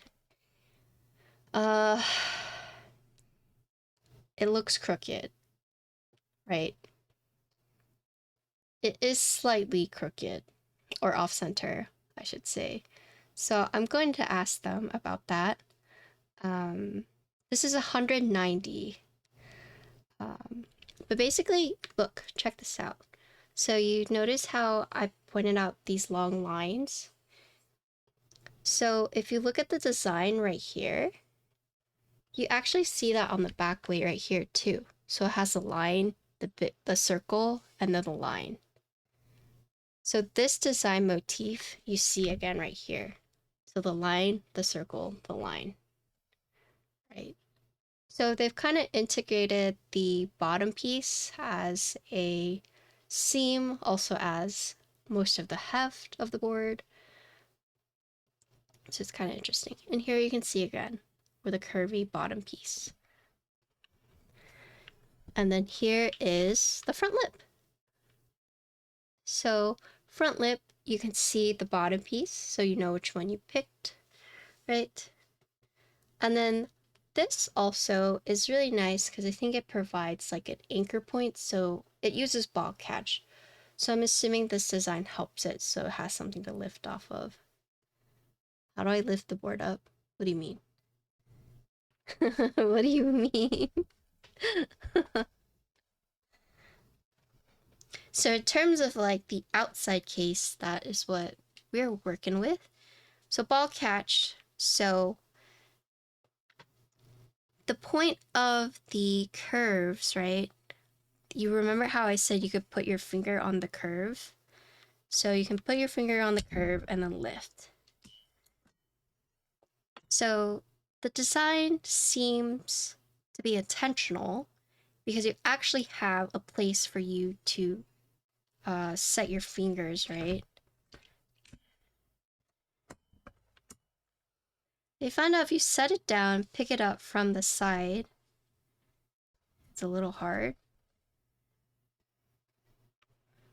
What do you mean?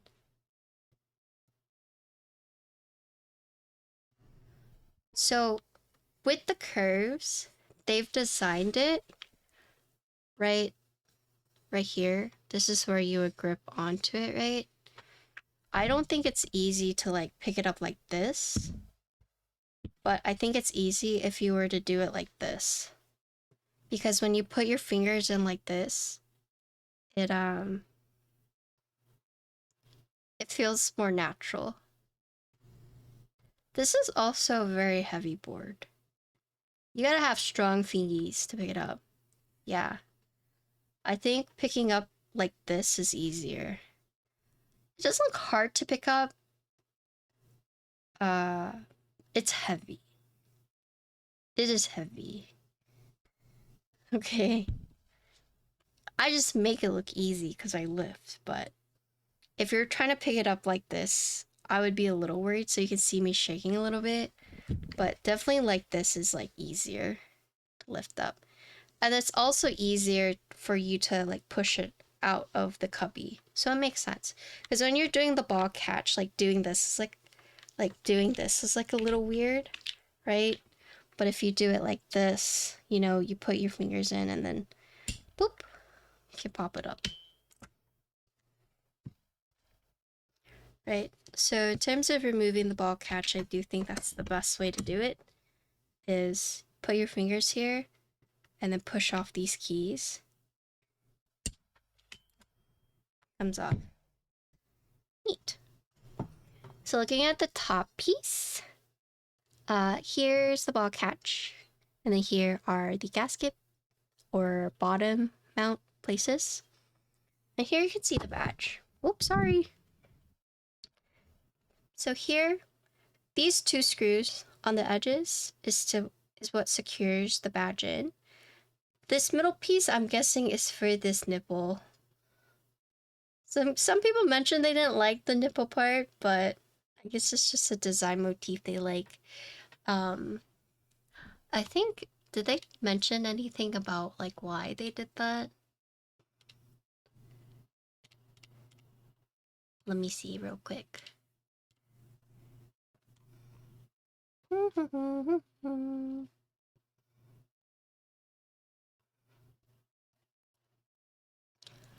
Okay, so basically the idea is that, first of all, copper bottom, they managed to lower the price to 190, despite being a Neo board, which is typically cheaper, right?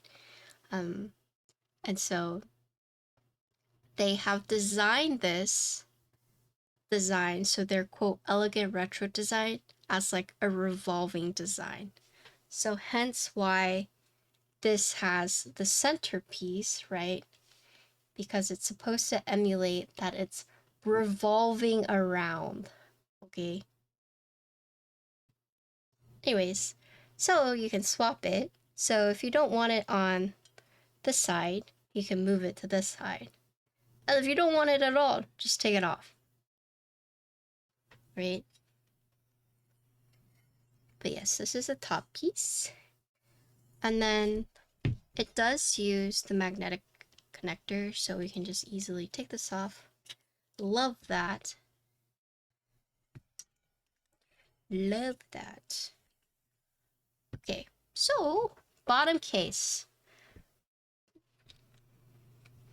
This is where most of the heft of the board is. So first off, you have the 4 internal weights. This one is the outer weight, as I don't know if you guys remember, but the vortex, right? So you have the 2 screws keeping that together, and then 2 screws for each of the internal weight. As for this bottom piece, right, the bottom purple piece, you have 5 screws. So 1, 2, 3, 4, 5, right? So once you've taken these screws off, the battery compartment is underneath inside of this piece, right? But they have opted to fill in the battery compartments in case you don't get wireless with weights. So you don't get this weird like hollow pingy sound because of the battery compartment. So they have actually added weights inside already that's held on by 2 screws, right? So that gives the board more heft, and it also fixes the problem of potential like weird sound issues with the battery compartments. And then the daughter board stuff is all found underneath here. For the ball catch mechanism, they've incorporated these 4 corner silicone pieces that have been screwed on. They're not just like pieces that you just put in place. It's actually screwed on, so you don't have to worry about these pieces falling off, right? So I'll show you guys right here. So the reason for doing this is so that with the ball catch, there's no empty space for the top piece to like wiggle around. Also helps really like make it snug. And then you also have this one. So you have one here and one right here. And then it's the same thing. So it's almost like a force break implementation so that the top case doesn't resonate with the bottom case, right? And if you look here, these are the grooves for the gasket and also for the bottom. These grooves act as anchor points for the gaskets to hold on to. And then the center one has a little, is threaded, and that's for you to screw for the bottom isolated mount, right? So let's look at the gaskets. So 4 gasket mounts on top, 4 on the bottom. these are what the gaskets look like. Okay, so there is a difference between the top and the bottom. So the top is the flat part, the bottom part is going to be where the legs are. So you can see that these will fit into the groove, like so, right? And then because it has the grooves, it should help you align it, but it's opened up both sides. So in terms of like slipping it onto the plate, that doesn't really matter. The only orientation that matters is the top or the bottom, right? And then you can see inside, these are like 2 pegs, and that's for the plate to grab onto. This hole is so that you can put a standoff and also the screw from the top, right? So what I mean by that is, so here's the plate, right? You would slide on the gasket, so you'd see these 2 parts. The edges hook onto it, right? So you just hook on, boop, boop. So that's what keeps it in place on the plate. And then these legs is what keeps it on in place on the bottom case, right? But it's interesting because whenever you use isolated bottom, they have these inserts right here, right? And this one you would put on the bottom like so. And then if you look at it, it's actually not, it's like a bullet, right? So once again, for this, orientation does matter. So the curvy part, right, is going to be on the outside, whereas the flat part is going to be on the inside. So it should look something like this.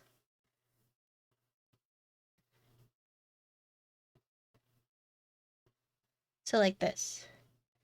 So it'll protrude out similar to the feet on the bottom, right?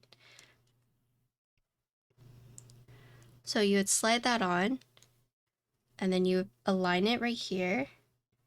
And it's neat because for after you have all these on, you can just put the screw through this top piece like this, and then screw it on.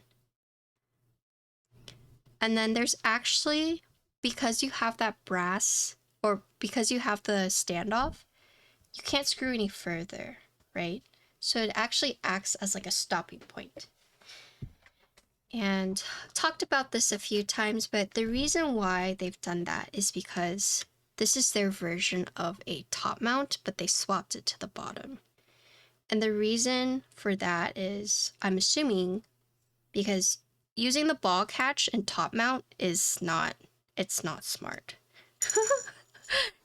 It's almost impossible to open the case if you were to do that.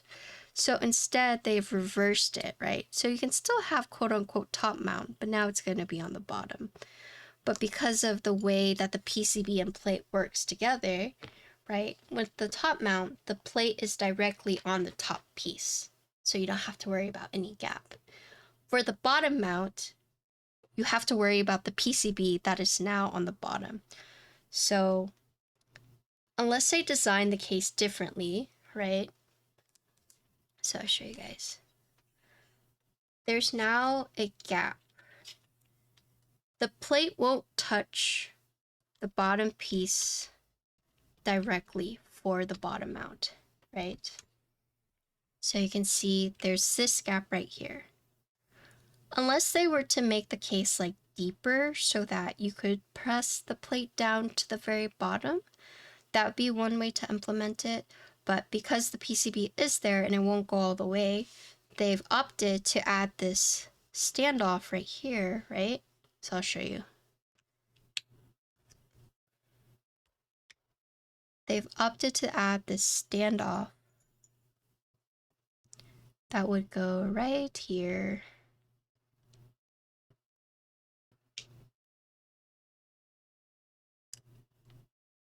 You can see. So this is what you don't see with the gasket in the way, but this is what it does. So with the gaskets, it will look like this. Without the gasket, it looks like this. So you can see it accompanies or it accommodates that gap, right?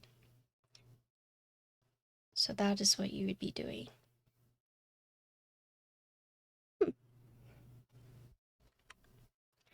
Aside from that, you don't have to use this. You don't have to use, oh, you can see it stayed in place. You don't have to use the isolated bottom mount. You could just use the gasket. And then this one, so the neat thing with Neo is they figured out how to implement multiple mountings with just like a few, like you don't have to do like something drastically different for each one. So you can either do gasket like this, or if you're like, okay, I want isolated bottom mount, you just put the screws in and then just screw it in the bottom case. Or you could even do a mix. So if you're like, well, I want the space bar to be like a bit, you know, more like stiff, or I don't know, like you can experiment. Like you could leave some of these as gasket. You could just like screw these as bottom, have this be like looser. Because the mount is a 2-in-1, you can experiment if you would like, right? You don't have to do uniform. So that's really cool. But yeah, I think that's like it. Sorry, I like yapped for a really long time. But essentially with the gaskets, right, you do have the little inserts for the bottom isolated right here. And then one thing to note is the screws. These inserts are not actually threaded. So this will just go in like that. Whoop. So that's nice because say you decide to swap it out, all you would have to do is make sure to like pull the screw out, right? So for example, like say you have it as like isolated like this, all you have to do is unscrew it and there's like maybe use a tweezer to like push it out like that. It's not threaded, so you don't have to screw until it comes out, right?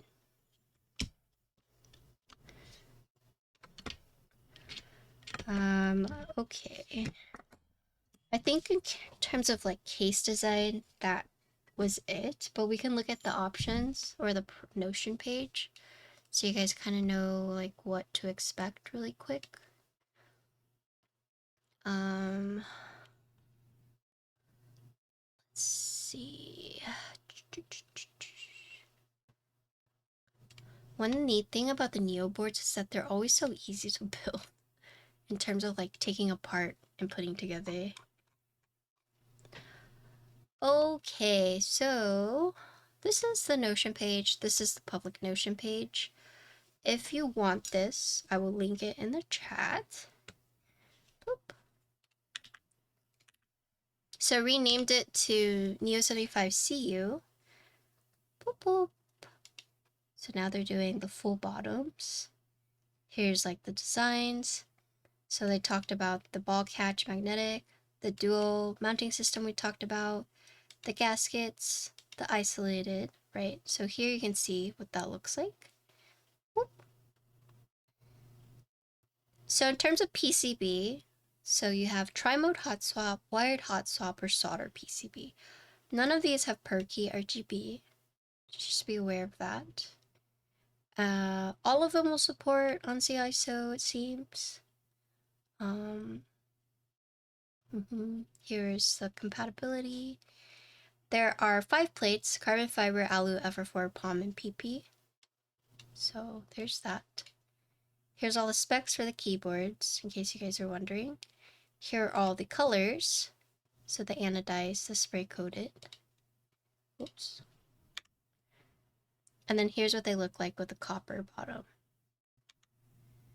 And then here someone was asking earlier, like, hey, what badges do you get if you pick it? Or do you get like the same color badge and you do?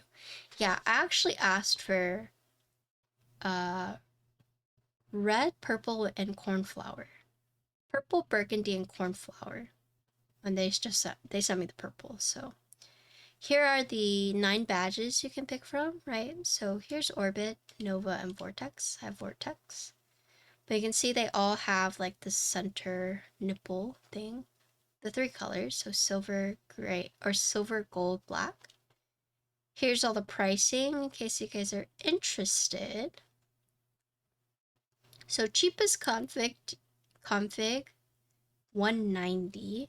Most expensive one, 230. Crazy.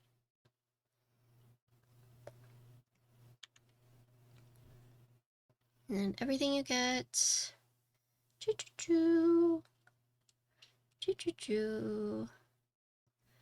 Yeah, so they said here, if you buy with the first 2 batches, you'll get a $10 discount. And here's the sale date. So make sure you check your respective vendor, right? When you buy it.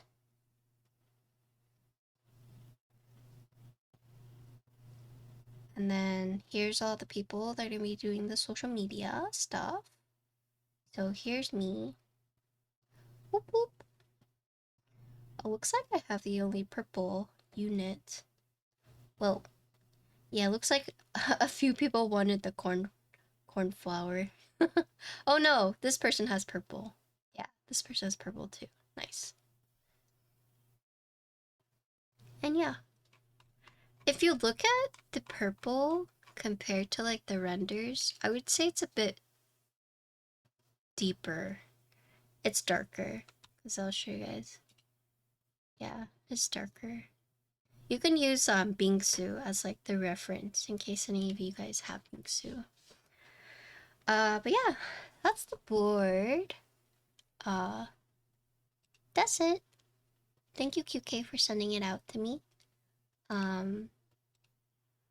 Overall thoughts.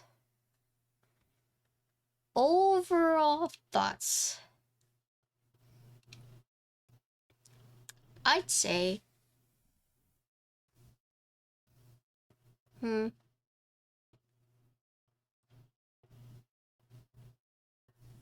is not something I would have expected from Neo in the sense of, when I think Neo, I think like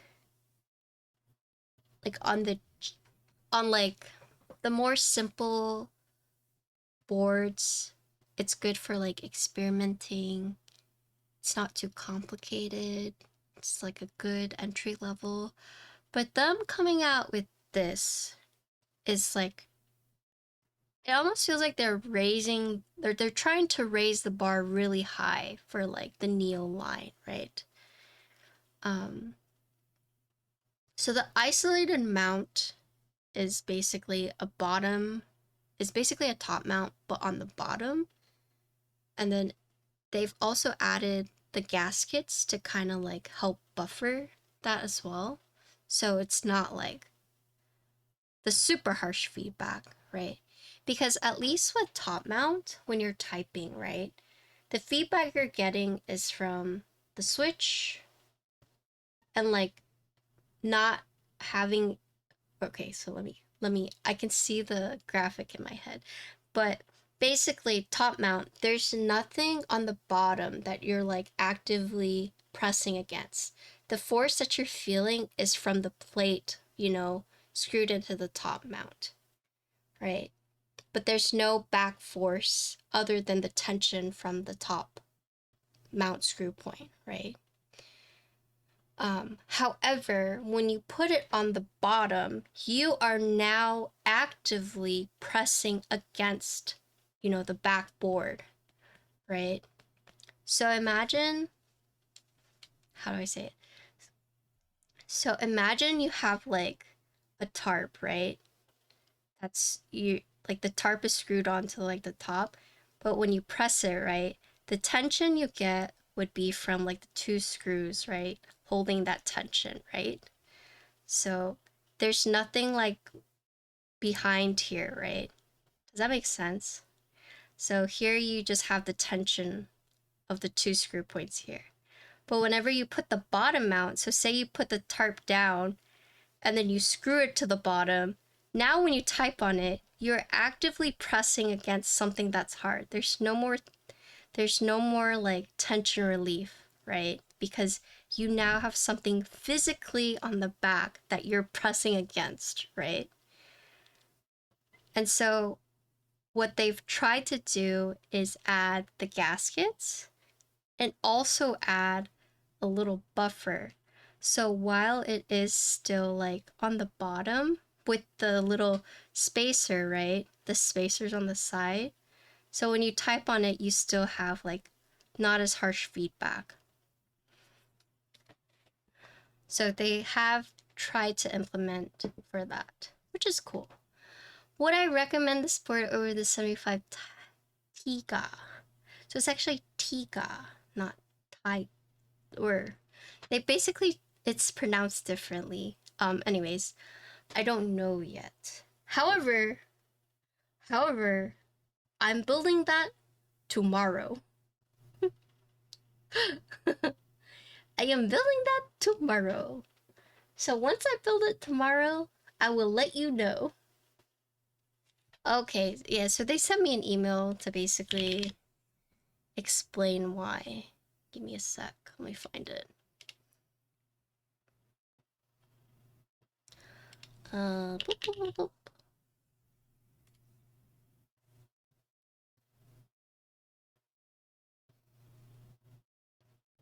The design inspiration comes from Ultraman. The pronunciation for this is Tiga, well, however you say it. It's not like Tiga, like tiger. Yeah.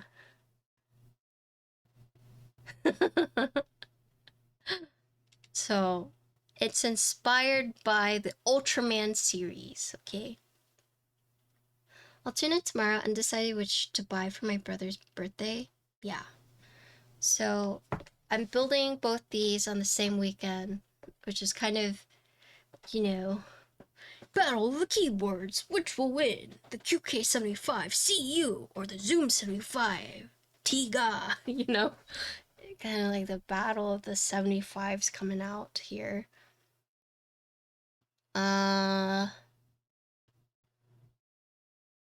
Is it the V3? It's either V3 or V2, but I think it's V2. The V3 was the 65. So, yeah. I'd say my thoughts about this sport is, thank you for the follow.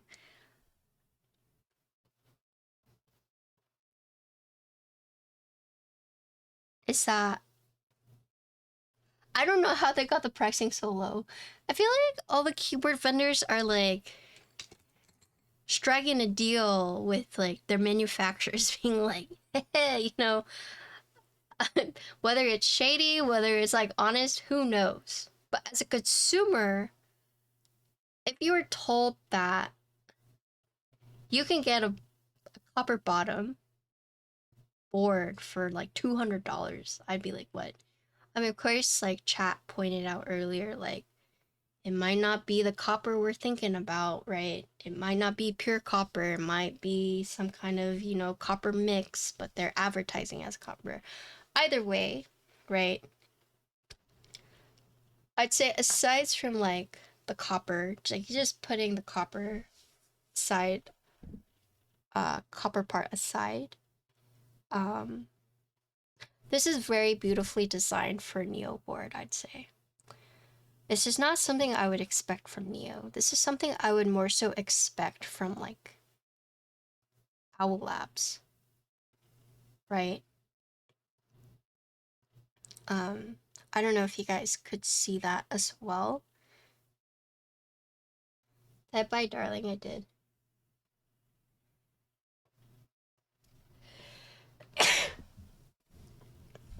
So, yeah, I'm surprised. Maybe I feel like maybe Ball Catch is like their way to be like, it's not like a premium board that you would like screw shut. I don't know, maybe they're using screws as like their indicator of whether or not it's worthy to be like a QK or whatever, a QK or an Owl Labs, right? But I think this has raised the bar for the Neo boards that I've known, or that I've built. Of course, there's not like 7 or 8 different mountings in one, but I'm okay with that, right? I'm okay with that. I think implementing like 2 is good, 3 is okay, and anything like above that is like, whoa, right? Especially if you're someone new. So I'm guessing that they came out with this option as something more for like, kind of like a segue, you know? Because here's the thing, it's that, yeah, the cheaper boards, right? The cheaper boards, whenever you type on it, but then when you type on like a $700 board, you're gonna be like, wow, there's like a major jump into that. And I almost feel like they're using this as like a gateway for that to prepare them, you know? Like, oh, you can get this nice board for 230 and look how luxurious it feels. And then, you know, Owl Labs releases something. They're like, well, this one is like, you're gonna get the same thing, but it's like even better, right? I think they're showing like how premium keyboards could be at a lower price to kind of like get more people into the hobby, you know? My skin looks luscious, thanks. It's called sweat. I look like I have dew, but it's sweat. I look dewy, but it's sweat. Do you know what I'm saying? Like they're giving us a sample of like how it could be, right? I think pricing for this is also like crazy, but I know there was some concerns in chat from people saying that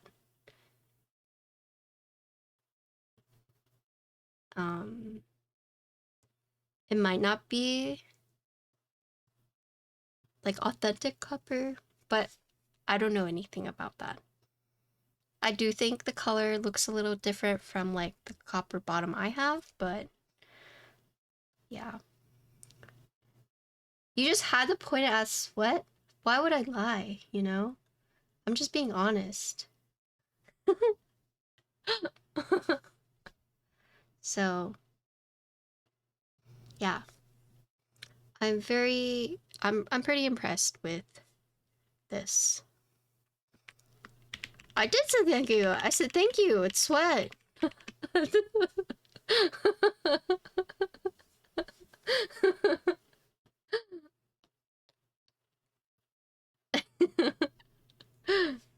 Don't worry, I'm comfortable enough with myself to admit that it's sweat, okay? But yeah, the support. If you guys had any questions, feel free to ask, but I feel like I've yapped for a long time. In terms of like negatives of the board,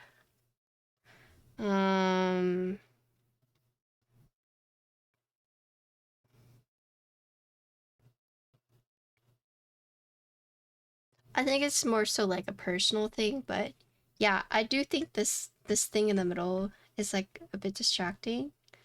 Uh Also the USB, it's not like centered, right? It looks off. So I don't know if that, I think someone said it looked fine on Alex's, so maybe it's just me, but there is that.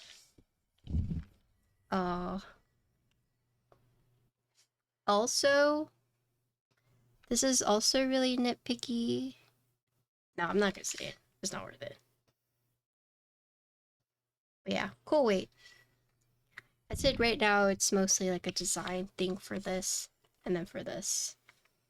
I love the magnetic connectors. I'm fine with the ball catch. The ball catches also seems like very secure.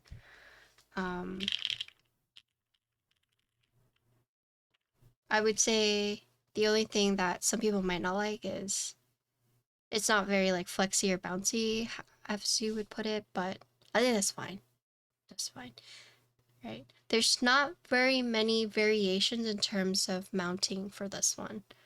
Right. Like you can do gasket, which is softer, and then you could do the bottom mount, right? But I do feel like those are like the two endpoints of like the mounting, right? You do the gasket or you do the bottom mount. So yeah.